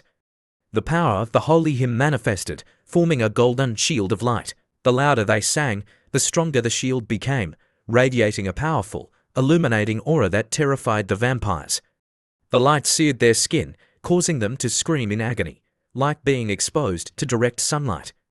The intense light pierced their flesh, causing burns. The captain covered her face, gritting her teeth against the pain. Damn it! How could lowly creatures like goblins use holy magic? The singing grew louder, the light intensifying, illuminating the entire cave and engulfing the vampires.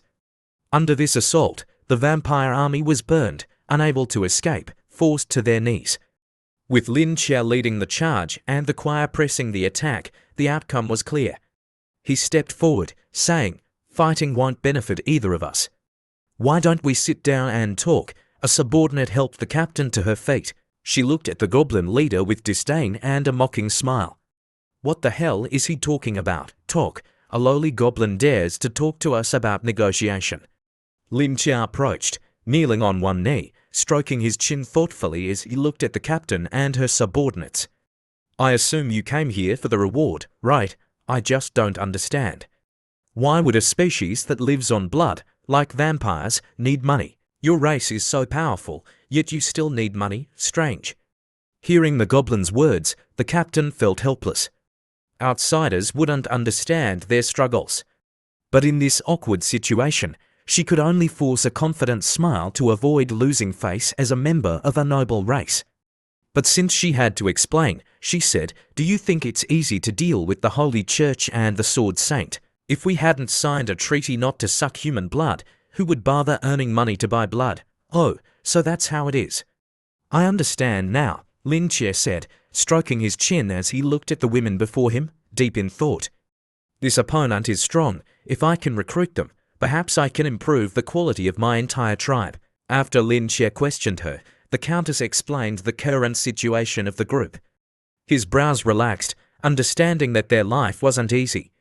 I understand, let's cooperate. The Countess was surprised, giving him a once-over.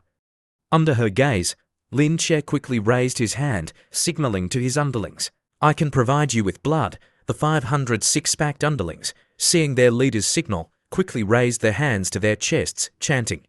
The light of the chorus gradually faded and died out. The vampire group quickly stood up and gathered together. The subordinates rushed to assist the Countess. She scoffed at Lin Chia's words, "Just the blood of your kind. That's not enough for long-term use. I have a whole group of vampires to feed. How many barrels of blood do you have? Is that enough for my sisters to have a meal? Don't talk big." As soon as she finished speaking, Lin Chia's expression turned serious. His eyes widened, his brows brightened, and he smiled radiantly, his long fingers raised to increase credibility. He spoke with utmost sincerity and trustworthiness. There are records that the kidney is the master of essence, and for some bloodthirsty demons, it can replace human blood. With this serious and extremely sincere demeanor, he was sure to lure the chickens in.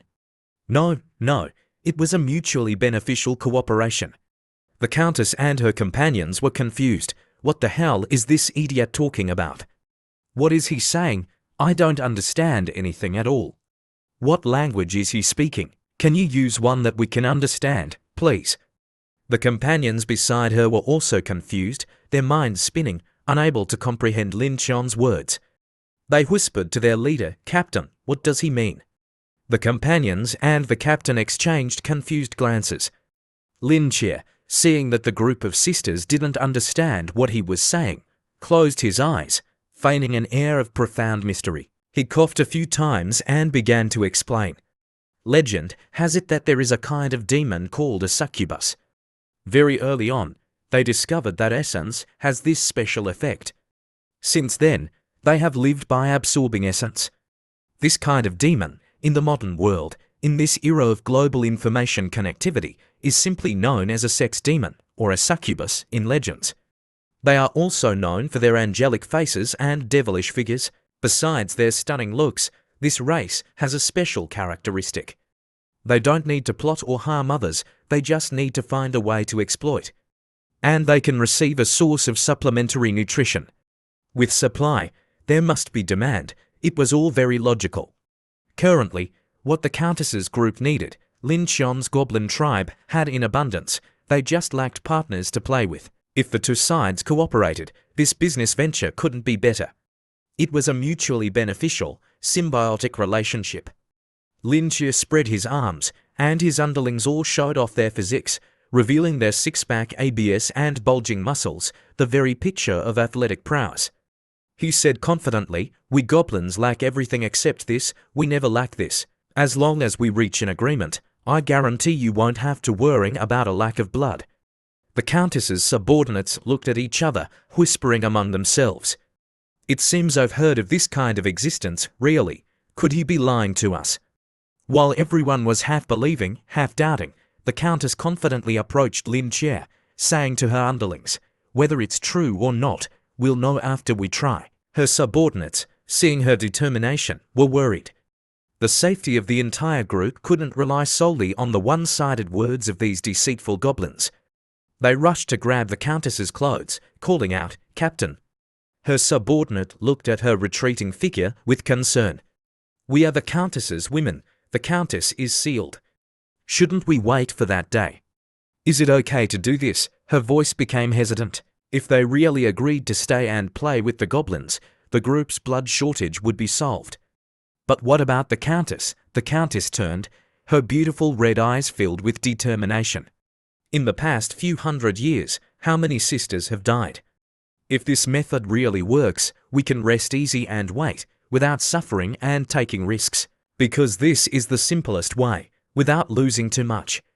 This symbiotic relationship meant, firstly, that her group could ensure their numbers and safety, without having to hunt for rewards. Secondly, their needs for food and sustenance would be met, and they could wait for the Countess. The Countess stood firm in her decision, approaching Lin Xie. "Just try, and we'll know if what you said is true or not.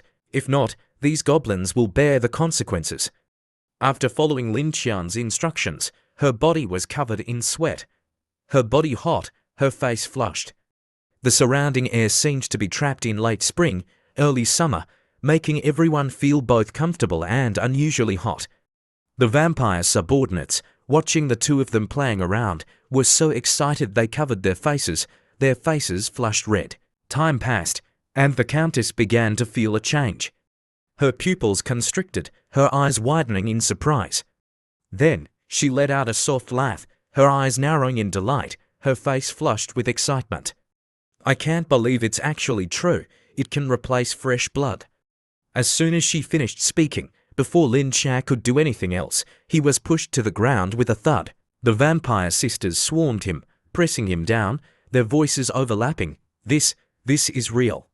I want to try to." In that moment, overwhelmed by the group of female demons, no, beautiful women. Lin Xie was suffocated. He gasped, "Hey, don't rush. Calm down a little. Take it easy, one at a time." After escaping from the group of hungry vampires, Lin Xie was trembling, reaching out to the tribe mother. "Help me up." Lia quickly rushed over, supporting Lin Xie, letting him lean on her, laughing, "Boss, you've had a hard time."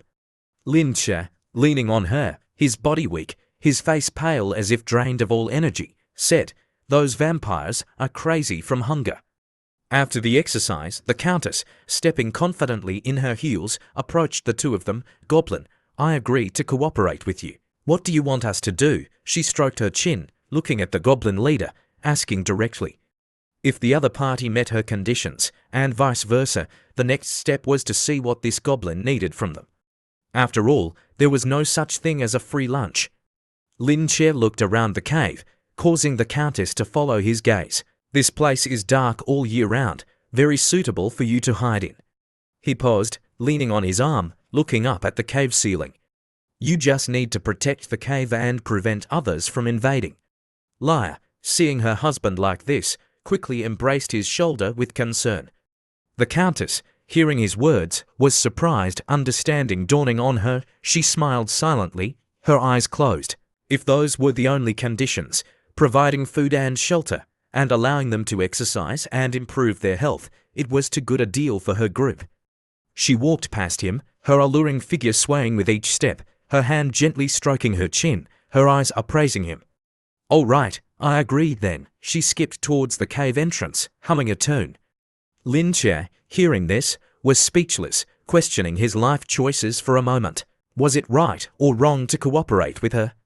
At the entrance to Bright Town, torches burned brightly, illuminating the town. Since the mercenaries had entered the forest to eliminate the goblins, some time had passed without any news.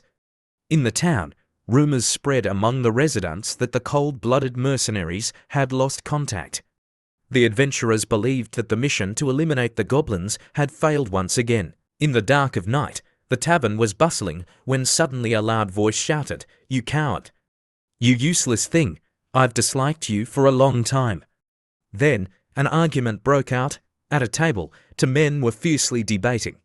The man, gritting his teeth, his hands waving, his eyes filled with anger, glared at the hooded man.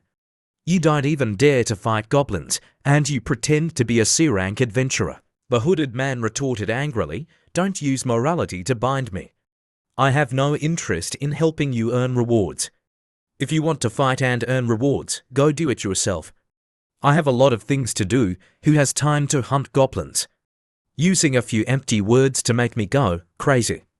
As they were arguing, creak, the wooden door opened, and a beam of light flooded into the tavern. Everyone's eyes turned towards the person entering. Before them stood a slender figure, as if stepping on moonlight, pure, immaculate, and ethereal. The strong smell of alcohol in the tavern made her frown, and she quickly covered her nose with a handkerchief. Her long legs carried her into the tavern. The man, seeing the person clearly, was stunned, his mouth agape. "Why is she here today?" he exclaimed, "Sword Saint." The hooded man also recognized the newcomer, quickly smiling and greeting her. "Sword Saint, you've recovered. That's great." After a few minutes of commotion, everyone was surprised by what they had heard. A person stepped out from the crowd, rushing to the Sword Saint. "Sword Saint, are you planning to go to Dragon Island alone to let us all join forces to deal with the goblins?" Hearing this, everyone was in an uproar. The Sword Saint replied calmly, "That's right.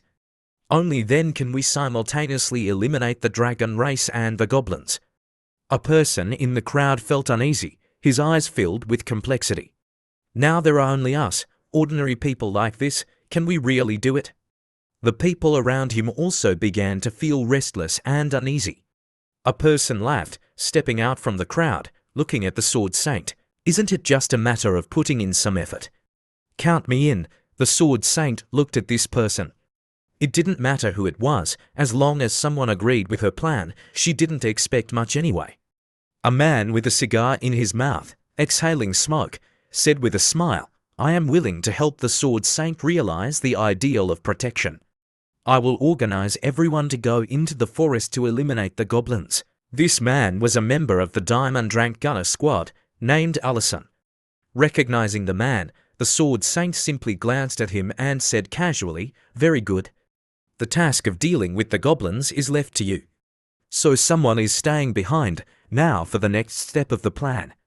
She turned to the hooded man, her expression serious. "To reach Dragon Island, we can only go by boat. I heard you have the magic to control objects. Are you willing to escort me?" The hooded man, hearing her words, was surprised. He hadn't expected the Sword Saint to ask for his help. He smiled and bowed respectfully, his heart filled with joy. To be able to fight alongside the Sword Saint is my greatest honor.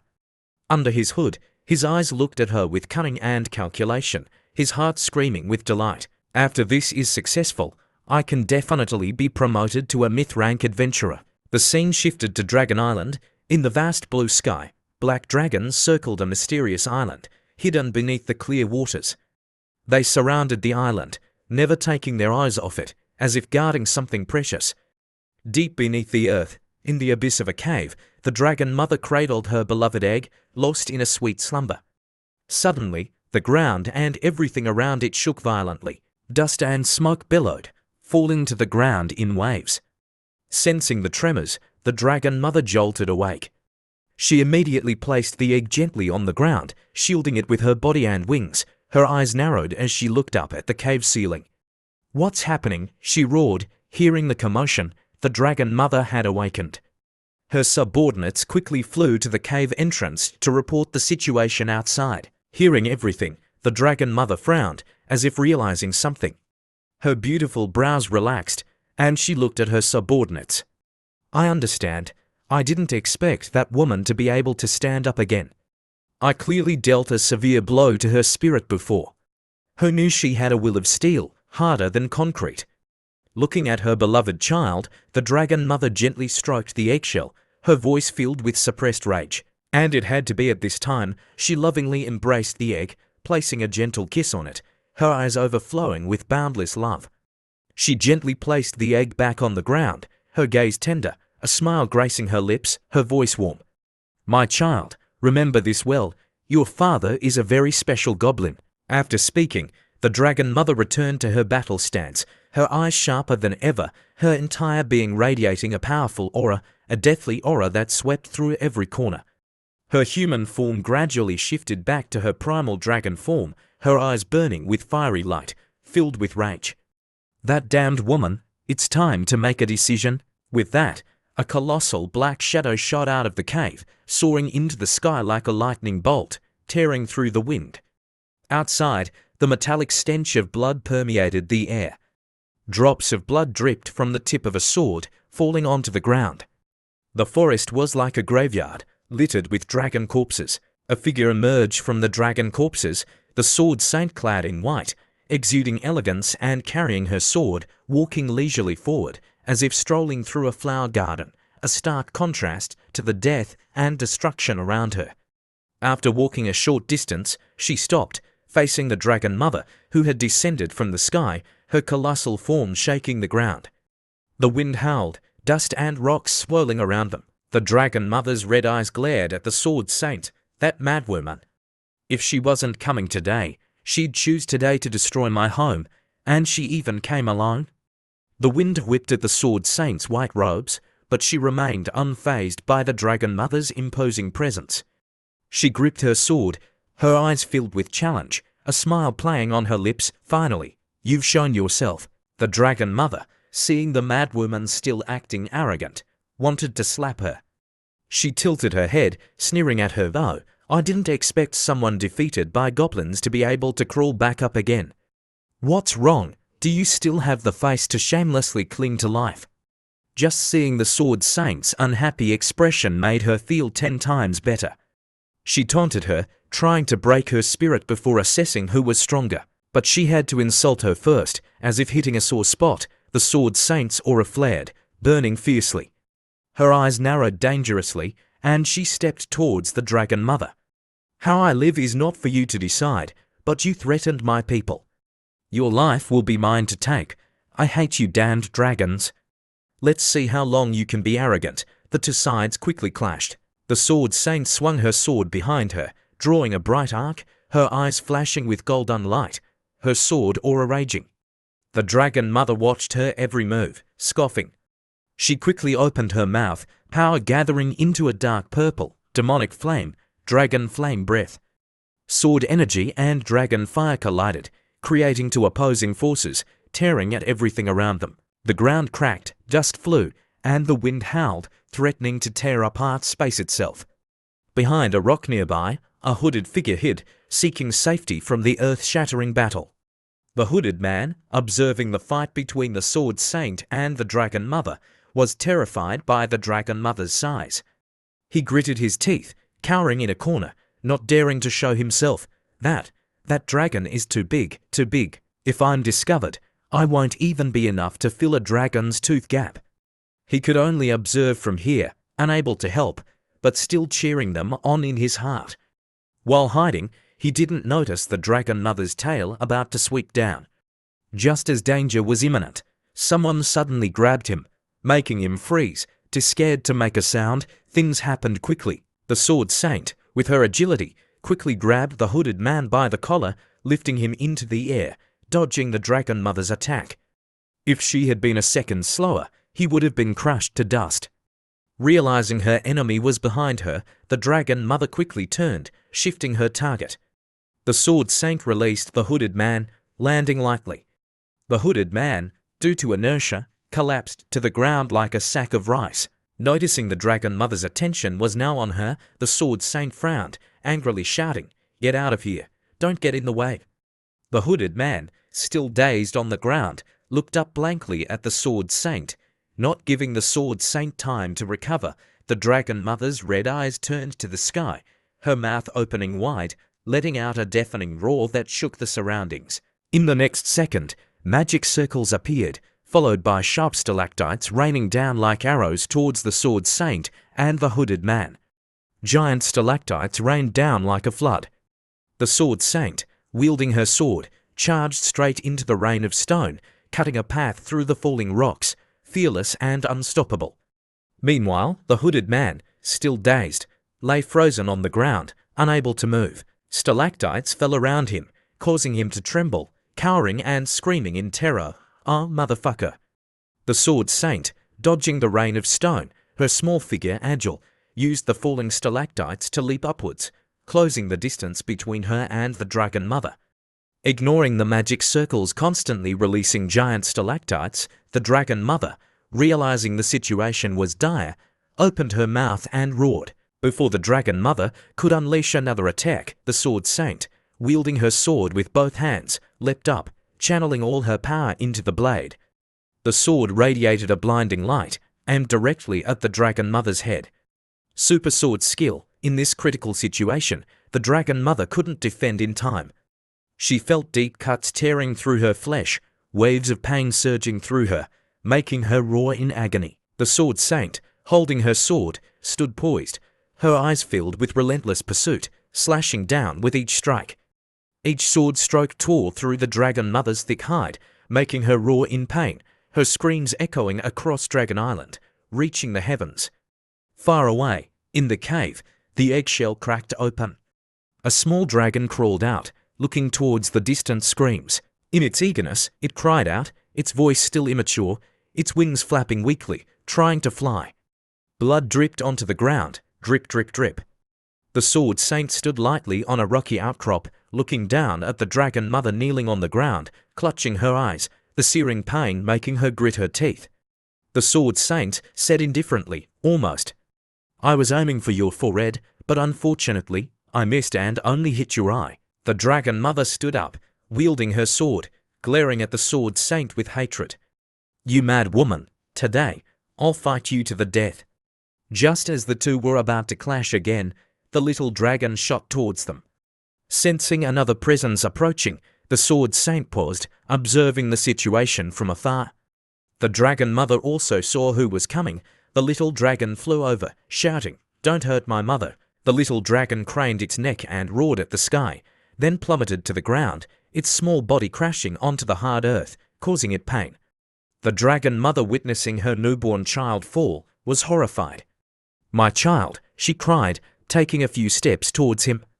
The Sword Saint, witnessing everything, remained aloof and arrogant, her sword in hand, slowly approaching the Dragon Mother. The critical situation before her made it impossible for the Dragon Mother to protect her child. In that brief moment, she could only helplessly watch her child and cry out, "Run, my child. Run to the place your memories guide you, only there will you be safe." As soon as she finished speaking, a bone-chilling coldness surged from behind. The sword saint had arrived, raising her sword high and bringing it down. The little dragon witnessed everything, his eyes welling up with tears, crying out, "Mother!" A swift, clean strike, crimson peach blossoms bloomed everywhere, the metallic scent of blood filling the air. The sword stroke cleanly severed the dragon mother's head from her body. That cruel woman before him had swung her sword and killed his mother. It was all etched into his mind. Tears streamed down his face, his heart aching, suffocating, making it hard to breathe, his throat hoarse. He cried out, "Mother!" Realizing the vast difference in strength between himself and the cruel woman, the little dragon could only watch helplessly as everything unfolded before his eyes. A sense of powerlessness and humiliation washed over him. In that moment, he could only obey his mother's last words, closing his eyes as tears streamed down his face, flapping his wings and flying away. The sword saint, having killed the dragon mother, simply stood there, watching the little dragon's retreating figure. The hooded man, seeing that victory was assured, rushed out, running towards the sword saint, then looking at the dragon mother's body on the ground, laughing triumphantly. He looked towards the little dragon, a sinister smile on his face, and began to cast a spell. A stream of blue light immediately appeared on his body, gathering in his palm. He aimed at the fleeing dragon, shouting, "Sword saint, leave this kid to me. I'll take care of it." Then, a barrage of attacks rained down. Realizing he was under attack from behind, the little dragon quickly sensed the danger and dodged, then turned to retaliate, opening his mouth and unleashing flames towards the hooded man. The hooded man hadn't expected the little dragon to fight back, and he froze, stunned by the attack. By the time he felt his skin burning, his eyes widening, his jaw clenched, he reacted, but it was too late. The skin on his face was scorched, making him clutch his face and scream, collapsing to the ground, rolling around in agony. The sword saint stood beside him, indifferent, as if watching a clown. She looked down at his struggling figure, sneering. "If you don't have the strength, don't act tough. You can't even handle a kid, and you even got counterattacked and injured. Useless. You're only good as a tool for me to use. You should be grateful for that." After a while, the pain subsided. The hooded man painfully took out a vial from his waist, quickly opening it and pouring the liquid onto the wound on his face. His face was covered in scorched flesh, red and black intertwined. The hooded man, enraged, his eyes bloodshot, veins like spiderwebs spreading across his pupils, his face contorted, roared, "Damn it! Where is that black lizard? I'll definitely stew it into soup." He couldn't believe a small lizard had put him in such a state. If he caught that little lizard, he would chop it into pieces. Just as he was raging, a cold voice echoed, "It's gone." Thinking of how the little dragon hadn't harmed her people, she spared its life. The sword saint ignored the hooded man's screams and complaints, not even bothering to look at his injuries, leaving him to writhe in pain. The sword saint strode away. "I have to go. It's still not too late to provide reinforcements. I must personally eliminate those goblins destroying Bright Town." As she walked, thinking of those goblins, she felt annoyed, her steps quickening. As they left, the dragon mother's body gradually lost its warmth, unable to maintain its half-human, half-dragon form. The energy in her body dissipated, and her body reverted to its original dragon form. After seeing the enemies leave, the little dragon flew back to the dragon mother's body, sobbing, crying out, "Mother! Mother!" The dragon mother lay there, unable to respond to her child. In a short time, he had experienced unbearable grief. The little dragon tried to lift the dragon mother's body, but due to the size difference, he was helpless. Despite gritting his teeth and straining with all his might, he couldn't move her an inch. The little dragon, struggling, said, "I'll take you home, Mother. There must be a way to save you, but I can't move you." Before long, his small body collapsed to the ground. Despite his best efforts, all his attempts were in vain. In despair, he could only lie there, panting, thinking about how to bring the dragon mother back to the lair. After a few seconds of thought, he made a desperate decision. He knew this might be wrong, but the current situation left him no choice. "Forgive me, Mother. I have to devour you to gain the strength to take you home." Not long after, his body, once a small dragon, transformed into a colossal, powerful dragon. now matching his mother's size. The little dragon, now huge, roared at the sky, shaking everything around him. Feeling the power surging through his body, he spread his wings, embracing his mother's head and flying straight into the sky, flying through thousands of forests and mountains, heading towards the place his mother's memories had shown him. He finally reached it, the dragon lair, a place filled with magma veins, surrounded by smoke and dust.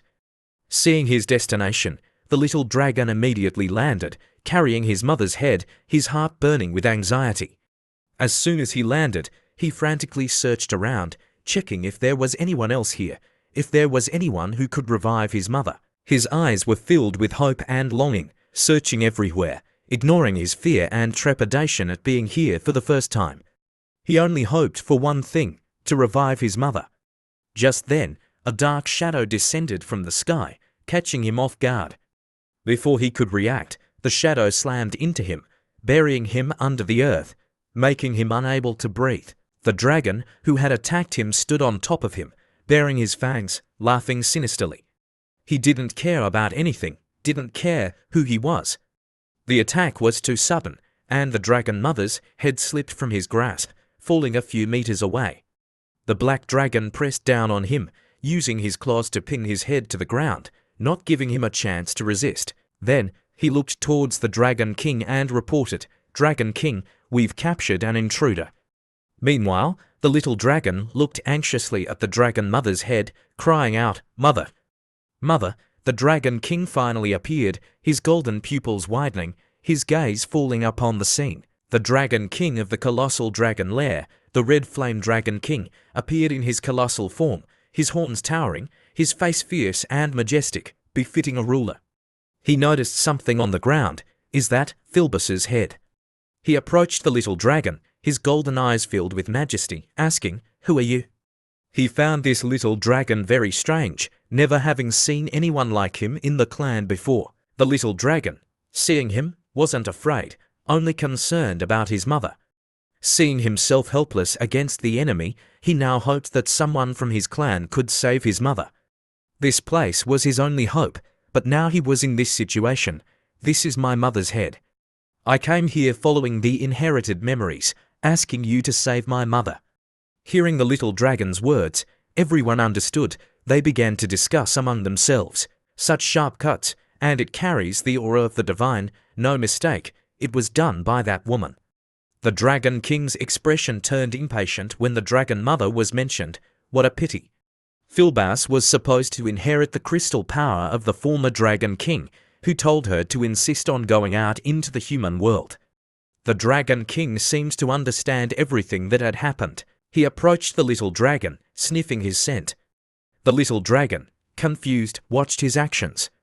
The Dragon King stepped back, signaling his subordinates to retreat. He looked at the little dragon with curiosity. You are indeed her child, but you are not pure-blood dragon race."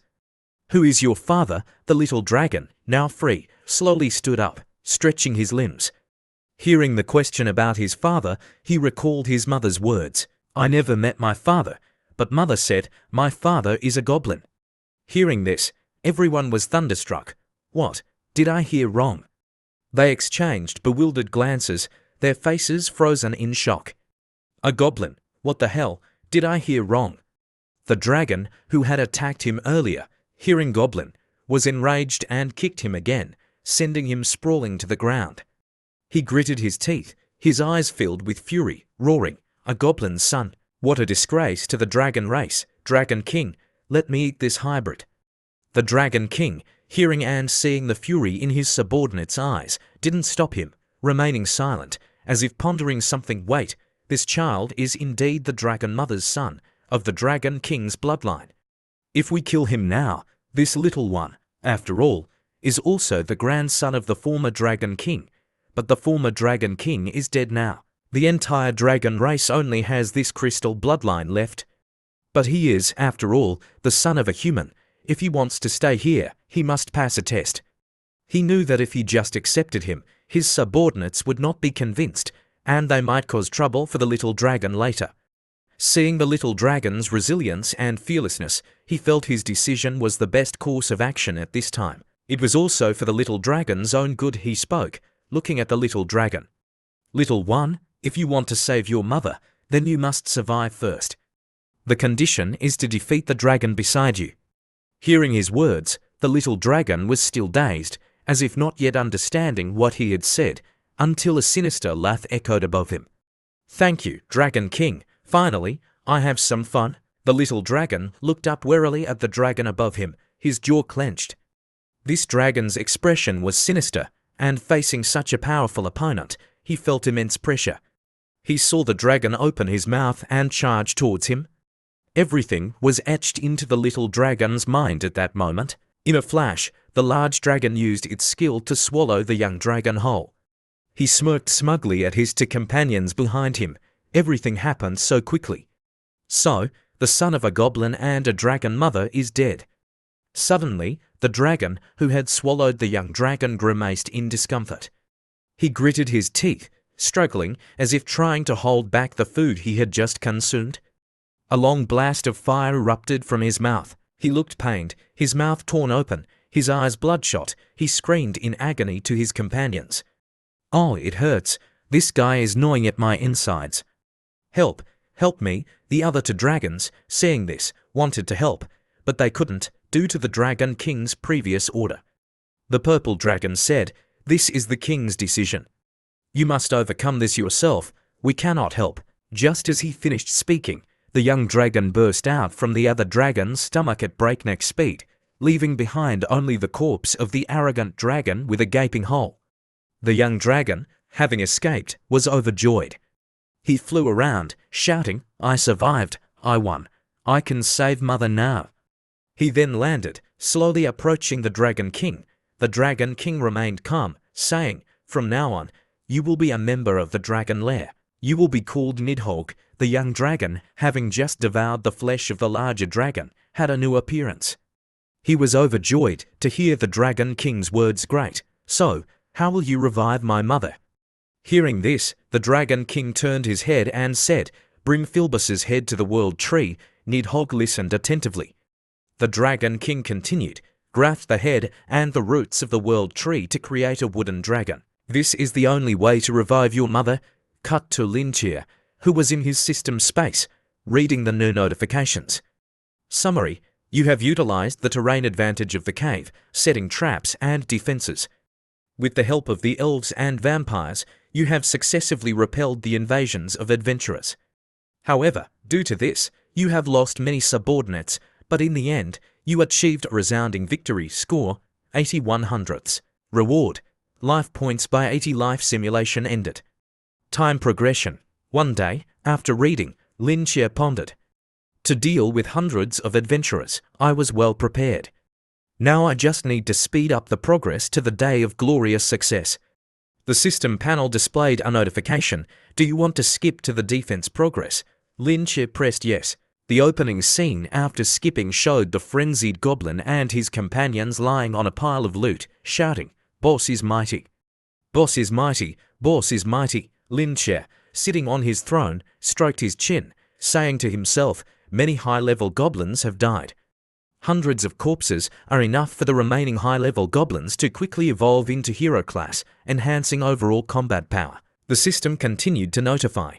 After eating more than 100 corpses, the goblins have finally reached level 50, completing evolution. Evolution: Gluttonous Goblin. Total power increased to 1100. Special skill: Gluttonous Meat Shield, meaning the more you eat, the higher your HP. Evolution: Great Hammer Goblin. Total power increased from 900 to 1000. Special skill: Great Hammer Fury. Evolution: Shadow Goblin. Total power increased to 1200. Special skill: Raise a Hand. Lin Xie left his throne, slowly walking, pondering. The reason goblins are hated is that we must eat flesh to level up. Unlike humans who can level up just by killing enemies, whether they are of the same species or a different one.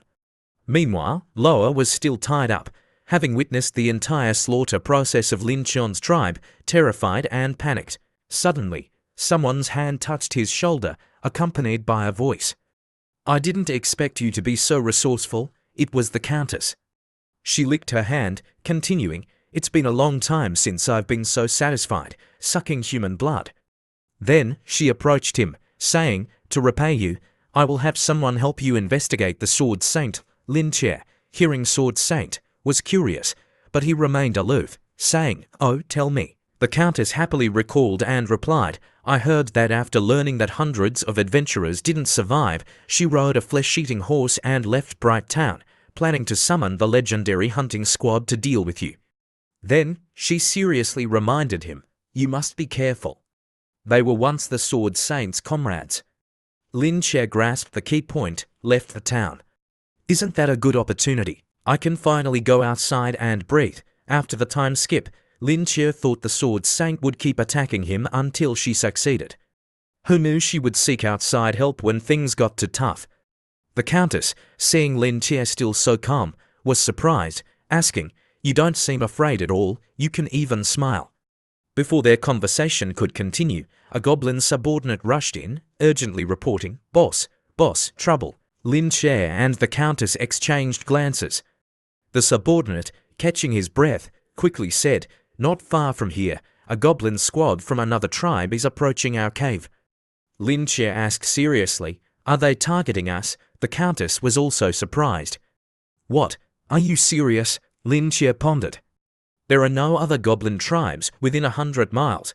Could it be the previous owners of this cave?" As he finished speaking, the camera shifted outside. This new Goblin group looked weak at first glance. They were climbing the cliff one by one. Lin Che, Goblin San, and Goblin Mun were waiting for them. The Goblins reached the stream, with a large one leading the way. It seemed that only their leader was a hero-class Goblin. The leader urged his companions, "Hurry up, what are you dawdling for?" His stats were displayed by Lin Cheon's system. Goblin Beast, level 50 race, Goblin. Occupation, none. Title, Hybrid Beast King, blessed by the gods, hero race, HP, 750, attack, 240 defense, 230 skills, Beast Tiger Bloodline Bite, equipment, Bone Club and Leather Armor, total power, 800. Lin Che assessed, "This squad leader is a hero class I've never seen before. His strength is quite good." He furrowed his brow, curious. What kind of tribe is this, where even a rare hero class is just a squad leader? Lin Che seriously told his two subordinates beside him, "Prepare. We must capture this squad alive. It's very likely a special forces squad from a large tribe." Goblin Mun and Goblin San were excited. Goblin Mun licked his weapon before the battle, replying, "Don't worry, boss. Leave it to us." The Goblin group had now reached the middle of the river. Having the beast bloodline was indeed different. The squad leader smelled the faint scent of blood around him. "Why is there a faint smell of blood here? The other goblins didn't smell anything." One of them replied, confused, "Captain, I don't smell anything." Soon, they reached the waterfall. Just passing through it would lead them into Lin Cheon's tribe's lair. The leader continued, "There's probably food that got in the cave. Prepare to eat." He. The other goblins were excited, rushing inside to grab the good stuff. Lin Cheon's guess was correct. This was indeed the lair that these goblins had previously owned. Suddenly, a red streak of light flashed down at incredible speed. It was Goblin Mun, charging forward with a short knife, swiftly slicing through the Goblin Beast. The speed was so fast that by the time the Goblin Beast realized it, Goblin Mun had already acted and maintained a distance. He immediately went into battle stance, loudly ordering everyone, enemies, prepare for battle. The low-level goblins were also very loyal. They went into battle stance, shouting, "Leader, we will protect you." Before they could wait any longer, a goblin arm emerged from the water. It was the frenzied goblin's arm. He rushed out, grabbing the underlings and attacking them fiercely. The goblins who had just boldly declared they would protect their leader had now abandoned ship and run for their lives, screaming, "Oh, it's a mutant goblin! Run, run!" The Goblin Beast was furious. He thought his trap had yielded results, but he had only caught strong opponents. The underlings were attacked again. This time, it was Goblin Som's Earthspike skill, impaling them one by one from the ground, leaving only the bewildered Goblin Beast. A low-level goblin was trying to escape. He ran, cursing, "Damn it, the lair has been taken. I must report this to the Lord." Lin Che, noticing this, drew his divine crossbow and shot at the fleeing goblin. The arrow pierced the goblin's forehead, making him collapse before the leader. The last of the underlings to fall, Lin Che slowly put away his crossbow. Beside him, the frenzied goblin was biting the head of a goblin. Everything happened so fast. The goblin beast had many questions, but didn't know who to ask. He trembled, sweating profusely, saying, "Damn it. Aren't you just a bunch of low-level goblins, a bunch of cowards?" Before he could finish his sentence, he fainted. Lin Che and the frenzied goblin clearly saw the process of his struggle before he fainted. The system panel appeared, stating the reason for his fainting: Goblin Beast, level 50 status, poisoned by Earth Goblin. Lin Che was serious, staring down at the Goblin Beast, calculating his next steps. In the blink of an eye, the Goblin Beast was tied up with chains, ready to receive special treatment from our protagonist. But it seemed he wasn't cooperating very well. He struggled and shouted, get away from me, you trash. How dare you question me? I'll eat you right now." Lin Che, witnessing his struggles, had a headache. He raised his hand, stroking his flowing hair, saying, "It seems you need a little beating from society to smarten up. This time, you're done for, kid." Hearing the words beating, the Goblin Beast paused for a moment, shouting defiantly at Lin Che, "Beating? What beating? You dare?" There was a reason for his bravado. He thought to himself, "I am a man like a wild beast. How could I be afraid?" A minute later, blood-curdling screams and the sight of torture devices covered in blood filled the scene. The once strong beastman was no longer as bold as before. His body was exhausted, covered in countless wounds that were constantly bleeding. He struggled to speak. I was wrong. I'll answer anything. I can't take it anymore."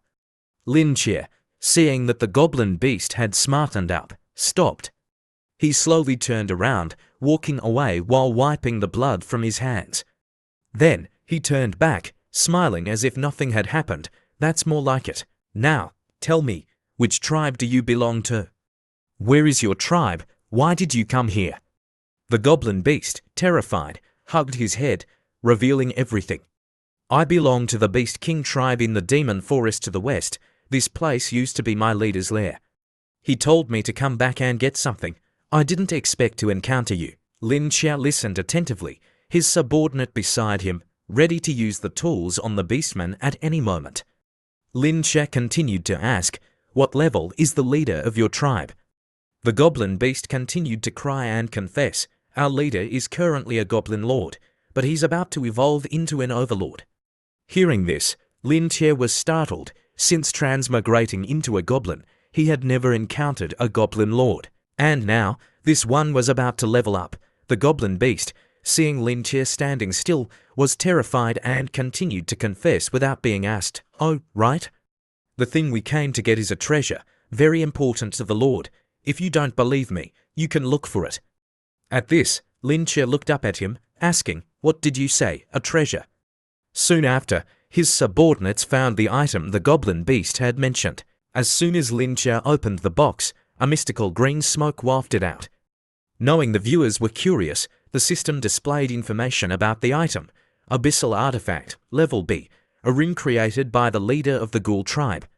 When activated, it can seal the opponent's soul inside the ring. Based on the strength of the soul obtained, there will be a corresponding increase in power. Specifically, it requires collecting the blood of the target to activate. Lin Che, seeing the good stuff, immediately put it on. He excitedly said, "I didn't expect such a treasure." The Goblin Beast, at this moment, smiled kindly, hoping Lin Che would spare his life. "I've said everything I need to say. You've already taken the item. Can you let me go now?" Lin Che replied, "Of course." He said of course, but his hands did otherwise. He used the hand wearing the ring to grab the Goblin Beast's hand, then used his fingernail to make a cut, letting the blood flow down and using the ring to catch it. The Goblin Beast, seeing this, was confused, asking, "What are you doing?" Lin Che then revealed a sinister expression, saying, "I will release your soul."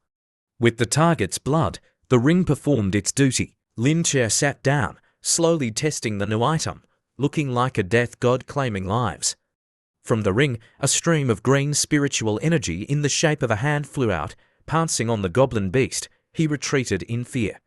The goblin beast, at this moment, regretted everything, but it was too late. He watched as the demonic hand gradually approached his head, screaming, "No, no!"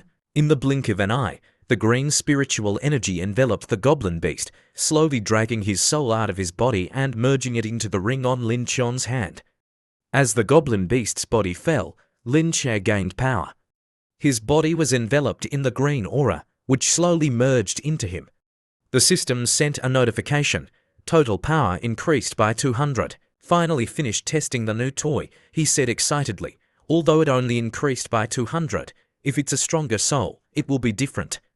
Then, he looks down at the beastman's corpse, thinking, this Beast King tribe has a total power comparable to a human city. Since the item has fallen into my hands, they will definitely take action. Perhaps I can use them to deal with the human's pursuit. He raised his hand, stroking his chin, calculating his next move, not noticing Goblin Slayer approaching. Let me think about how to use this. Goblin Slayer arrived, asking, is this a goblin from the Beast King tribe? Hearing this, Lin Che turned around, asking, oh. You know, the female Goblin Slayer replied, of course.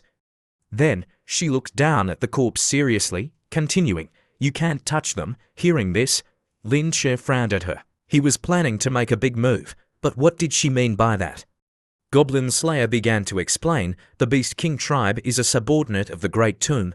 Even the Lion Empire doesn't have the qualifications to confront them. Even I don't dare touch them. Goblin Slayer sat down, carefully examining the goblin beast's corpse, then continued, and you even killed him. Lin Che, hearing this, felt a bit scared. Even a Goblin Slayer wouldn't dare touch this tribe, so how could he stand a chance? He asked Goblin Slayer, so, what is this Great Tomb? It sounds scary. Goblin Slayer turned to him, continuing to explain, the Great Tomb is the overlord of the demon forest, spanning thousands of miles to the west. Inside, there is at least one level 12 demon, a world-class existence. At this point, Goblin Slayer slowly stood up. Lin Che, bewildered, stroked his chin, asking, level 12. Then, he was stunned, realizing the danger he was facing. Suddenly, he jumped, as if realizing something, exclaiming, all right. Then, he stroked the ring on his hand, releasing the green aura, which flowed back into the goblin beast. Goblin Slayer, seeing his strange actions, asked, confused, what? What are you doing? He calmly replied, I need your help. Use blood to control him. Order him to return to the Beast King tribe and report the truth about the abyssal artifact being stolen. At this point, the goblin beast's soul had been returned to his body by Lin Che. He continued, looking at Goblin Slayer. But the one who stole the abyssal artifact is not us, but the royal nobles of the Lion Empire. Goblin Slayer was surprised, sweating, asking Lin Che again to be sure, are you talking about the Stenman and Pheromone families? The goblin beast was now revived, but controlled by Goblin Slayer. Lin Che looked down, his voice firm, that's right. Then, he remembered, thinking to himself, previously, I intentionally released Baron Boloa to set up an ambush, using Loa as bait to eliminate them and gain more experience. Lin Che, at this moment, was very confident in his plan.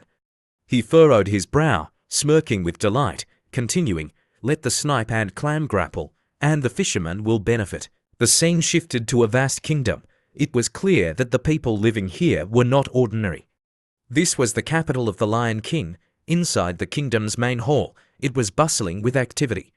As soon as one entered, they could hear someone shouting, you useless piece of trash. Damn you, get out. You've dragged the family's honor through the mud.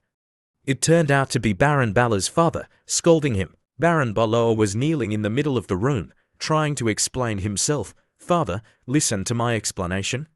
Seeing his father silent, he cried out, recounting everything he had witnessed. Those goblins are not only strong, but they also possess high intelligence. We are no match for them. Even the Grey Helm squad is all dead. Oh, right. Cousin Loa is still alive. Baron Bala's father, hearing this, became even more furious. He gritted his teeth, wanting to slap his incompetent son to vent his anger. He was Count Pheromone, Baron Balor's biological father. At this moment, he didn't want to hear any more of his useless words. To think that the descendants of a powerful family were defeated by filthy goblins. How pathetic! He slammed his hand down, stopping Baron Balor's babbling. Then, unable to contain himself, he stood up, pointing directly at Baron Balor. How dare you speak? The two heirs of Tefamela's lost to goblins. Now everyone outside is mocking us. Are you proud of yourself? Baron Balor was still in shock, his father's words not registering. Hearing his father's scolding made him even more panicked, and he unconsciously wet himself. The people around him covered their noses, looking at the idiot before them with disdain. Baron Balor continued to cry, "Father, father, I'm sorry." In his mind, all he could see was the image of Goblin Lin Chia, the scenes of Lin Chia killing people without remorse haunting him. He cried, tears streaming down his face, mixing with the yellow liquid on the floor, looking utterly disgusting. He kept moaning, "Scary, so scary, that goblin is so scary, so scary." Seeing the mess before him made his father's eyes bulge with rage. Losing to goblins is shameful enough. Now you're urinating in the middle of the room. "Do I have any face left, you brat?" he roared. You, drag him out." Just as Pheromon, Baron Balor's father, finished speaking, someone's footsteps could be heard from outside.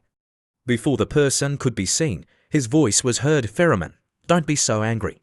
Pheromon was a middle-aged man, looking quite aristocratic. He continued, "Don't be so angry." Behind him was a maid. He walked to the middle, stopping beside Baron Balor. Then, leaning on his cane, he looked down at Baron Balor, saying, "Count Pheromon, I came here to cooperate with you, to wash away the shame of your family." Pheromon calmed down at this. Hearing the other person's words, Pheromon still didn't understand, asking, "What do you mean? Don't you know that the king has ordered that nobles from Viscount rank and above must have their troops ready at all times, and cannot be deployed arbitrarily?"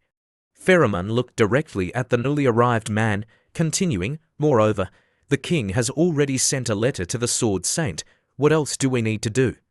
This person seemed displeased by these words. He frowned at Pheromon, his expression cunning. Then, he stroked his mustache and chuckled, "Your vision is still too limited." With that, he stood up straight, speaking his intentions clearly. "If everything is left to the Sword Saint to resolve, the king will think that our Tefamelers are incompetent and useless. Do you want that?" Hearing this, Pheromon was somewhat swayed, but he knew the person in front of him better than anyone, so he simply clicked his tongue without responding immediately. This person continued, lowering his voice, emphasizing his words to increase their credibility. "To get the king's approval, just have your son report the situation about the goblins to the king. At that time, each of us will mobilize 1,000 troops. Even a goblin overlord will be annihilated." Suddenly, the room fell silent. The people present whispered among themselves about what the other person had just said. Pheromon sighed wearily. Although he knew the person in front of him had his own agenda, the most important thing was to avenge his family and those who had been killed by the goblins. Count Pheromon slowly stood up, his hands clasped behind his back, looking down at his useless son, speaking seriously. "All right, don't think I don't know what you're planning. Let this useless thing come with me to meet the king." A few days later, at the waterfall where Lin Chion's tribe resided, the scenery outside was picturesque and peaceful, but inside, it was the complete opposite. Loud banging sounds echoed, so loud that the goblins had to cover their ears in fear. It turned out that Loa was being used as target practice. On his head was an apple with a hole shot through it.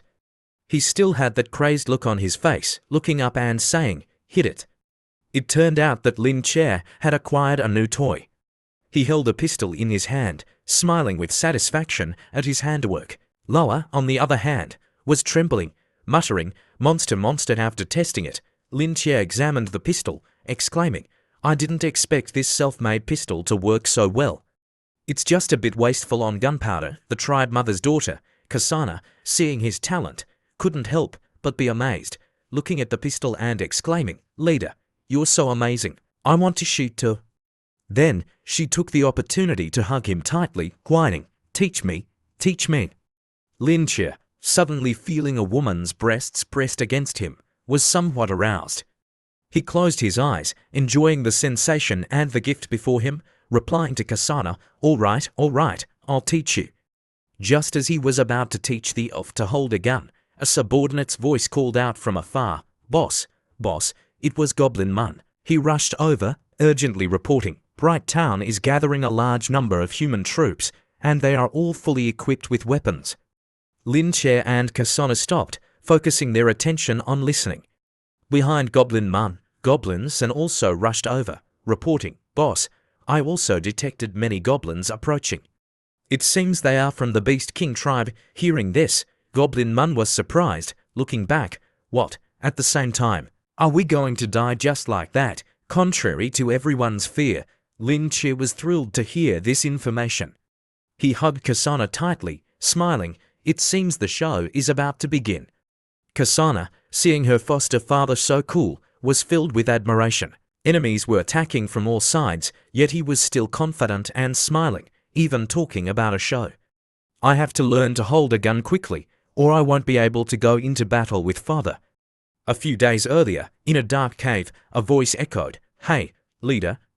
The human army has come to steal the abyssal artifact. I barely managed to escape." As soon as the sentence finished, the corpse of the goblin beast, controlled by Goblin Slayer, was thrown, slamming against the ground. It was the Goblin Lord of the Beast King tribe, his large body sitting in the darkness, surrounded by many tentacles, looking very demonic.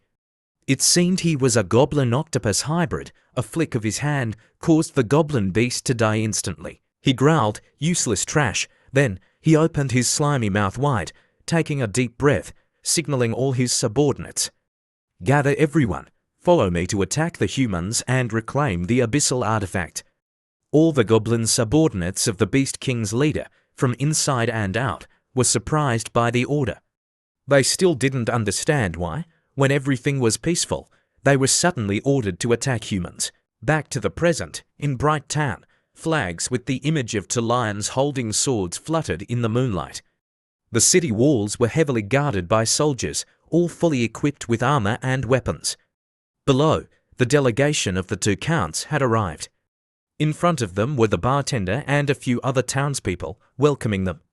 It turned out that the bartender was now the new town chief of Bright Town. He bowed respectfully, saying, "Welcome, Count Ferriman, Count Stenman." The people behind him also bowed in unison. The man named Stenman, seeing that the Sword Saint was missing, frowned and said, "Where is the Sword Saint?" Suddenly, from afar, the hooded man who had fought alongside the Sword Saint to slay the dragon appeared, saying, "The Sword Saint has left on business." "What brings the two counts here with their troops?" Hearing two counts, the town chief and Stenman exchanged glances. Stenman, seeing that the Sword Saint was not present, became arrogant, ignoring the hooded man's question and riding his horse, intending to leave, saying, "If the Sword Saint is not here, there's no need to waste time with you." The hooded man, hearing this, became furious, shouting, "I am the Dragon Slayer, the warrior who fought alongside the Sword Saint. How dare you disrespect me?" Hearing the title Dragon Slayer, Stenman immediately backed down. He knew that dragons were incredibly difficult to deal with. He didn't expect to encounter such a powerful person, and one who was close to the Sword Saint. He changed his expression, smiling awkwardly, replying, "Oh, I see. My apologies, we came here to eliminate the goblins." As soon as he finished speaking, a dark streak shot down from the sky at incredible speed. Everyone panicked. The hooded man shouted, "Strange. What the hell is that?" From the darkness, the legs of goblins gradually emerged, along with their characteristic stench. Thousands of goblins simultaneously charged at the people in front of them. The guards on the walls, seeing this, panicked. "How did these goblins get up here so quickly?" They shouted. "Not good, it's goblins. Aren't there heavy troops guarding the city walls? How did these goblins get in?" Count Ferriman, seeing this scene, became furious.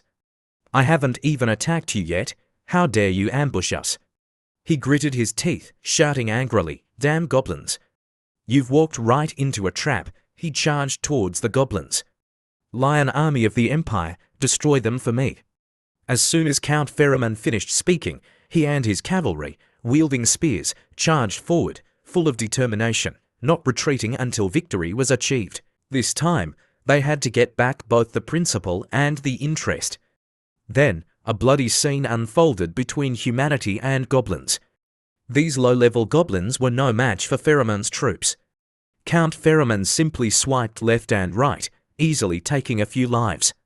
Meanwhile, the cavalry swept through the battlefield with ease, stabbing and slashing, taking down goblins with every hit. The metallic stench of blood spread throughout Bright Town. The hooded man, benefiting from the title of Dragon Slayer, seemed to be struggling a bit. He passively used magic to attack one goblin at a time. At the same time, in the sky, a familiar dragon figure was carrying someone. Observing the chaotic battle below, no one noticed the dragon approaching.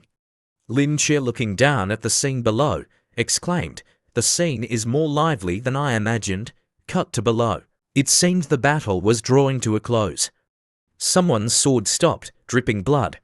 Pheromon looked down at the goblin corpse he had just killed, scoffing contemptuously. Goblins are just low-level trash. What's there to be afraid of? This tone indicated that he was about to die a miserable death. Pheromon looked at his subordinates, smiling with satisfaction. At this rate, the battle will be over in less than an hour. The first wave of low-level goblins had been completely wiped out. Suddenly, a horse and rider were thrown from outside, crashing inside. The impact was so strong that both the person and the horse were crushed, blood splattering everywhere. Pheromon, though old, was still very agile. He quickly leaned back to dodge in surprise. What the hell? What just flew in? Lin Che, above, was also surprised. He had seen something terrifying, causing him to jump in fright. From outside the gate, the Goblin Lord had entered. His body was so large that he moved rather clumsily. His height, now clearly visible, was almost as tall as the gate, probably 7 to 8 meters. He entered with a guard tied up in his tentacles, looking miserable. Seeing his troops slaughtered, he roared. His roar created red shockwaves, looking quite imposing. He roared and charged forward, trampling on human corpses wherever he went. His stats were displayed. Goblin Beast King, level 79 race, Goblin. Occupation, none. Title, Beast King, Emissary of the Tomb, Extreme Sin, Blessed by the Gods. HP, 2000. Attack, 700. Defense, 670. Skills, Beast King's Roar, Brutal Strike. Equipment, none. Total power, 3000. Lin Che, reading the stats, was stunned. He exclaimed in surprise, "What the hell is this thing? How can it be so strong? And that appearance is disgusting." The troops of the two counts, seeing this, began to panic. The soldiers surrounded Pheromon and Stenman for protection. Pheromon shouted, "Retreat! Retreat quickly!" Both of them sensed the approaching danger. Stenman gritted his teeth, saying, "What is that thing?" "Is it an overlord class?" Pheromon, retreating, replied, "I'm not sure. Leave it to the family to deal with." Suddenly, someone stepped forward, calling out, "Father!" The two counts looked over. It was a group led by a girl, coming to assist her father. She was Loa's cousin. Lona arriving, she spoke in a serious tone, "We will lure him away. Leave the rest to the soldiers." With that, she passed Stenman, stepping forward to execute the plan. Stenman reminded her, "Be careful, don't end up like your cousin Loa, becoming useless." Lona replied, "Understood." Then, she and her companions, some wielding spears, others using magic, prepared to charge out and lure the Goblin Beast King away. The mage following Lona had finished preparing. He shouted, "Prepare to attack, taste this." Immediately, a beam of power shot from him, hitting the Goblin Beast King's face, knocking his head to the side. This successful hit shifted his attention to the group. He glared at the one who had attacked him, growling confidently. Taking advantage of this, the four immediately fled towards the town gate. Lona, leading the way, shouted, "Quick, lure him out of the city." Hearing the order, the other three quickly followed. As for the Goblin Beast King, he changed direction, roaring and switching to a crawling mode, chasing after them. Lin Che, above, seeing the situation unfolding slightly differently from his plan, gritted his teeth, muttering, "Not good. If they keep running, they'll run into my people. This is troublesome." The four had run a distance, but the Goblin Beast King was still close behind. He might look large and slow, but one of his steps was equal to 7 of theirs. Lin Che could only sigh wearily. Then he closed his eyes, sighing to himself, "I didn't want to intervene yet. This time, you forced my hand." He had only closed his eyes for a moment, but the image of the woman named Lona appeared in his mind. Knowing that viewers wanted to see this part for a long time, content creators like me had to find ways to prolong it so you could watch it to the fullest. Lin Che looked at her round bottom, muttering, "What a pity. This ponytail blonde girl, her fate is unpredictable." After a few minutes of engagement between Lona's group and the Goblin Beast King, Lona's group had lost the mage and a few accompanying soldiers. The blonde, seeing his comrades fall, became enraged. He gritted his teeth, shouting angrily, "Just a bunch of goblins, your fangs will be our first trophy." Seeing his comrade losing his composure, the black-vested man turned back, advising, "Don't be careless." Continued to surround him, creating an opportunity for Lona to deliver a fatal blow. With that, he channeled his power, his hands glowing, preparing to clear the way. Boom! A loud sound echoed. The Goblin Beast King's large hand slammed down where Lona was. Luckily, she was agile and dodged in time. The ground where he struck shattered into pieces. Lona, having escaped, had someone else step in to hold him back. Lona, taking a stance, channeled her power, thinking to herself, "I am the model of the academy, I must win this battle." Seizing the opportunity when the Goblin Beast King was off guard, she swung her spear, leaping towards him, striking and shouting, "High-level martial skill, azure spear piercing." As soon as she finished speaking, a golden beam of energy shot from her, piercing the Goblin Beast King's chest. The Goblin Beast King, caught off guard, couldn't defend. He roared in pain. Lin Che, above, continued to assess the ponytail girl. "Total power is only 1700, the others are all around 1000. I didn't expect them to last this long."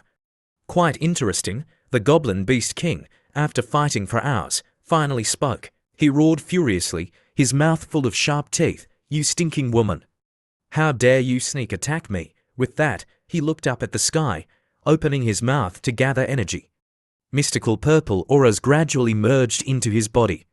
Lona's previous attack, though it seemed to pierce his chest, was not a full-powered strike.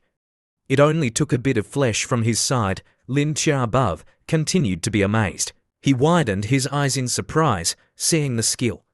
Back to the Goblin Beast King, when he had gathered enough energy, he unleashed it. Countless purple blade auras shot out from his mouth.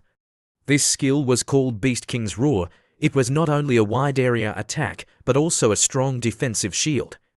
At this moment, no one dared to approach him within 100 meters. Back to Lin Che, who was standing very high with the dragon, but was still shaken by the shockwaves. He had to control the dragon to fly higher to avoid the danger. The Goblin Beast King's roar hadn't stopped yet. The sound he emitted was quite loud. Lin Che had to cover his ears because it was beyond his tolerance. He gritted his teeth, frowning, muttering, "The sound is terrifying, ferocious beyond my imagination." The dragon couldn't take it anymore because of its large size. The affected area was also wide.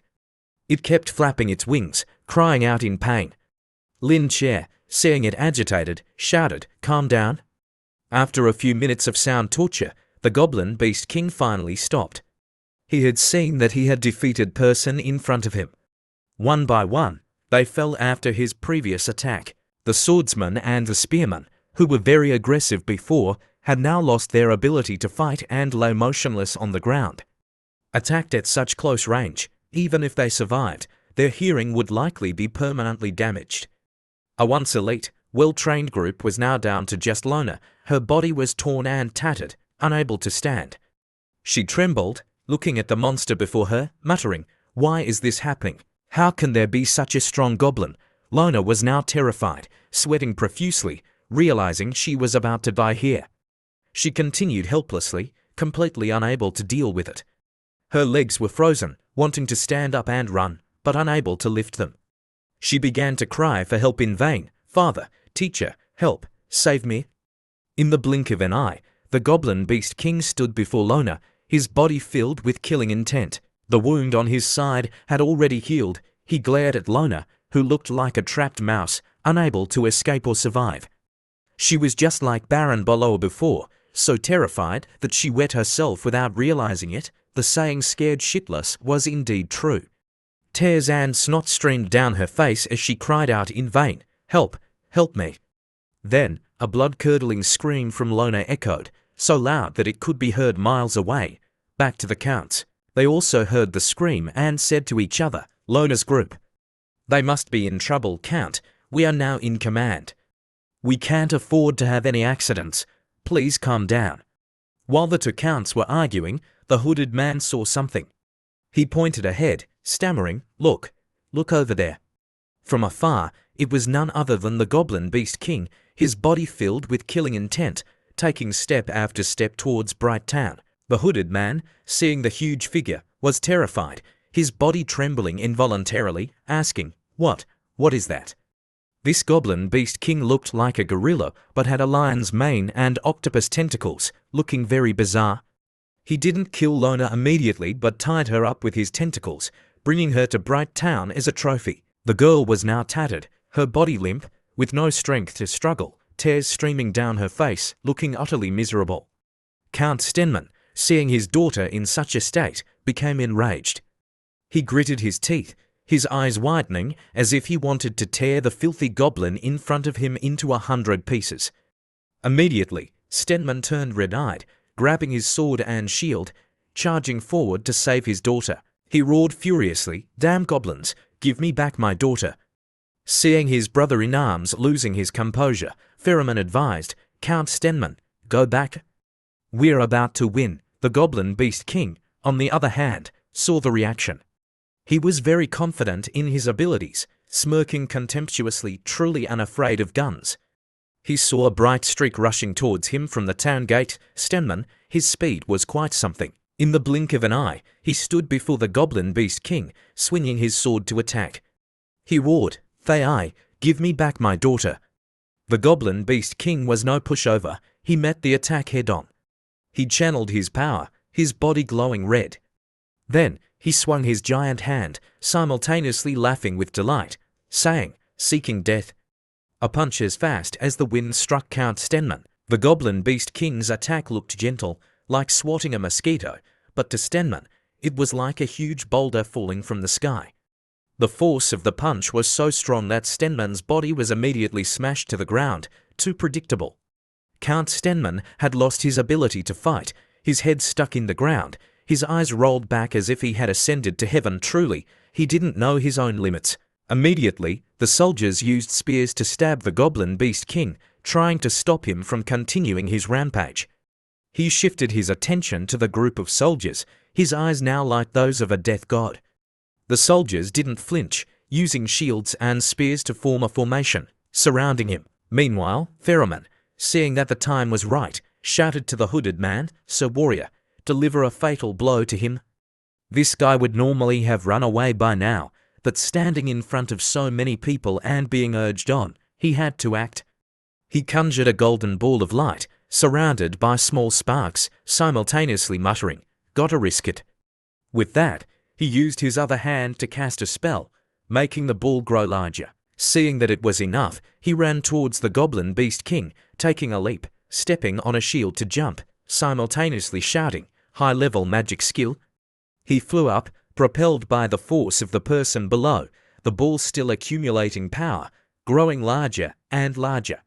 He swung his hand, preparing to strike, simultaneously shouting, "Concentrated energy ball." With that, golden lightning bolts merged into the ball. The Goblin Beast King, at this moment, realized the danger, but the ball was already too close. The light from the ball blinded him. He seemed to sense the danger in this attack, but it was too late to escape. Boom, a deafening sound. The golden light from the hooded man's attack illuminated the entire area. The low-level goblins scattered in fear, thinking they would be the next to be hit. They ran, shouting to each other, terrifying, "Run, run quickly." Back to the hooded man, his all-out attack had also drained a lot of his strength. He looked at the goblin in front of him, panting heavily, looking quite exhausted. The ball of light had successfully burned off all the Goblin Beast King's tentacles and a layer of thick skin on his chest. The sizzling sound from the wounds continued. After a while, seeing that the goblin was no longer moving, the hooded man began to chuckle. Then, he covered his face, turning around, laughing triumphantly in celebration. I thought it was something special, but it's just a goblin. He spread his arms, puffing out his chest, confidently shouting to Pheromone in front of him, "We won. I won. I am a legendary hero." He didn't notice Pheromone and the knights in front of him trembling. They were trembling because the goblin was not dead. It was continuously writhing, regenerating the burned skin. The hooded man was completely unaware the regeneration process was quite fast. Soon, his new skin had grown, covering the burned area. He opened his slimy mouth to exercise his jaw. After a few minutes of rest, roar. Immediately, he opened his mouth wide, lunging at the prey in front of him. The tentacles on his body were also gradually recovering. The hooded man, at this moment, felt a chill behind him, but it was too late. The gruesome scene was captured by Pheromone and the soldiers in front of him. Crunch, swift and clean, the hooded man's upper body disappeared. Blood splattered everywhere. "I'm afraid you'll be traumatized by the community guidelines, so I have to censor it." The Goblin Beast King, at this moment, was terrifying, his mouth covered in the hooded man's blood. He chewed thoroughly, slowly swallowing the fresh, tasty meat. Count Pheromone, at this moment, finally realized the terror of goblins. He had always thought goblins were weak, stupid creatures, only interested in sex to level up. He was terrified, sweating profusely, his legs frozen, unable to move when he saw the scene. In the sky, a colossal figure gradually appeared, vaguely visible. Below, the sound of clashing weapons stirred up a thick cloud of dust, obscuring vision. XIO1, get closer. From a suitable angle, the image appeared directly before Lin Qian's eyes, instantly causing his face to turn solemn, his brows furrowing, his eyes intently focused, never leaving the opponent. According to the current situation, the one below probably isn't. Probably, but definitely, has begun to evolve. With each movement, increasingly eerie sounds emanated from his body. Under his skin, various sharp fangs and claws grew. His teeth were long and bloodthirsty, his murky eyes a deep red, stained with blood, emitting a light that terrified the hearts of those who looked upon it. From the top of his head and back, long purple tentacles grew, as if possessing their own life, wriggling and coiling around their prey. His abdomen had also evolved into a bottomless mouth with fangs on either side, constantly opening and closing, craving and hungry. Level 80 Brutal Goblin. Let's check his information. Checking was one thing, but what came up was truly shocking. He had to rub his eyes twice to make sure he wasn't seeing things. What the hell? Total power reaching 3,100? Is this the Overlord level? While he was reading the information, still reeling from the shock, a swift attack came from below, targeting Stenman.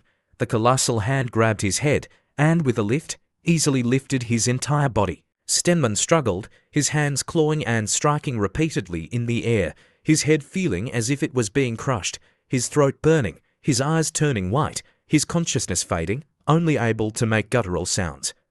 Ignoring Stenman's insignificant struggles, the goblin simply opened his mouth wide, wriggling his long tongue, preparing to enjoy the fresh meat before him. His eyes shone as he looked at his prey, struggling frantically but unable to escape. With the attack occurring like this, it had to be said that this guy was terrifying even before evolving. Now, look at him. Although his combat rating couldn't increase much in a short time after evolving, he was already a terrifying existence. With a snap of his jaws, a piece of fresh meat was right before him. A bite, a taste, plus a short scream as he died, made the goblin's eyes shine brighter than ever. The warm, thick smell of blood mingled in his mouth. This feeling was truly intoxicating, making every brain cell dance and tremble. At this rate of devouring fresh buffet, if Lin Qian's predictions were correct, the human race would definitely lose. The soldiers' fighting wasn't as fast as his eating. There was no point in fighting at this point, they were just snacks. Wait. Eating like that, what will my troops eat later? Nothing will be left. Lin Qi propped his hand down, sitting cross-legged on Zihuan's back, leaning forward towards the battlefield, his face very serious as he looked at the goblin below, mowing down people like a bulldozer. That speed is truly terrifying. All the experience points are being swallowed by this guy. What will my tribe eat later? It seems I have to take action and control this brute. Below, the goblin subordinates, with their combat power shattered, were constantly running away, scattering before the pursuit and slaughter of the soldiers. One of them was immediately crushed by a foot of the overlord, his body bearing an enormous weight, pressing him down on the ground, causing him to be unable to scream in pain, his eyes turning white, his internal organs crushed, dying on the spot. The goblin subordinates, seeing the living proof before them, which was also their fate if they tried to escape, screamed in fear and collapsed to the ground, crying out, "Boss, I won't run anymore. I won't run anymore, won't run anymore." Under the enormous pressure and the very clear threatening gaze from their boss, as if saying, "Run, you bastards. Let me see who dares to run again, and I'll send you to meet your ancestors." Responding to the cold-hearted words from their overlord, the group all felt the air suddenly colder. Seeing that his subordinates were all useless, only he was carrying the team, he was already annoyed. Not only were they not helping, but they were running. Running? What the hell are you running for? He roared, his face contorted. "Everyone, charge! Anyone who dares to retreat will end up like him." Hearing this, they charged out like a swarm of bees, rushing forward like a flood, running with their tails between their legs. After witnessing their kind-hearted brother being crushed on the ground like that, they could only risk their lives and attack forward.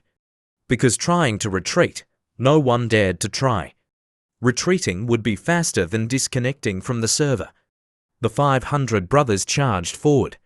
Pheromone and the soldiers, seeing the goblins charging like a great flood, were stunned. These demon ghosts are already bad enough, but now they're charging with the whole gang. "We're done for." Pheromone's face changed, turning as black as the bottom of a pot. Sweat poured down like rain as he shouted, ordering, "Quick! Retreat back into the town, close the city gates." The soldiers, seeing the situation was bad, quickly moved their hands and feet, scurrying away. Now, there was no distinction between classes. Small lives were more important than anything. The goblin overlord, seeing the fresh meat running away, roared, "Block them, absolutely do not let them escape." Under his persuasive command, the subordinates seemed to gain energy, all speeding up, charging forward. From above, Lin Che calmly took in all the details of the battle, watching the goblins below constantly speeding up to chase the people into the town, push the people into the town, push them into the city. The goblins also chased in like that. Everyone ran into the city. Lin Qian's eyebrows rose, his eyes curving as he smiled, looking at the scene below with great satisfaction. Then, he smiled silently, raising his hand and gently placing his finger on the corner of his lips, forming a whistling gesture. A whistling sound echoed in the silent night. On Zihuan's back, Lin Che quickly signaled his subordinates below to act, following the plan they had discussed beforehand. From the nearby bushes, a group of goblin subordinates, carrying sacks, rushed out like arrows towards the battlefield where the soldiers had fallen. A goblin leading the way ordered, "The boss ordered us to collect all the corpses. Hurry up. Hurry, hurry." The goblins quickly carried the corpses, putting them into the sacks as if picking vegetables in a garden. From the distant forest, a sound that shook the area echoed, accompanied by an explosive flash of light. Animals and birds quickly flew away to hide. The light passed through the deep forest and rivers, flying straight ahead towards Bright Town, moving at incredible speed. While collecting food, they suddenly sensed a force approaching. Lin Che quickly frowned, looking towards the source of that mysterious power, before telling his subordinates to carry the sacks and take the food back. "Is that goblin back so soon? Is something about to happen?" Lin Che quickly ordered Zihuan to fly lower, leaning down and ordering his subordinates to quickly retreat. The subordinates, realizing it was the boss, quickly carried the food and shouted in unison, "Understood." In Bright Town at night, fog descended, and a cold wind chilled the bones. The goblin angrily roared, "Hand over the abyssal artifact. I'll give you a painless death." Pheromone, clutching his bleeding shoulder, didn't understand what this bastard was talking about. "I don't have what you want. If you want to kill, then kill. You low-level beasts are not qualified to negotiate with me." The goblin before him looked at Pheromone with bloodthirsty and cruel eyes. Humans are truly disgusting. You took my things, and now you deny it. And you even call me low-level and unqualified. How ridiculous, he sneered and shouted. In a flash, he jumped, his entire body disappearing, leaving behind only a cloud of dust. In the next second, before Pheromone could react, his entire body was gripped in the goblin's strong hand. Every bone felt like it was shattering, the pain making him unable to speak. His eyes turned white, his face contorted. The goblin, with bloodshot eyes, looked directly into his eyes, asking, "What do you mean? Didn't you steal the ring?" Pheromone, facing him, his body stiff, not daring to breathe, gritted his teeth, his eyes stubbornly looking straight at him, not saying a word. The goblin was still suspicious, wondering if this guy had stolen his things, when suddenly a power came from afar, sensing it approaching. He quickly looked over. Before he could realize it, the light struck him, catching him off guard, only able to endure the full force of the attack. Suddenly, from the sky, small spakes of light, like fireflies, appeared and gradually gathered into a shining golden sword right above his head. In the next second, it plunged straight into the ground with a loud crash, the force so strong that the goblin was thrown back. In anger, he roared, "Who?" The cloud of dust gradually dispersed. On the hilt of the sword, a figure gradually appeared, emerging from the hazy cloud, carried by the wind. Before them was an image of a female warrior, full of heroism and no less charming, like a silver moon appearing before their eyes. The gentle breeze blew her robes, enhancing her radiant beauty. The pressure and power of the sword's descent had caused the goblin to fall to the ground. He seemed to recognize the person before him. Impossible. Why is it her? He had come to find his stolen item, but why did he encounter such a monster? Before he could figure out what the hell was going on, his body was struck by a painful slash, making him scream. After attacking, she quickly returned to her master, a strapping young man with a buzz cut, holding a spear, wearing black armor, revealing a fit body from daily gym workouts, appearing from behind. Footsteps came, causing Mazzo to look back. A man named Austin, with a silver beard, carrying a large weapon, stroking his chin, walked over. He spoke, "Do you need to bully a goblin like that?" Beside him was a lowly girl, holding a doll, standing there. She is Emma Pheromone, seeing the sword saint return with everyone, was happier than seeing his mother return from grocery shopping, tears streaming down his face, his mouth smiling, shouting, "Sword saint! You finally arrived, and the members of the hunting squad too." The battle had dragged on from afternoon to evening, and from evening to the break of dawn. The sunrise gradually illuminated Bright Town. Lin Che had initially planned to rush in and eliminate the mutated goblin overlord, but fortunately for him, the Sword Saints group arrived a few seconds before him. He quickly landed, transforming into a human and standing to observe the unfolding events. As he watched, Lin Che muttered, "I didn't expect the hunting squad to arrive at this time. I was originally planning to try and suppress this brutal goblin myself. It seems I don't need to take action anymore." Looking towards the battlefield from the town gate where Lin Che was standing, it seemed incredibly peaceful, as if there had never been a great battle. But in the center of the town, it was not the same. The surrounding buildings were damaged from the battle last night. The mutated goblin overlord was still standing tall after the attack from Marshall. Marshall, the Sword Saints group, was observing the goblin, wondering what he would do next. Only Pheromone truly understood the brutality of the creature before him, because he had witnessed his comrades being killed right before his eyes, so he trembled in fear, not daring to move. Suddenly, the goblin overlord looked at a subordinate beside him, simultaneously swinging his clawed hand towards him. The mutated goblin grabbed the subordinate's neck, catching him completely by surprise. Before he could understand what was happening, his entire body was slowly lifted up. He was squeezed so tightly that he vomited blood. The mutated goblin opened his mouth wide, preparing to devour his subordinate, his eyes glowing red, looking incredibly terrifying.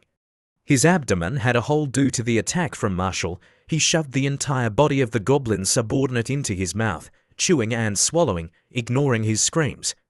After swallowing his fellow goblin, the large wound on his chest gradually healed.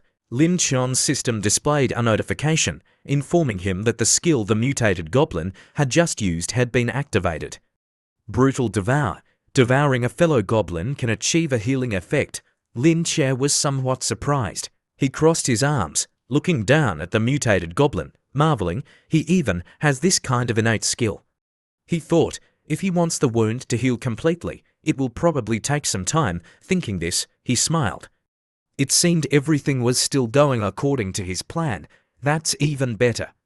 Seeing the creature before her healing, the sword saint began to draw her sword. Marshall behind her asked, "This guy took hits through his neck and chest and still didn't die."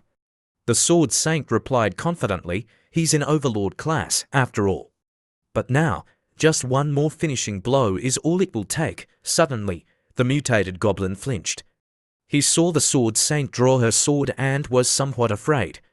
He returned from his berserk state to his normal state without anyone noticing. As expected of the sword saint, her power and reputation are truly not just rumors. The goblin became fearful, sweat pouring down his face. He put on a harmless expression, loudly pleading, "Wait. I was just tricked into coming here. I didn't want to fight. Just let me return to the Great Tomb. I swear I won't come back." Hearing the words Great Tomb, the sword saint frowned, glaring at him, asking, "You came from the Great Tomb?" The mutated goblin became agitated. He was no different from a child who had his toy taken away, pointing his large arm towards Pheromon, shouting, "Yes. It's all this bastard's fault. He stole my things." Pheromon, hearing this, stood up, shouting at him, "You're lying. I swear that I have never stolen anything from a low-level demon like you." The sword saint and the other three exchanged glances, looking at Pheromon as if saying, "Why would you steal from them?" But the sword saint didn't think things were that simple. She frowned, realizing something was wrong. It must be him. It's that hateful guy. At this moment, she seemed to realize that it was Lin Chuan's doing. She had experienced so many incidents caused by goblins. This goblin, with his considerable strength, came from the Great Tomb, which was very far away. It definitely wasn't his doing, but that goblin's. Hearing her words, the old man Austin, carrying the large sword on his back, looked over, asking, "Who? Which goblin are you talking about? Isn't it this one before us?" She replied seriously, "This guy claims to be from the Great Tomb, which is hundreds, even thousands of miles away. But the attacks on Bright Town have always been caused by goblins living around this area." Emma below, hearing these words, looked up at the sword saint with a surprised expression. Then, Emma asked the sword saint, "So, someone used a scheme to lure him from the Great Tomb here, wanting us to fight each other?" Marshall beside her was no less surprised. He frowned, saying, "This is something a goblin could do." Unbelievable. Just when everyone thought it was over, Pheromon roared, "I don't care who's behind it. Count Stenman and the Wandering Hero both died at his hands. We can't let him return." Pheromon's rage was understandable. Those who died had to pay with their lives. Hearing Pheromon's words, the old man Austin smiled with delight, as if saying, "My hands have been itching for a long time." He pulled out his large sword and shield, his entire body surging with power, emitting a green aura, looking very demonic. His eyes flashed red as he smiled sinisterly, slowly saying, "Then let me handle him." The situation was now completely reversed. The old man Austin was like a demon, while the mutated goblin was like a puppy. He was terrified by the power before him. Suddenly, from the sky, a large golden tornado rushed down. The tornado was aimed at the sword saint's group. The old man Austin was about to attack, but was stopped by this attack. Everyone looked up in surprise at the tornado. With a quick movement, the old man Austin quickly ducked, dodging the attack. The tornado, not hitting him, flew off into the distance. The tornado looked powerful, stirring up dust everywhere, but it was nothing to the sword saint. She only raised her hand to shield herself from the dust, not struggling to resist like the others. The mutated goblin, though surprised, also realized that he had a chance to escape. He immediately fled. Only an idiot would face those for monsters. A moment later, the tornado gradually stopped. The sword saint, shielding her eyes, tried to look up to see what was happening. Suddenly, her eyes widened when she saw what was before her. The attack was none other than Lin Qian's. The image of the dragon appeared before the sword saint. She was still shielding her eyes, shouting in confusion, "Why are you here?" On the dragon's back, Lin Qie was frowning, looking down. Just now, he had once again used divine crossbow. Below, Xiao Huan was roaring, helping her master.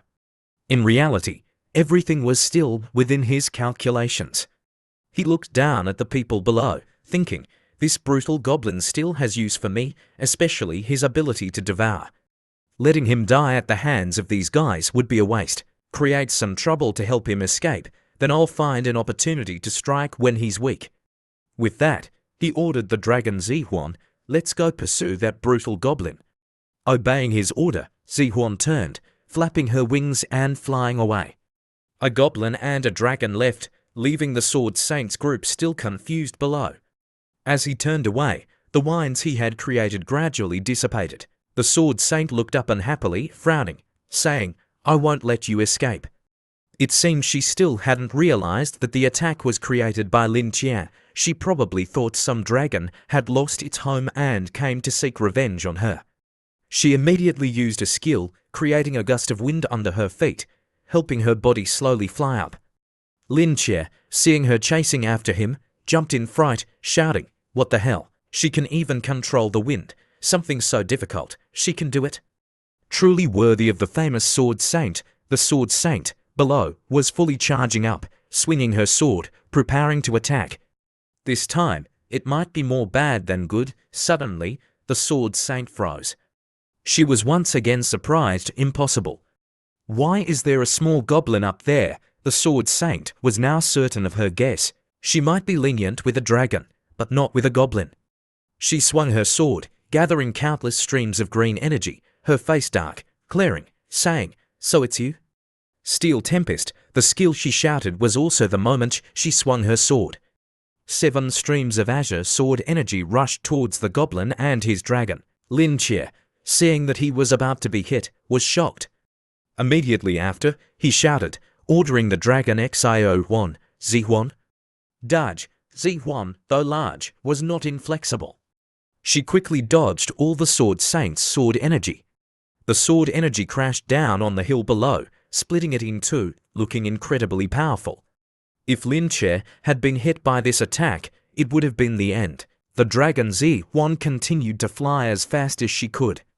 Lin Qian, above, turned back, looking to see if the Sword Saint was still chasing him, marveling, luckily, I dodged that. Otherwise, even with a big life, I wouldn't have survived. The Sword Saint, from afar, couldn't catch up, so she slowly descended.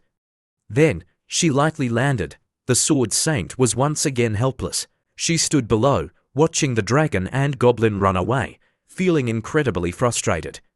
Immediately after, she widened her eyes, shouting towards Lin Qian, no matter where you run, I won't let you go.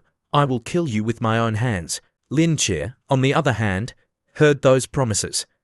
He leaned back, looking at her, saying, this crazy woman is truly strong and perverted. Let's see how I deal with you then. The scene shifted to the waterfall where Lin Qian's tribe resided. Lin Qian had led his troops to battle, leaving this place very quiet. But from afar, someone was rushing towards this place. The sound grew closer and closer. Boom! It was the Goblin Overlord, rushing like lightning, fleeing from the Sword Saints group to save his life. He bulldozed through any obstacles in his path. He ran, constantly looking back to see if anyone was following him. After running for a while, he finally reached the entrance of Lin Qian's cave. He stomped his feet hard to stop, saying to himself, no danger anymore. First, hide in the cave, otherwise, if they catch up later, it'll be troublesome. After speaking, he widened his eyes, looking around, simultaneously using his keen nose to sniff, trying to detect anything. Like his subordinate before him, as soon as he arrived, he detected the scent of his fellow goblins around him, very strong. He turned his head, looking around, loudly saying, there's the scent of other goblins around here. Wait! Immediately, he remembered the words of his subordinate and old man Pheromone. Leader, the magic ring was stolen by the human army here. I swear in the name of Count that I have never taken anything from a low-level demon like you. At this point, this guy understood the problem. He widened his eyes, as if realizing something very important, saying, I see. It must be this guy who wants to monopolize the spoils. The bastard, he dared to trick me. The item must still be here. He was thinking that everything was due to his subordinate's trickery, not realizing that there was another force behind him harming him. He immediately swung his large hand, punching hard at the entrance of the cave. Then, he used both hands to claw at the entrance, simultaneously putting his large mouth full of sharp teeth to the entrance, roaring, the one inside, get out here for me. Inside the cave, there were only Lin Qian's female family members, the tribe mother, her daughter, and Goblin. Hearing the roar and the sounds of destruction, they were very scared. Goblin, worried, said in a trembling voice, what do we do? Is he going to charge in?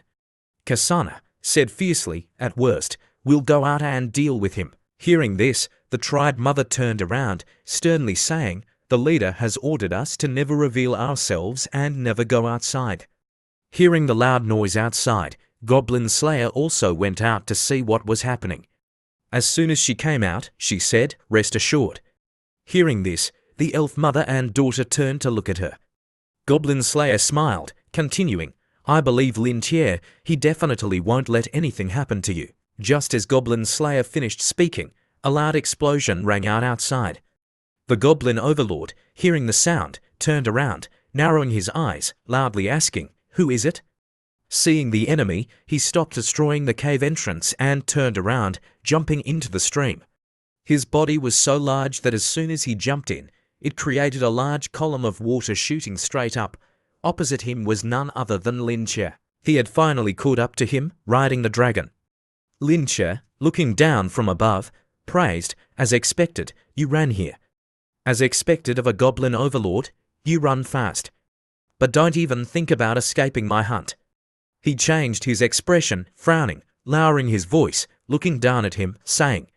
With that, the dragon Zhuan spewed a large column of fire straight towards the Goblin Overlord. With his colossal body and power of over 3,000, the dragon's fire was nothing to him. He narrowed his eyes, glaring at the enemy before him angrily.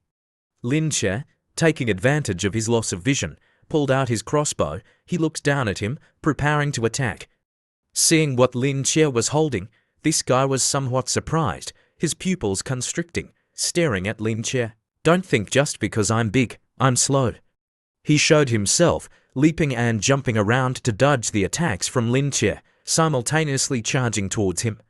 Boom! With a deafening sound, the dragon Zhuan was punched, staggering backward. Zhuan's entire body fell, dust and rocks flying up. But looking closely, Lin Tie was nowhere to be seen. Suddenly, the Goblin Overlord's eyes widened in surprise. He was sweating, as if seeing something terrifying. From within the dust, Lin Qian's figure, filled with killing intent, slowly emerged.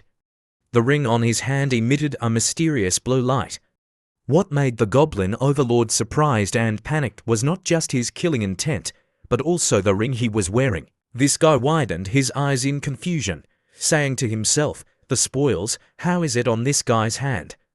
Then, he tensed up, his entire body enveloped in a fiery red aura, looking very terrifying. He opened his mouth towards Lin Tie, loudly shouting, you low level. So, it was you who stole my spoils, quickly return the abyssal artifacts to me. With that imposing aura, Lin Tie didn't care. He knew very well what level the enemy's strength was at. Let's see how long you can be loud. He raised his arm, simultaneously asking him, you mean this? Then, he smirked, looking at him with contempt, saying, what if I don't want to return it? The mutated Goblin Overlord became even more furious. He looked at Lin Tie angrily, shouting, hateful. Immediately after, he stomped the ground, rushing quickly towards Lin Tie. As he charged, he shouted, it's all because of you. Return the ring to me. Lin Tie, still with that deadly gaze, stood still, waiting for him. In a flash, his face, half the size of Lin Qian's body, was close to his face, along with a fist behind it. Boom! With a shocking sound, Lin Tie, small and agile, quickly dodged this guy's attack. He retreated, putting his hands in his pockets, looking arrogant. The Goblin Overlord, in Lin Qian's eyes at this moment, was no different from a slow, fat guy. Seeing the opponent intentionally looking down on him, this guy became even more annoyed. Lin Qian said contemptuously, "How can your heavy body catch up to me?" With that, where he was standing at this moment, there was only an afterimage. He had quickly teleported behind the Goblin Overlord, his eyes filled with death as he looked down at his prey, his right hand swinging up, pulling out something, simultaneously shouting, "Flash!" The Goblin Overlord, seeing Lin Qian's speed like the flash, was shocked, his eyes widening. Before he could look back, there was a scream from the Overlord, along with blood splattering everywhere. Lin Qian's system suddenly displayed a notification, "Received super skill, brutal howl." After that attack from Lin Qian, the Goblin's entire body was bruised. Two hairs on his head were broken, and his entire body was severely burned. His mouth constantly emitted screams of agony. Lin Qian, on the other hand, after a powerful attack, was still very normal, without any backlash, except for the blood of the other guy splattered on his face. He wiped away the blood, simultaneously clicking his tongue, looking contemptuously at his prey, who was dying. Immediately after, he didn't let him recover, but activated a skill. His entire body was surrounded by a faint purple aura.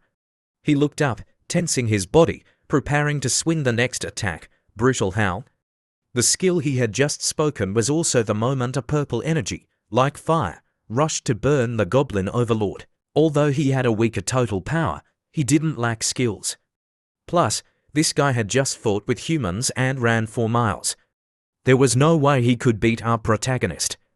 After a while of enduring the attacks, his massive body immediately collapsed, seemingly losing the ability to fight. Lin Qian slowly walked towards his corpse. The Goblin Overlord was finally eliminated. His eyes were white, his mouth foaming, flowing with blood on the ground, looking very pitiful. Lin Qian, after seeing his opponent die, returned to his excited expression as always. He raised his hands, happily exclaiming, "I was just planning to try my luck. I didn't expect to actually receive this skill." Lin Qian was happy to have just received a new skill, was suddenly punched by the Goblin Overlord. Lin Qian thought he was dead, but he wasn't. He wondered why he recovered so quickly. After that punch, Lin Qian was knocked back a distance. The Goblin Overlord's entire body was red, and he prepared to charge at Lin Qian again. "A low-level goblin dares to fight me." In a flash, the Goblin Overlord stomped the ground and charged. He put all his strength into his colossal punches, aiming at Lin Qian. His body was severely injured, but his attack speed was still very fast. Lin Qian could only raise his hands to block each of his attacks. After a series of punches, there was a final punch. The Goblin Overlord swung his fist back, gathering energy, putting everything into this final blow. He opened his mouth full of sharp teeth, roaring at Lin Qian, "Die for me!" Boom! With a deafening sound, the Goblin Overlord's eyes were filled with killing intent as he swung down. Lin Qian continued to block the attack. He blocked with both hands, but the force of this monster was still very strong for him. This final blow made Lin Qian's entire body sink into the ground, causing the ground below to crack. At this moment, Lin Qian's system displayed, Brutal Goblin, total power, 2,700. Lin Qian, while using the system to check this guy's strength, smirked, saying, "Yummy, what terrifying power." Luckily, he's currently severely injured, plus the previous battle with the hunting squad weakened his strength significantly. The Goblin Overlord, seeing that Lin Qian was still blocking his attack, muttered, "He can still withstand my attack. This guy's strength is getting stronger and stronger, damn it." Lin Qian's hands below were trembling because this guy's punch was too strong. Immediately after, there were screams from him. The Goblin Overlord, seeing something, was shocked, widening his eyes. It turned out that Lin Qian had counterattacked. Lin Qian used his left hand to gather a golden energy ball, pushing it hard into the Goblin Overlord's right chest. Seeing the considerable power surging into his body, Goblin Overlord was very surprised, his mouth agape, looking at Lin Qian. After that attack from Lin Qian, the Goblin Overlord's body seemed to lose all strength. He slowly fell, but his mouth continued to roar, "Impossible. I can't lose to A." Before he could finish his sentence, he fainted, falling to the ground before Lin Che. Lin Che, at this moment, was finally relieved. He wiped his forehead. After a few hours of fighting, he's truly tenacious. Then, he glared down at the goblin's corpse, saying to himself, there's no food here for you to recover. Being hit in your weak spot will definitely kill you. If you didn't have some value, I would have stabbed you in the heart a long time ago. A few minutes later, at the cave of Lin Cheon's tribe, the sound of the stream flowing was very peaceful. The goblin overlord's corpse was still lying on the ground. Lin Che said, ordering someone, leave this brutal goblin to you to handle. It turned out that he was entrusting it to Goblin Slayer. As soon as she heard him say that, she looked at the goblin, asking, what do you want to do again? Seal his soul into the ring to increase your strength. After all, the plan has already succeeded. Lin Che replied seriously, the plan has changed. We were interfered with by the Sword Saints hunting squad, and I was also exposed. Then, he continued, in their team, there's someone named Marshall who can use earth magic. He can easily find us through earth magic. Hearing him say that, Goblin Slayer asked, so, what do you plan to do next? Lin Che slowly took off the ring on his hand, simultaneously looking down at the Goblin Overlord's corpse, saying, isn't this guy from the Great Tomb? Why not borrow his background to have the people from the Great Tomb eliminate those guys? Goblin Slayer, behind him, hearing this, was somewhat surprised. Is it this trick again? She seriously asked him, isn't that too dangerous? It's best not to get involved with those guys from the Great Tomb. Goblin Slayer was someone who knew the strength of the people from the Great Tomb, so she was very worried about Lin Cheon's decision. Lin Che still understood that, but wanting to defeat the Sword Saints group with just the strength of his tribe was not enough. He lowered himself, simultaneously replying to Goblin Slayer, this is the best way. With that, he returned the ring to the Goblin Overlord. Then, he stood up, ordering Goblin Slayer, you order him to return and report to the people of the Great Tomb, offering the abyssal artifact so they can avenge the brutal goblin. Seeing Lin Che so determined, Goblin Slayer had no other choice. She walked over, simultaneously saying helplessly, I really don't know what to do with you. She walked over, taking off her gloves, simultaneously sighing, saying, all right, then let's follow your plan. Her other hand took out a short knife, lightly cutting her hand to draw blood, preparing for the ritual. As soon as she finished cutting, she immediately put her hand out, letting her blood fall on the Goblin Overlord, simultaneously reciting words that ordinary people would never understand. As soon as she finished speaking, Goblin Slayer ordered, quickly stand up. The Goblin Overlord's hand was covered in a green aura, then raised according to her order. Then, he became obedient, bowing respectfully, saying softly, your humble slave greets master. Goblin Slayer stood proudly opposite him, saying the words that Lin Che had entrusted to her earlier. Hearing this, he obeyed, replying, I will definitely complete the mission. A few hours later, deep inside the cave, there were many sparks flying up, as if someone was burning something. It turned out that his subordinates were lighting a campfire, celebrating their victory. The purple-haired goblin and his companions were tearing at the delicious food, enjoying it before the warm fire. Lin Cheon's system rang out, Master has accumulated 300 life points. He was carefully examining the system's reward points. Lin Che stroked his chin, hesitating, not knowing what to use these points to exchange for. Behind him, his subordinates were still clamoring, fighting over food. The system panel before him displayed, can summon a level 6 demon, completely obedient to you. Next to it was an image of a monster roaring. Lin Che continued to ponder. He carefully analyzed, should I exchange this to protect myself? No, forget it. A level 6 demon's strength is only equivalent to a brutal goblin. Even 3 brutal goblins might not be able to beat the Sword Saint. With that, he waved his hand on the system's screen to switch to other items, simultaneously saying, why not choose some practical skills to strengthen myself? Immediately after, the skills appeared one by one. Heterogeneous fusion can seize the parts of the opponent and fuse them with yourself. Each part will receive some attribute enhancements, but cannot receive the opponent's innate skills and will not affect your appearance. Blood of Ruin. Attacks carry the effect of ruin, which nullifies the opponent's holy power, weakens all of the opponent's attributes, and deals higher damage to those affected by the ruin effect.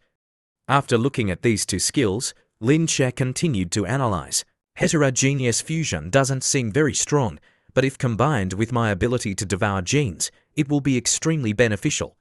For example, fusing the wings of a dragon, then devouring its flying system skill. Along with his thoughts was the image of Lin Che growing a pair of colossal dragon wings. Next was the snake's eye with a vertical pupil, staring intently at the audience. Lin Che said, or fusing the eyes of Medusa, then devouring her petrification skill. He was still hesitating, scrolling to the remaining skill, saying, but Blood of Ruin seems to be the only way to resist the holy power system. Heterogeneous fusion is good, but there are currently no demons for me to fuse with. All right, I'll choose it. With that, he pressed his hand down, choosing the skill Blood of Ruin. A skeletal hand holding a fiery red flame appeared before Lin Che, along with the system notification. Successfully exchanged Blood of Ruin. Congratulations, Master, for receiving the miracle effect of life, returning 300 life points. What? Why is there this kind of grace? Lin Che exclaimed in surprise, widening his eyes really. Then, he couldn't control himself anymore, waving his hands, jumping, shouting, System, I love you so much. If you were a person, if you were a woman, I definitely wouldn't mistreat you. The subordinates on this side, seeing him standing in a corner, laughing crazily, were very confused, looking at him blankly. Immediately, Lin Che exchanged for the remaining skill, successfully exchanged heterogeneous fusion. Lin Che happily clenched his fist, saying loudly, just in time to solve the problem of limiting the goblin's gene devouring. Satisfying to wishes at once, truly amazing. While he was happy, someone called him boss, startling him. He looked over. It turned out to be Goblin and Ely, coming to see him. The two had been observing all his actions and words for a long time. Goblin said shyly, what's wrong with you? Ely, on the other hand, happily grabbed his hand, as if wanting to take him somewhere. Seeing these two so enthusiastic, he smiled awkwardly. It's nothing. Goblin, on this side, seemed to suddenly realize something. Boss, just now, you seemed to say something about not mistreating women, right? Then, she lowered her head, her lips moving, hesitating, wanting to say something. After a while of acting coy, she finally looked up, her eyes sparkling, simultaneously using her hand to stroke her clothes, asking, so, boss, are you wanting that? Hearing Goblin's words, Lin Che waved his hand awkwardly, saying, no, that's not what I meant. Hearing him say that, Goblin and Ely were disappointed. They looked at him with regret. He was smiling on the outside, but on the inside, he was very worried. He sighed inwardly, there's no peace every day. She chases after me several times a day, my body can't take it anymore. While the three were one rejecting and trying to seduce, a subordinate rushed in, urgently reporting, boss, that human is causing trouble again. He even stole 2 weapons. Hearing this, the three exchanged glances. Lin Che just snorted coldly. He dares. Then, he ordered, quick, take me to see. With that, the three quickly followed the goblin subordinate. The human being mentioned in this tribe was none other than Loa. Seeing the 2 familiar weapons, he continued to go crazy, hugging his head and crying, Father's sister, I'm so sorry to you both. It's me who harmed you. At this moment, Loa seemed to have reached his limit. He thought that the Sword Saint, out of teacher-student affection, would come to save him, but the result was that one by one, people fell at the hands of the goblins. His father and sister were no exception. While he was sobbing, he jumped in fright when he saw Lin Che approaching. Immediately, he rushed towards him, calling out, Lin Che. Ely, seeing Loa's disheveled appearance, leaned into Lin Che in disgust. Lin Che, on the other hand, didn't speak, but put his hands in his pockets, watching to see what he wanted to do. Loa, at this moment, was both smiling and crying, asking Lin Che, please tell me, are my father and sister still alive? Hearing this, Lin Che said coldly, your father was bitten to death by the Overlord class. As for your sister, her body has been defiled for a long time. Hearing these words was like a thunderbolt to Loa. He was stunned, silent, as if unable to believe it was true. After a while, hearing the truth, he began to chuckle. Then, he hugged his head, both crying and laughing. I really shouldn't have provoked you, shouldn't have joked in front of you. It's all my fault, Ely. You can still continue to live. Hopefully, the church will save you in the future. Ely, at this moment, was only thinking of Lin Chia. She didn't seem to pay attention to Aloya's words. With that, Loa stood up, running very fast. He slammed his head hard into a rock nearby. Startled, Ely hugged Lin Chia. Lin Chia, on the other hand, was very surprised by this scene. His body slowly slid down, leaving a large pool of blood on the rock. He had been tortured to such a weak state, and now, thinking of ending his life like this, he definitely wouldn't survive. Lin Chia slowly walked closer. He lowered himself, sitting down, raising his hand to summon something, simultaneously saying softly, I've tortured him to the point of developing feelings. Why does he want to end it? Loa's body, at this moment, was constantly twitching on the ground. Lin Chia swung his knife high, saying, It's been a long time. My hatred for you has also disappeared. This knife is to help you reduce the pain after these months of torture. Finally, Loa was freed and reunited with his family, the Great Tomb Forest. The Goblin Overlord finally followed Goblin Slayer's orders and came here.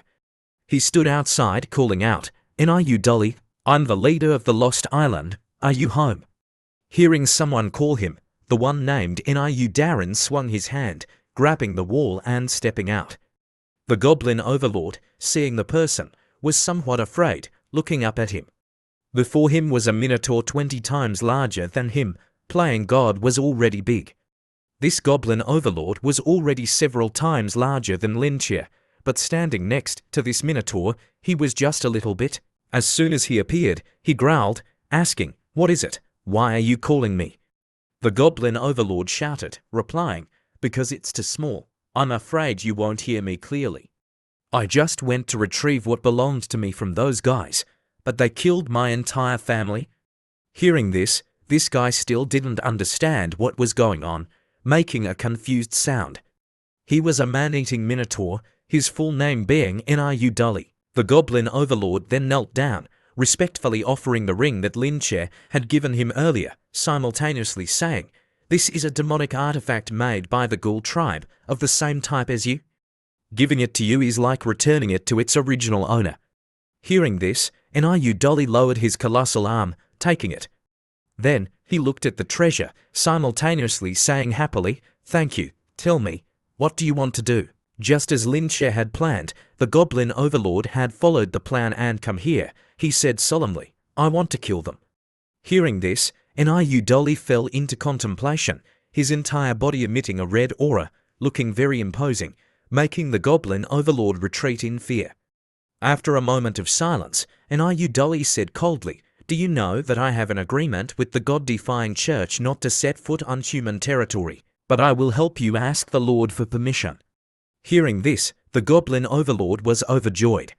He smirked, replacing Lin Chia, and Niu Dolly continued to step forward, his entire body surging with power, saying, To go and avenge the humans. I think he will agree. It seemed this guy was very interested in this matter. He continued to tense his body, emitting a tremendous power, then said, After all, it's been a long time since I've eaten fresh meat. A few days later, at Lin Chan's tribe, inside, Lin Chia was fiddling with the system, examining it. Immediately after, his stats were displayed. Lin Tian level 70 race, Goblin occupation, Nun title, Offender of the Gods, God Creator, blessed by the Gods HP, 2000 strength, 540 defense, 710 skills, mutation, fusion, blood rupture, howl, unarmed agility equipment, exquisite iron armor, exquisite short sword, elemental crossbow total power, 3100. After seeing his stats, he became depressed, raising his hand to his forehead, sighing inwardly, After a few days of practice, I have almost mastered the use of blood rupture. Although my level has increased, the Sword Saint has a total power of at least 4000, there is still a considerable distance. Perhaps the only way is to join forces with Brutal and the others to deal with her, who told me to start with hell difficulty. At this point, Lin Che became serious again. He stroked his chin, thinking, but now, it's almost time for me to raise my head. As long as I join forces this time to destroy Bright Town, this starting instance, I can create an entire army of hero class. Thinking this, he relaxed, sighing, marveling. Finally, I don't need to hide anymore. Just then, behind him, Goblin Slayer was approaching, simultaneously saying, "Linche, the brutal goblin, has led people to the cave entrance. He's just waiting for you." Hearing her words, he didn't turn around, but replied, "I know." Goblin Slayer didn't stop there. She put on an affectionate expression, approaching him. "Wait." Then, one hand hugged his shoulder, one hand grabbed Lin Chon's hand, continuing to say softly, "Do you need us to go with you to Bright Town?" Hearing this, he replied, "No need. This battle is only aimed at the Sword Saint and a few other strong people. If it's not favorable, I can still escape. You guys following me will only be a burden." Goblin Slayer continued to press close to his shoulder, saying, "I have given the command to the brutal goblin, telling him to listen to your orders. Don't disappoint me, otherwise I will punish you severely."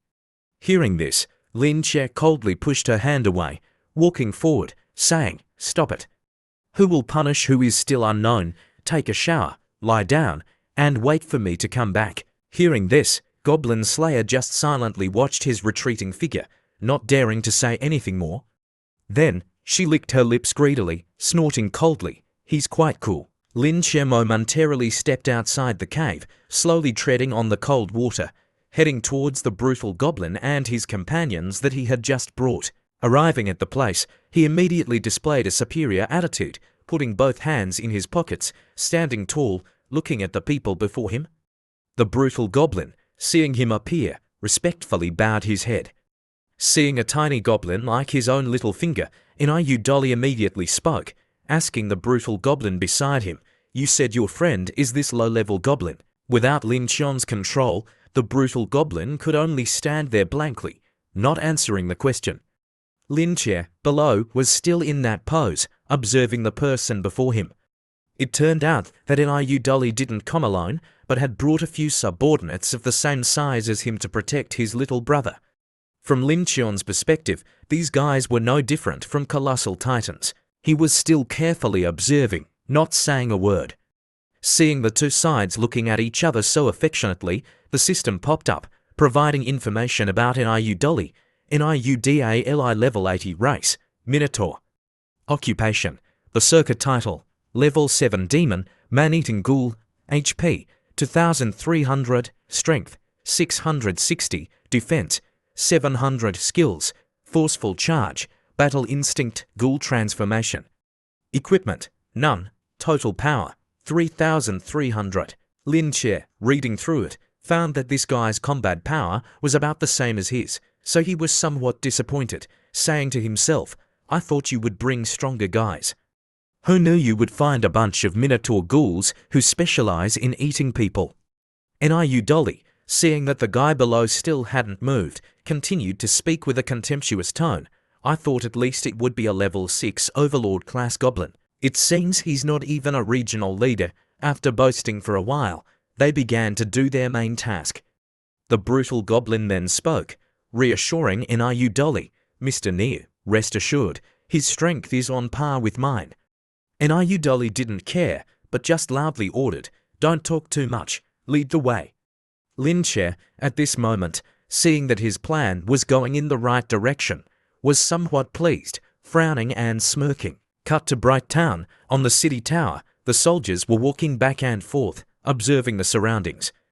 The Minotaur ghouls and the brutal goblin had arrived here. The brutal goblin then spoke, pointing and reminding, "It's that place.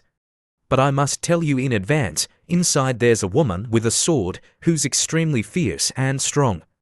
Inayu Dolly, hearing those words, didn't show any concern, but was even more pleased. He laughed happily, replying to the brutal goblin, "I like strong food.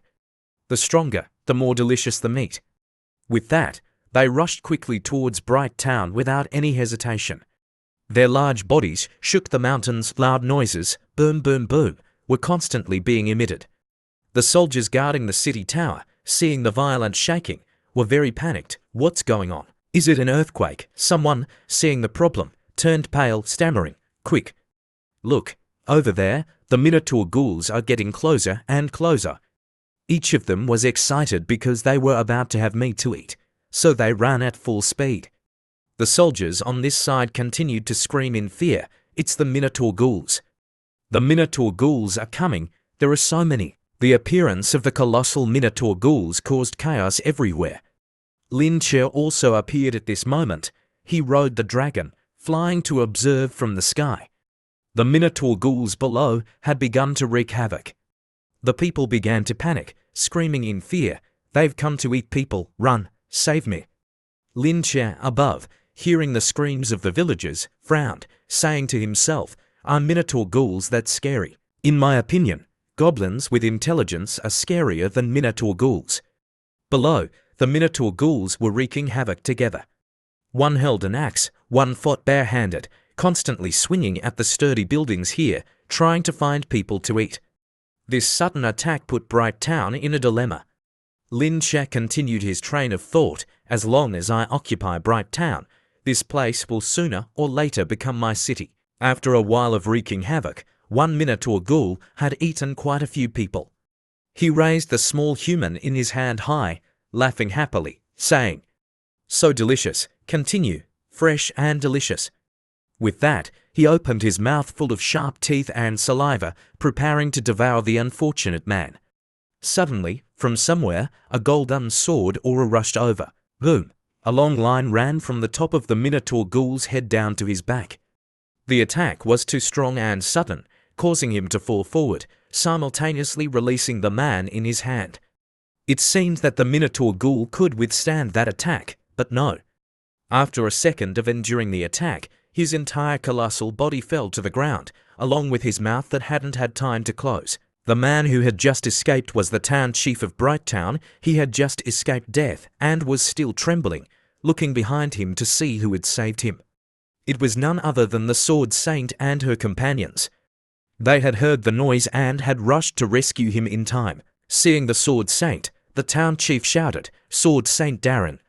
Austin in the team was confused when he saw the Minotaur ghouls coming here to wreak havoc. He asked, "Why are there so many Minotaur ghouls?" Suddenly, Marshall widened his eyes in surprise, as if seeing something. It turned out that he had run into the back of the brutal goblin, meeting an acquaintance, but this acquaintance didn't make him happy. He loudly said, "Isn't that guy from the Great Tomb? He must have brought the Minotaur ghouls to seek revenge." Then, he gritted his teeth angrily, clicking his tongue, continuing, "Damn it. I should have killed him right away." The Sword Saint, looking over, also understood the problem.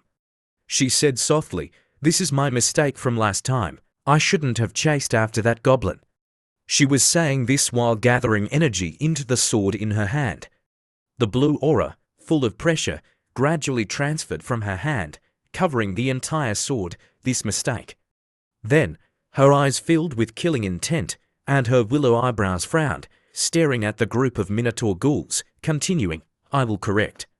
With that, she stomped the ground, rushing quickly forward. With the anger in her, her entire body was covered in a blue aura, and her eyes flashed with lightning, looking very powerful. Immediately after was a bloody battle between the Minotaur ghouls and the Sword Saint. Wherever she swung her sword, corpses fell. Each of her sword strikes was not just power, but also hatred. Why does it have to be Bright Town?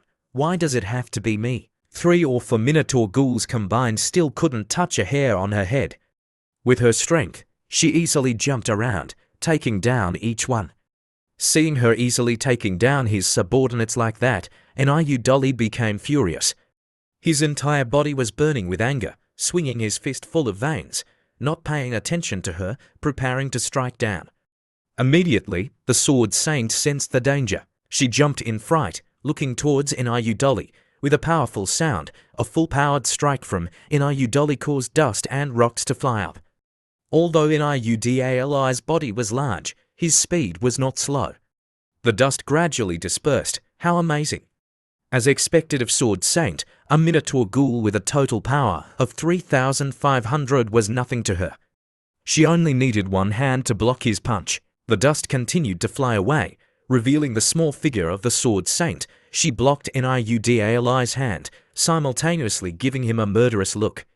This time, he wouldn't be able to eat much meat, and his life would be hard to protect. Niu Dolly, seeing her block his attack, was very surprised. He widened his eyes, exclaiming in disbelief, "She blocked my attack." Scary, he swung a few more punches to scare her. Thus, he didn't show any mercy to his prey, swinging wildly at the sword saint. The two fought each other, determined to fight to the death. Above, Lin Che was still observing the battle, waiting for a good opportunity to strike. He crossed his arms, looking down, analyzing the situation. Although the combined strength of the Minotaur ghouls is slightly lower than the sword saints, fortunately, their strength is on par. As long as I can control her, I will be able to strike more easily. With that, something caught his attention, causing him to look over. What's that? It was Marshall, who had caught Lin Qian's attention. He was taking advantage of the sword saint taking down the Minotaur ghouls to eliminate the brutal goblin, whom he considered the culprit. His entire body was surrounded by earth, as if preparing to do something. Earth magic. With that, his entire body sank into the ground. Before sinking down, he didn't forget to leave a few loving words for the brutal goblin. "You damn beast. See how I kill you." Lin Chia above, seeing the opportunity, smiled sinisterly, thinking, "Earth magic, right? I've been waiting for this moment." Immediately after, Lin Qian's skill was released. Earth element, countless pillars of earth shot down from him below. After Lin Qian's words, countless pillars of earth that he shot down exploded. The body of Marshall, along with dust, flew into the air. Then he fell, hitting his head on the ground, his eyes white, not having time to close, losing the ability to fight after just one attack from Lin Che. After Marshall was taken down by Lin Che, the Goblin Overlord reached out and grabbed him. Then, he quickly brought Marshall's body closer and opened his mouth full of sharp teeth, preparing to devour him.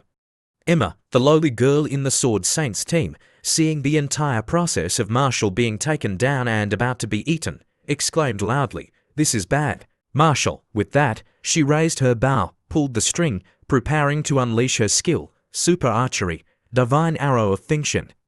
As soon as the skill was called out, streams of pale golden energy gathered at the tip of her arrow. Below, Lin Che had sensed that Emma was preparing to fire an arrow, so he quickly transformed into a tornado, flying towards the Goblin Overlord. As planned, Lin Qian's tornado blocked Emma's Divine Arrow of Finction. The speed of the arrow was very fast, but unfortunately, the tornado was stronger. Emma, on the rooftop, seeing her arrow being blocked so suddenly, was surprised and frowned, saying in confusion, "What's going on?" On this side, Lin Che, after blocking the arrow, jumped off the rooftop, landing on the ground. His entire body was surging with golden energy, looking very imposing. He looked coldly at Emma, slowly saying, "Luckily, I also have the agility skill." Immediately after, he returned to the main issue. In fact, he had gone to the trouble of blocking the arrow just to seize the delicious prey. He looked at the Goblin Overlord, saying urgently, "You leave this guy to me, you go help those Minotaur ghouls." Hearing him speak, he flinched, stopping his actions. Immediately after, he turned, placing Marshall's body down, simultaneously bowing respectfully, replying to Lin Che, "Yes, all right." After giving the order, Lin Che crossed his arms, putting his hands in his pockets, slowly walking towards Marshall. As he walked, he happily praised, "Goblin Slayer's command seal is indeed easy to use." With that, he licked his lips greedily, looking at the good prey on the ground. "Come to me, Earth Magic." Next was the image that everyone knew what would happen. The system then displayed a notification, devouring. Emma, above, witnessing the goblin eating her teammate, couldn't help but widen her eyes, covering her mouth, trembling, stammering, "Lord Marshall, no way." Cut to Austin, he had also witnessed the scene of Lin Che just now. He was very angry, swinging his sword hard, leaving a long line across the Minotaur ghoul's forehead, simultaneously shouting, "Marshall." After Austin took down the Minotaur ghoul, he rushed quickly towards Lin Che with his shield and large sword. His entire body was surging with power, his mouth clenched, his eyes red, shouting, "You damn beast. How dare you do that to Marshall?" Lin Che, on this side, was not afraid at all, standing tall, waiting for him to come. When he was close enough, he jumped, flying up, swinging his sword back, simultaneously shouting the skill, super martial skill, a mountain-splitting stone-breaking. With that, countless streams of fire merged into the sword, looking quite impressive, but Lin Che still didn't move. He stood, staring at him, not afraid at all, activating the skill, unarmed. As soon as the unarmed skill was activated, Lin Che had lightly deflected Austin's full-powered sword to the side. He saw this tiny goblin block his attack and was very surprised, widening his eyes in shock. The eyes of the two met. Lin Che was very calm as he looked at him, while he was completely the opposite. He gritted his teeth, widening his eyes, glaring at him, simultaneously exclaiming, "Damn it, I thought that one attack would cut this goblin in half. Who knew he would block it so easily?"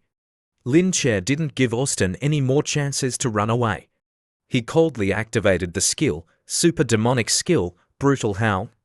Immediately, a blue light from his skill was released on Austin. He could only grit his teeth and endure the attack, not being able to dodge in time. Immediately after, countless streams of blue energy from Lin Che's brutal howl were released in a wide area, shaking the entire area. What was coming had come. Emma had to witness another one of her teammates leaving. Her entire body was trembling, tears still streaming down uncontrollably. Immediately after, she turned away, not daring to look at the bloody scene. Below, Lin Che was tearing at his spoils, who told him to be a man. If he were a woman, he wouldn't have been like this. A few minutes later, only Austin's bare bones remained. He was out of the role like this, which was too pitiful. Continuing was Emma's fearful expression. She couldn't believe her eyes, constantly witnessing to teammates leaving before her eyes, causing her spirit to collapse. How can it be? Even Austin was eaten alive. After securing 2 lives, Lin Che leaned against a wall, carefully observing the system panel. "Congratulations, Master. Level increased to 75. Total power 3,200. He happily looked down at the system, saying to himself, "I didn't expect to increase 5 levels at once.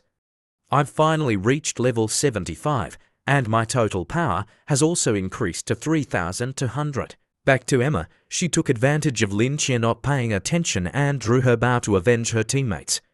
The bow was pulled taut, and countless arrows were summoned around the 6-pointed star. She gritted her teeth, shouting, "Go die, you stinking goblin, release." Immediately after, the arrows rushed quickly towards Lin Che. He was still observing the system, thinking that her strength wasn't worth worrying about, so he didn't defend against her. A golden light pierced through his right shoulder. He was very surprised, plus the piercing pain in his shoulder made him grit his teeth, hunching over in anger. Immediately after, he hugged his injured shoulder, looking up at the direction the arrow had come from, frowning. Another arrow rushed down with that speed, making Lin Che very surprised. In a flash, he dodged.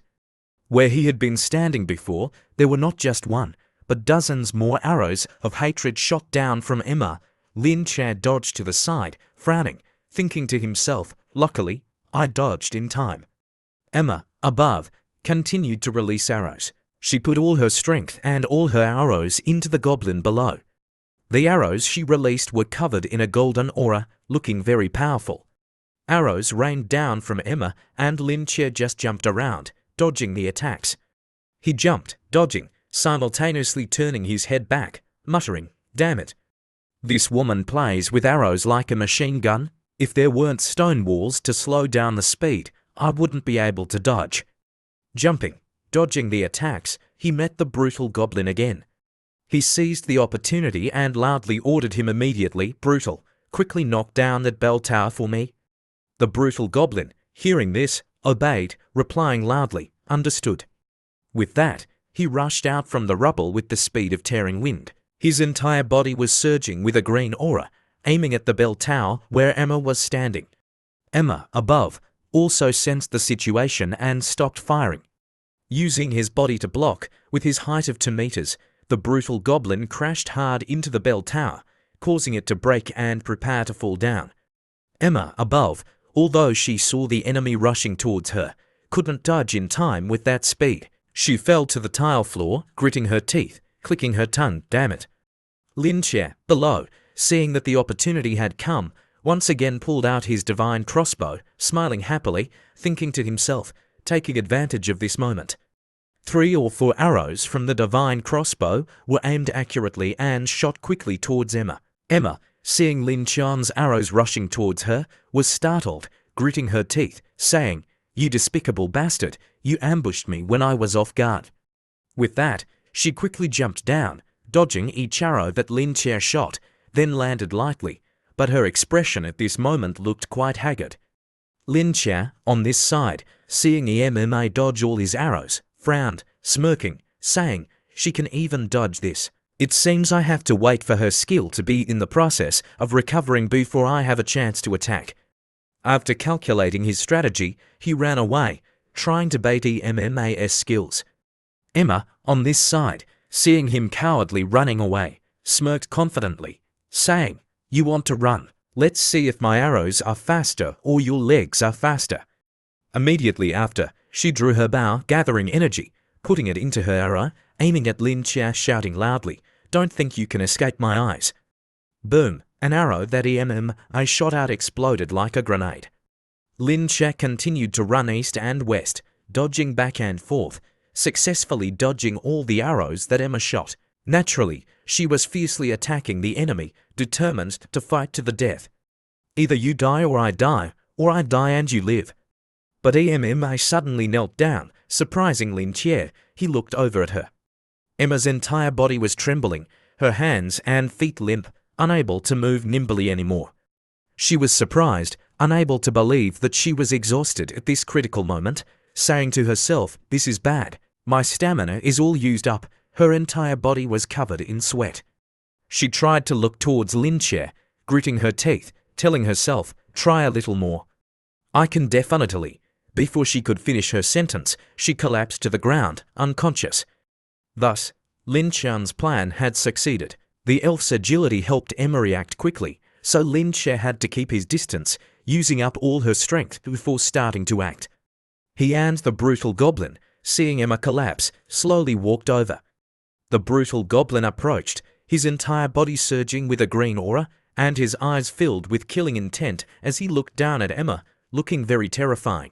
Emma, in his eyes at this moment, was like a piece of meat that had just been cooked, waiting to be eaten. Immediately after, he opened his mouth full of saliva and sharp teeth, lunging down, preparing to swallow Emma whole. But just as his mouth was about to reach his prey, a familiar voice rang out, "Get out of the way." "This is mine." The brutal goblin immediately stopped his crazy actions, glancing over at Lin Qian. After ordering the brutal goblin, he slowly approached Emma, then sat down, observing her small body with a sinister expression, continuing, "It would be a waste to eat such a powerful elf." Emma was still lying motionless, not knowing anything. After speaking, Lin Qian gently used both hands to lift Emma up, then slowly walked away, finding a secluded place. As he walked, he thought to himself, "I wonder what new skills I will receive after this time." His figure disappeared behind the dust, leaving the brutal goblin with an empty stomach. A few minutes later, in a ruined area of Bright Town, Emma's eyes slowly opened after a period of unconsciousness due to exhaustion. She was confused, not knowing where she was, having just fought with that goblin. "Have I died? Where is this place?" Suddenly, Emma's eyes widened in surprise. What was before her made her very surprised and frightened. What frightened her was none other than Lin Qian. He, at this moment, was preparing to go into battle, taking off his clothes to reveal his attractive 8-pack body. But in Emma's eyes at this moment, what was before her was a skinny, long-haired goblin preparing to attack her. As soon as she saw him, she shouted, "Goblin, you damn bastard, don't come over here." Immediately after, she struggled, wanting to run away, but trying to struggle, she found that she couldn't get up. She looked over at her tightly bound arms in surprise, saying to herself, "Damn it, I can't move." Realizing that she was in this situation, she was very scared. She had just been unconscious, so she didn't know what this guy before her had done to her. She was scared, struggling, shouting in despair, "Damn goblin! What have you done to me? Get away from me!"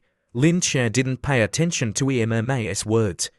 He just sat down next to her, putting on a provocative expression, slowly saying, "What's the rush? You'll know soon enough." Hearing that tone and seeing that despicable expression made Emma scared, trembling, her throat tight, unable to say anything. And so, the one-sided battle between the attacker and the attacked officially began. Cut to the Sword Saint. She had been fighting with NIU Dolly for several hundred rounds. It seemed that this sword strike was her decisive move for NIU Dolly. She unleashed the attack with eyes full of killing intent. NIU Dolly, being slashed across the chest, screamed in pain. His total power was weaker, but he was tenacious, so it was already a miracle that he had lasted until now. His entire colossal body fell backward powerlessly. The Sword Saint then seized the opportunity, jumping up, lightly taking some blood from his neck. NIU Dolly officially went to see his ancestors from here. The Sword Saint, after taking him down, showed signs of fatigue, frowning, her lips moving, saying, "He's truly a difficult opponent." Suddenly, a very loud scream came from the right side of the Sword Saint. She immediately recognized it, looking over in surprise towards the direction the sound came from. "What's going on? What is this sound?" Cut to Emma. After a period of being played with by Lin Chia, the clothes on her body were torn. It seemed that Lin Chia had acted very brutally. Emma, at this moment, was sobbing, trembling, holding a small knife in her hand, wanting to end her life because she felt that she had been tainted. The Sword Saint had arrived at the place. She saw Emma wanting to do something bad, so she swung her hand, rushing over, tears welling up, shouting loudly, trying to stop her. "No! Emma, stop!" And so, a line was decisively stabbed down by Emma. Red liquid flowed out continuously. The Sword Saint, witnessing that scene, was stunned, her eyes wide in horror. She never dared to think that things would go this far. All of her teammates were killed one by one. The Sword Saint rushed over in a panic, simultaneously shouting, "Emma!" Why? Emma, at that moment, was lying motionless. The Sword Saint then rushed over, lifting Emma up. She was constantly crying, trying to wake Emma. "No! Emma, don't die. Try to hold on. I'll take you to get treatment right now." Emma was still silent, not responding to her. After a while of shaking her, Emma finally opened her eyes. Emma looked at the Sword Saint with sad eyes, crying, "Alice, Marshall and Austin, they're dead." And the first then, Emma continued to raise her trembling arm, touching the Sword Saint's face, then continued, "Princess Alice, I don't want to give birth to a goblin's child. You must avenge us." The Sword Saint, hearing these words, became even more saddened. She raised her hand, grabbing Emma's hand, saying, "Rest assured. I will kill all of them. Don't die, okay, Emma." After those last words, Emma officially reunited with Marshall and Austin. Her arm fell powerlessly on the brick floor in the Sword Saint's utmost sadness. The remaining Minotaur ghouls, at this moment, had surrounded the Sword Saint. They didn't care about the separation between the Sword Saint and her teammate, but took turns saying to each other, "The boss was killed by her. Whoever eats her will become the new boss." The one next to him replied excitedly, "Kill, eat." The Sword Saint, below, slowly placed Emma down, her face darkening, looking very angry. Then, she raised her sword. All the anger and hatred at this moment had reached its peak. She slowly stood up, her entire body surging with golden energy, looking very imposing. Then, she frowned, saying in a low, angry voice, "All of you must die." Just as she finished speaking, the Sword Saint suddenly stabbed the sword in her hand through her own chest, her mouth constantly grinding. The hatred at this moment seemed to have reached its peak, and red liquid kept pouring out behind her. It seemed that she was activating some kind of skill. The soldiers on this side, seeing her act like that, fell into confusion. She was just fiercely demanding to fight to the death with the enemy, so why is she suddenly stabbing herself? What's going on? They looked at each other blankly, saying, "What's going on? Why did the Sword Saint suddenly commit suicide?" The Minotaur ghouls on this side were no less surprised. They all opened their mouths wide, looking down at her to see what she was trying to do. In a flash, the Sword Saint's entire body flew into the air. Around her was a golden shield, full of sturdiness. Count Ferriman, seeing her sudden action, worriedly shouted, "Sword Saint, what are you doing?" The Sword Saint, at this moment, was still able to control herself. The sword was still stuck in her body. From this stab, it seemed that she had activated a different form of power. The Sword Saint raised her bright eyes, looking down at Pheromone and the troops, slowly saying, "All soldiers, leave here immediately. Otherwise, you will all die." With that, the soldiers below separated, running around, finding places to hide. They ran, screaming, "Mother, I'm going to die. Run, it's so scary. I've never seen Sword Saint like this before. She's even scarier than those monsters." From afar, where Lin Che had just run away after harming Emma, he still heard the sound and shaking from the Sword Saint. The sounds of rumble kept ringing, causing Lin Che to look back. He was very confused, exclaiming, "What's going on? Could it be that the Sword Saint has taken down all the remaining Minotaur ghouls?" Unable to resist his curiosity, he finally ran back to see what was happening. But what hit his eyes at this moment was an image that he had never seen before. He was surprised, widening his eyes, gritting his teeth, exclaiming, "That is." Before him and everyone else at this moment was the image of a colossal Sword Saint. Her entire body seemed to have been released with all its power. The cumbersome armor was no longer helping, allowing her to pairs of wings to appear. She looked like a true saint at this moment. The Sword Saint raised her cold, murderous eyes, looking down at the group of Minotaur ghouls below, simultaneously pulling out the sword from her stomach, preparing to unleash the finishing blow on everyone. Below, even Lin Che had been caught in her sights. Under his feet, a golden aura of the Sword Saint immediately appeared. As soon as it appeared, it locked him in place, catching him off guard. He looked down at his feet in shock, saying loudly, "This is bad." Back to the Minotaur ghouls, they were running for their lives, but had been locked in place. The entire group fell into panic, screaming, "What is this?" Run, in this group, there was still one stubborn guy. Even though he was locked in place, he didn't flinch, but shouted, "What are you running for? Eliminate her." The words he had just said caused the Sword Saint to become even more angry. She continued to gather energy, suppressing them. The Minotaur ghouls, at this moment, were being suppressed by the Sword Saint's extremely strong aura, crawling on the ground. The loudmouth from before now fell into fear. He was forced to kneel down, exclaiming in confusion, "What's happening? This aura is too strong, I can't move." The Sword Saint, above, seeing that her target was in her sights, flapped her wings, flying closer, simultaneously raising her sword high.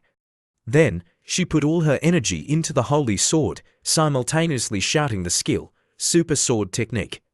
Without wasting words, as soon as the Sword Saint finished speaking, she swung her sword hard at the group of Minotaur ghouls below. Her eyes were filled with hatred, determined to settle everything with this one strike. Holy Judgment, the colossal sword strike, named Holy Judgment, crashed down on the ground. It successfully created a large shock, dust rising everywhere. A moment later, the dust dispersed, leaving behind the image of a colossal slash, and that one slash successfully cut through the heads, arms, legs, and half the bodies of the Minotaur ghouls. After successfully taking down this group, the Sword Saint returned to normal from her transformed state. She successfully landed, her body had shrunk, and the aura around her was also slowly receding. The colossal Minotaur ghouls, at this moment, were like straw to her. She looked around to see if there were any still twitching, then conveniently finished them off, but it seemed that there were none left. The Sword Saint's current state of power was extremely strong. Lin Che, who was standing outside, peeking at her, had his system display information about her current strength. Total combat power, 5,000 greatly increased. And so, the battle between humanity and the monsters had ended. Both sides had suffered extremely heavy losses. The dust gradually flew away, leaving behind bright town full of rubble. Lin Che, outside, glanced at the Sword Saint, saying to himself, "Luckily, I managed to run out in time. I thought this girl was a swordsman, but it turns out she's a mage. To increase her combat power, does she have to risk her life to this extent?" At this moment, Count Pheromone appeared, happily cheering and praising, "Worthy of the Sword Saint, never defeated. The undefeated holy sword protects this kingdom, too powerful." The Sword Saint, on the other side, still hadn't reacted. The golden aura around her had disappeared. The soldiers, at this moment, also rushed out, waving their arms, laughing loudly, celebrating, "Sword Saint Darren, long live." Suddenly, the wound in her stomach throbbed, and blood spurted out. She painfully hugged her stomach, trying to keep the blood from coming out anymore. After forcing herself to strengthen her power, the Sword Saint was now suffering from the backlash. She struggled, propping herself up with her sword to avoid falling down. Her mouth also involuntarily coughed up a mouthful of red liquid. All of her expressions were taken in by Lin Che. His system then displayed a notification. Total combat power, 2,500, greatly decreased. Lin Che laughed with delight when he saw that his opportunity had come. "Let's see how long you can hold on with your remaining strength." The Sword Saint, even in pain, was still very wary. She frowned, looking at Pheromone and the soldiers, saying, "It's not over yet. The real culprit has not been eliminated." With that, she took out a vial of blue liquid, preparing to drink it to recover her power again, the familiar golden vortex. Lin Che, seeing the Sword Saint planning to drink the recovery potion, immediately unleashed a skill, trying to disrupt her.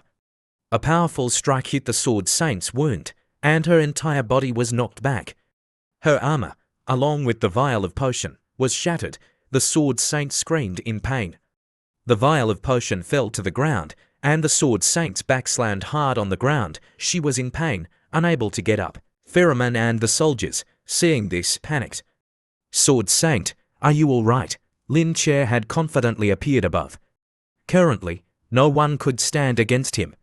The old Count Pheromone, seeing him appear, shouted, "It's that goblin! Everyone, prepare!" Then, he glared straight at Lin Che, shouting angrily, "You despicable, contemptible person! You dare to take advantage of the opportunity to attack!" The Sword Saint, after struggling for a while, managed to stand up.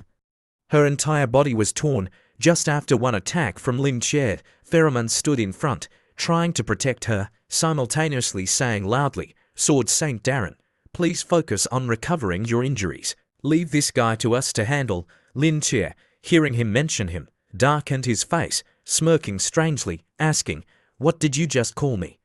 The old Pheromone, at this moment, still thought that he was stronger than the enemy. He charged up alone like a hero. As he charged, he repeated his words from before, "You despicable, contemptible person." 2 arrows from the divine crossbow were quickly shot by Lin Che. They rushed like lightning towards him. With the close distance, he couldn't dodge, so he took the hit, falling backward, unconscious. Lin Che said indifferently, "Not that sentence, but the one before that. You already know that I'm a goblin, so why do you want to reason with me?" The soldiers, at this moment, charged at him. They weren't discouraged by their leader being taken down. One shouted, encouraging everyone, "Kill him!" The others responded, "Kill him, avenge Count Darren." Lin Che didn't want to say much.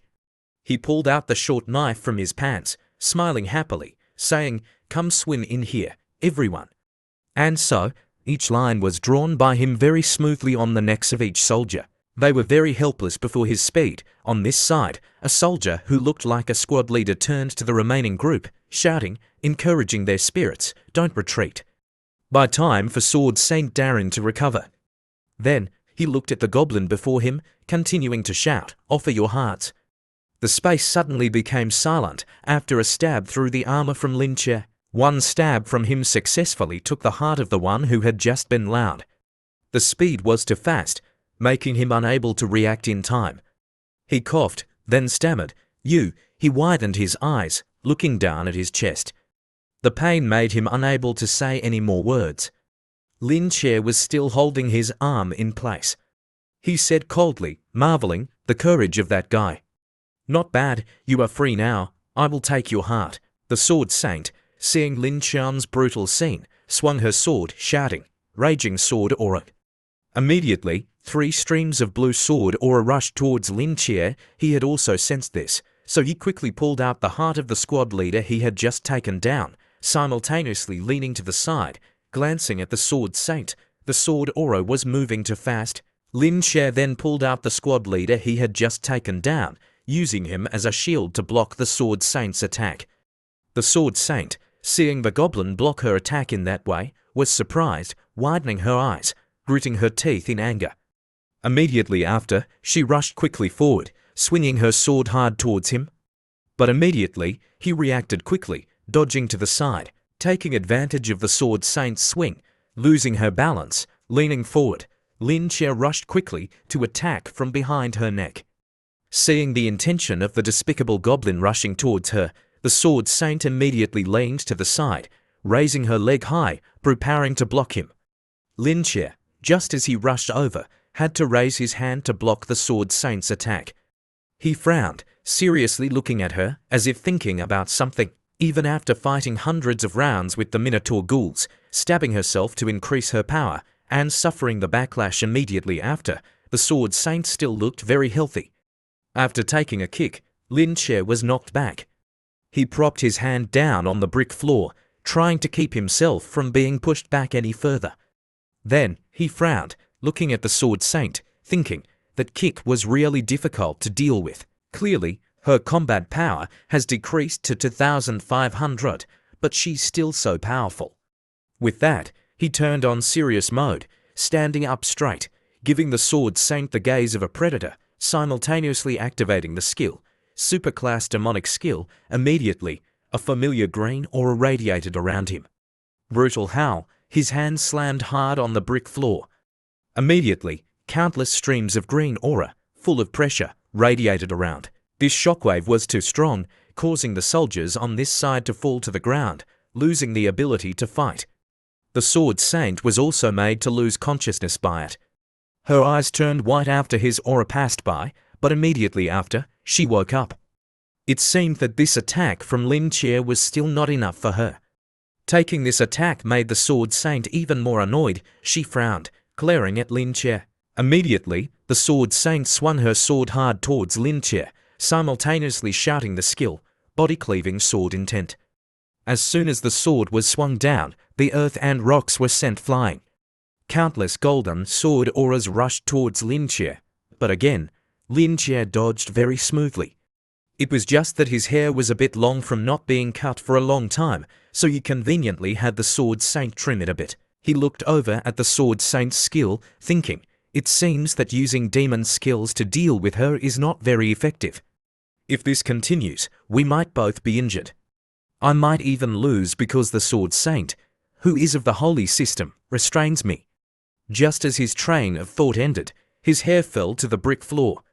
The sword saint, on this side, was still very tenacious, determined to take down the goblin before her. Immediately after, she clenched her hands, swinging her sword, rushing towards Lin Che, simultaneously shouting at him, "Today, we must end this." The sword saint, at this moment, was very determined to take down the enemy no matter what. Contrary to the sword saint's anger, Lin Che, on this side, was not afraid at all, but glared, asking, "Sword saint, do you like the taste of defeat?" But what responded to his words was the sword saint's loud shout, "Shut up!" As soon as the words were spoken, the sword saint's figure had appeared close to him. He then took a stance, preparing to dodge the attack, saying, "Then try it." A loud sound came from the sword saint's sword. Lin Che had quickly jumped up, dodging her attack, leaving behind the brick floor that she had plowed, sending it flying everywhere. The sword saint frowned, watching Lin Che, thinking, "Let's see how long you can dodge." Immediately after, the sword saint ordered the remaining soldiers, "Everyone, attack him together, kill him." Hearing her order, the soldiers swung their weapons, rushing towards Lin Che. Immediately, one was grabbed by the neck by him. The soldiers, at this moment, were like fish out of water to him, very weak. Then, he gently threw the soldier towards the sword saint like throwing a ball. The sword saint, who was rushing to attack him, had to jump in fright, dodging to the side. The soldier who was thrown hit the ground, and at the same time, Lin Che had jumped to another place. The sword saint looked around to see where he was. It turned out that he had taken advantage of the opportunity to run towards the group of soldiers, gathering to take some blood. He passed by, and whoever he passed by fell, with blood splattering everywhere. The sword saint then ran over, catching a soldier, simultaneously shouting, "If you have the guts, don't keep running back and forth. Stand still for me. Lin Che still didn't pay attention to the Sword Saint's words. He knew that it was not easy to take down the Sword Saint at this time. He continued to rush, as if carrying out some plan again. Another one was stabbed by him. Before he could touch him, he had been deprived of his life. Then, he threw the one he had just stabbed back, trying to block the Sword Saint, while rushing away. He was secretly calculating, taking advantage of the human body to dodge, at least in terms of speed. He could surpass the Sword Saint, behind. Although she felt very sorry for her soldiers, at this moment, she had no other choice but to chase after and take down this goblin. Her eyes were full of killing intent as she chased after Lin Che, saying loudly, "You filthy, despicable person, don't run." Lin Che was pleased. Running and glancing back at the Sword Saint, he saw that everything was going according to plan, thinking, as long as I persevere until the Sword Saint's belief collapses and her defense decreases, I will take advantage of blood rupture. And so, the two chased each other, one chasing, one running away, for an hour. Around them was thick dust, accompanied by the coughing of the soldiers. Each soldier was stabbed by Lin Che, but not fatally. They were twitching, trying to beg, "Sword Saint, kill me. I can't take the torture anymore. That's right, avenge us, kill us." The Sword Saint, seeing this scene, began to panic. Lin Che continued to mock, grabbing a soldier, putting the knife to his neck, simultaneously saying, trying to attack the Sword Saint's spirit, "I'm too bored. Let's stop here for today. After all, you have already been defeated in this battle." The Sword Saint, hearing this, became even more angry. She, at this moment, had run out of strength, but was still determined to take him down, shouting, "Don't even think about running." With that, the Sword Saint swung her sword, surging with anger, towards him. He immediately pushed the soldier in his hand towards the Sword Saint. The soldier, seeing the killing intent and the murderous eyes of the Sword Saint, was very scared. And so, the soldier was cut in half by her.